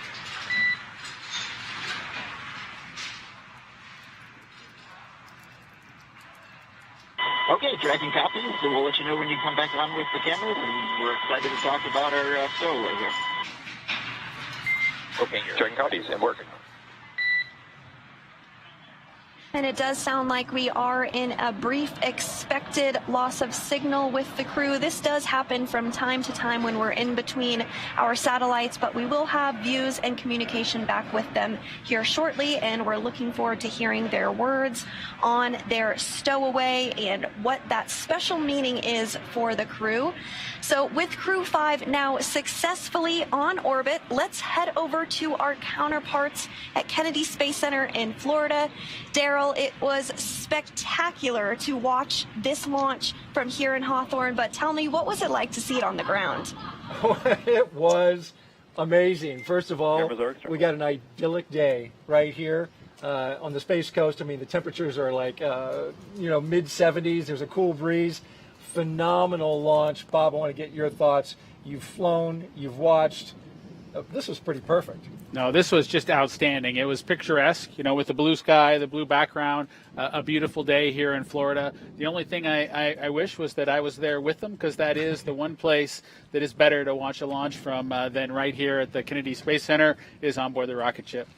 I got to believe that. And though we weren't on board, we did get to watch the views as we were going up and saw them land the booster, which, by the way, that booster also going to be SpaceX's and NASA's Crew 6 booster. So more the reuse, NASA taking advantage of that as well. Absolutely. Every chance that we get to reuse a capsule or reuse a booster kind of drives down costs and increases the opportunity for more folks to fly in space. Now I'm headed out to take a swim, right? I mean, this is just perfect out here. Bob, thank you for your thoughts. And now we're going to move on. We've got an interview here with Robin Gatens, the director of the International Space Station, who also joins us here. And you got to experience the launch from right here outside the press site. And I want to ask you, how did you enjoy it? Well, it's always exciting to see launch to the International Space Station. I've seen many, but especially to see a new international crew headed to the International Space Station was very exciting. And of course, you nailed it. Beautiful day. Really glad we got this one off today. Absolutely, and they'll make that 29-hour transit to the space station. You're the director of the International Space Station, so I want to ask you, I heard there's a book coming out that's there have been books before about the International Space Station, but a new one's coming out. Tell me a little bit about that. Yeah, it's called Our Benefits to Humanity. It is a publication we have put out before, and we actually released it in July, so it's out. It's both in print format as well as online, so people can just search on Benefits for Humanity, International Space Station, and find that book. And it highlights all of the wonderful research that's going on the space station. This crew will be doing over 200 experiments during their time on the International Space Station, ranging from medical kinds of research that will help treat diseases and produce new drugs here on Earth, regenerative medicine. One day we might even print organs for transplant on Earth. We have Earth science going on Space Station, a number of climate instruments to help us understand Earth's climate. Really exciting results. This is truly what we call the decade of results on the International Space Station, where we're building on past lessons and capabilities to just compound the results that we're able to get out of the space station. And 235 investigations, 76 new ones, and you mentioned the decade, 2 decades, more than 2 decades, the International Space Station has been operating. You mentioned some of the science that they're going to be doing. I'm wondering if you have a favorite that you've kind of identified, like, oh, I can't wait to find out the results of that. Well, I've been tracking a lot of them. I'm really excited about some of the medical things. We're flying again a payload by a company called Lambda Vision, and they're producing retinal implants that could be used to help patients with ocular degeneration. So that's really exciting. I'm excited about what we're learning. With respect to the climate, we got brand new climate instruments up on board. We've got companies learning how to make better products through their research on through the ISS National Lab and their work on the space station. So I'm also excited about plant research going on Space Station. I think that's not only important for future exploration missions, but also to help us grow plants in harsh environments, small spaces here on Earth. And also NASA, while doing all of that, is continuing to work towards its ultimate goal of getting to the moon, going back to the moon and sustaining our presence there. A lot of technology at the station that works towards that end. We want to actually pause, though, for 1 second, because we understand that one of the astronauts, Josh Cassada, has a statement that he is going to make. It is relatively about his zero-G indicator, which, if you saw in the coverage, it was I don't know if it was a baby Einstein, Bob, but it was a little Einstein. It definitely looked like a small Einstein, but we'll listen to Josh and hear exactly the details.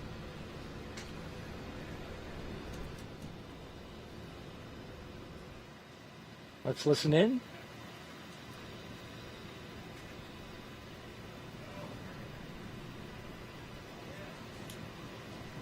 Again, waiting for astronaut Josh Cassada with a special message.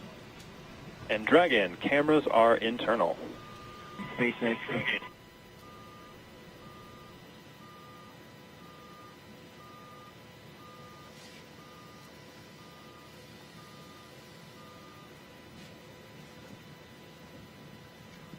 Dragon copies. We are internal with the waistbands off and stand by for the cabin mic check.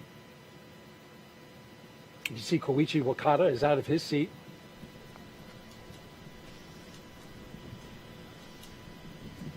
SpaceX Dragon from the cabin mic comm check. And Koichi, I've got you 5x5. How me? Mike, we have you loud and clear also. Great news, and we're also getting some great views inside the capsule here, so if you all want to get a chance to talk about your indicator, we'd all love to hear some.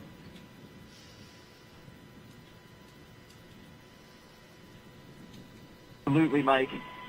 So, a couple years after he come up with his groundbreaking theory of special relativity, Albert Einstein, in his mind, still had a couple loose ends to tie up. While he was sitting in the patent office, because he wasn't famous yet, definitely should have been, he had what his happiest thought of his entire life. That thought was, a person in free fall doesn't feel their own weight. That thought, along with some others that he built upon, led to general relativity and our understanding of gravitation and curvature of space-time. We're experiencing Einstein's happiest thought continuously, like the International Space Station has been doing for over 20 years. On Crew 5, call this little guy our free fall indicator. We're here to tell you there's plenty of gravity up here. In fact, that's what's keeping us in orbit right now and preventing this trip on a Crew Dragon from being a one-way trip. A little bit like life. We live in the same world, we live in the same universe. Sometimes we experience it in a very different way from our neighbors. We can all keep that in mind. Hopefully we can all continue to do absolutely amazing things, do it together.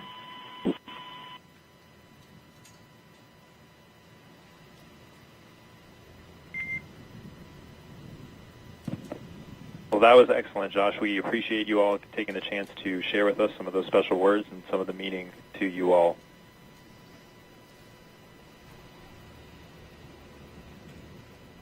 Tell you, my crewmates are just happy that we didn't break out a dry erase board and get into more detail.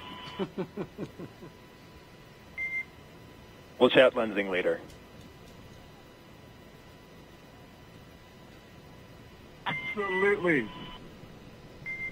A message from at this time, astronaut Josh Cassada, the pilot of Crew 5, and his fellow astronauts and cosmonaut, floating in space high above the Earth as they head to the International Space Station with a special message about Albert Einstein, who is represented there floating around space as the zero-G indicator, but then also a nod to his theory of relativity.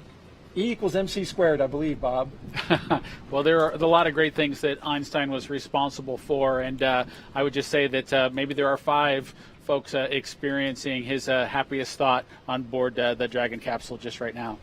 Absolutely, and NASA is looking to return humans to the surface of the moon, and this is part of it, going to the International Space Station. We mentioned some of the efforts in going up there, and of course the science that's going to be done by Crew 5. We're looking forward to that as well. Some final thoughts, Bob, about the day today. Well, it was just a wonderful day, a chance for me to relive the launch experience with the Falcon 9 and the Dragon capsule, and I'm just super excited for the Crew 5 and little Einstein on board and in free fall right now. A very special moment indeed. Before we wrap up, I want to send it over to Megan Cruz, who is with Deputy Administrator and former Space Shuttle astronaut Pam Melroy. I am Pam, and I have just been chatting about how wonderful of a day this was for a launch. Oh, it's a gorgeous day here at the historic Kennedy Space Center. For me to see the next generation of launch vehicles launching to the space station was thrilling. And also the next generation of young explorers. You know, you and I were talking about a young boy here, guys, that bought a space suit, an astronaut suit from downstairs at our store and was wearing it around and running around. How cute was that to see him so excited? Well, I found it pretty cute to see the 3 rookies who were on the flight, as well as my very dear personal friend, Koichi Wakata, who I flew with in 2000 to the space station. So I'm inspired by both the young and the experienced. And speak to me about that like you said, you've flown on the space shuttle 3 times. Talk to me about that ascent, how it must feel as they're going up through the atmosphere. It's absolutely a remarkable experience. And I found myself thinking as I was looking at the schedule for this rocket, how physics drives so much of what we do. So it's very similar in the timing of everything, but the space shuttle was a little bit of a wild ride, I have to say. It had a lot of vibration, particularly the first 2 minutes. But, you know, it's a very different experience when you're here on the ground.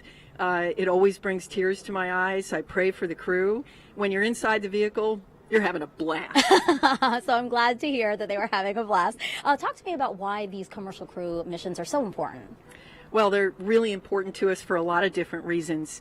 The whole value that NASA brings to the American people and, in fact, to humanity is around science, a strong science and technology posture for the country, and inspiration.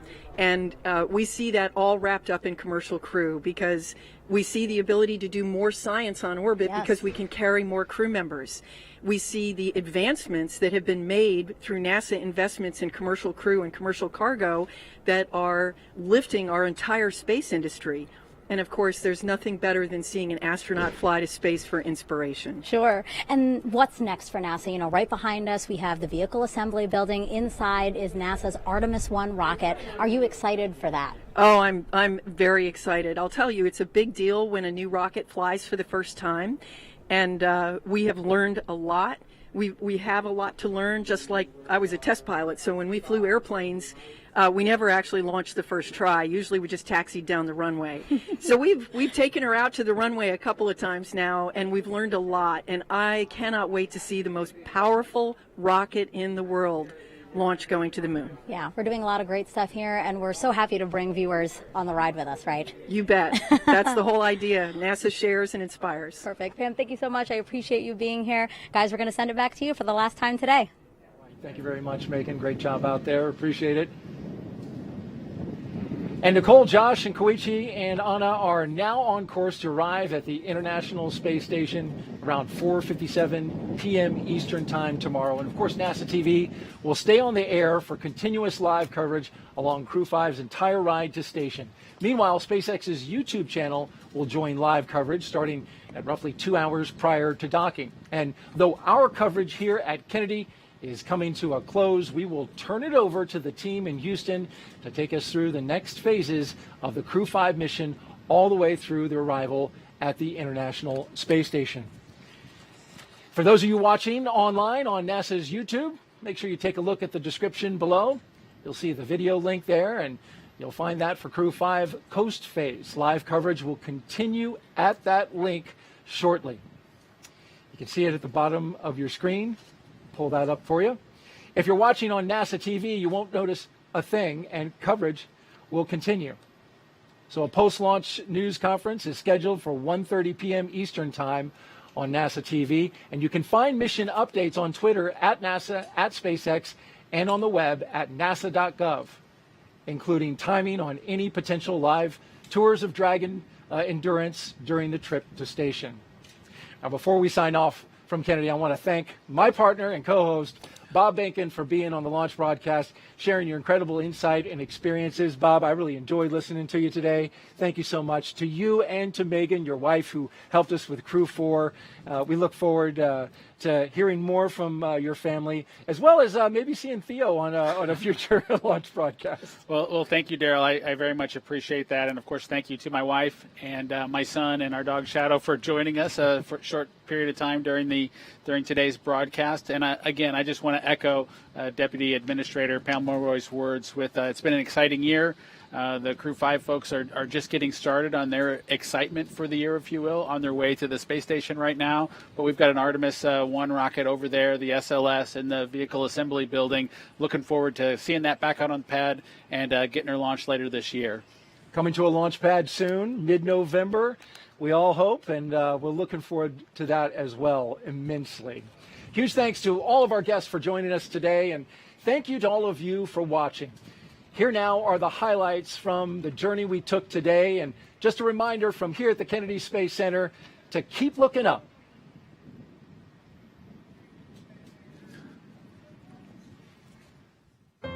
They're getting suited up inside that historic suit-up room, everything going smoothly.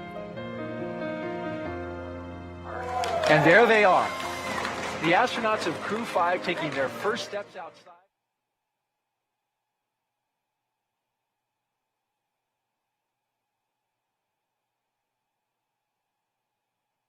9, 8, 7, 6, 5, 4, 3, 2,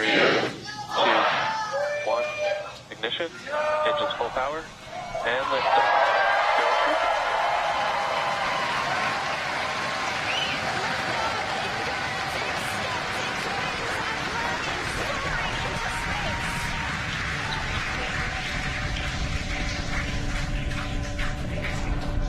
Stage 1 propulsion is nominal. Vehicle is pitching downrange. Stay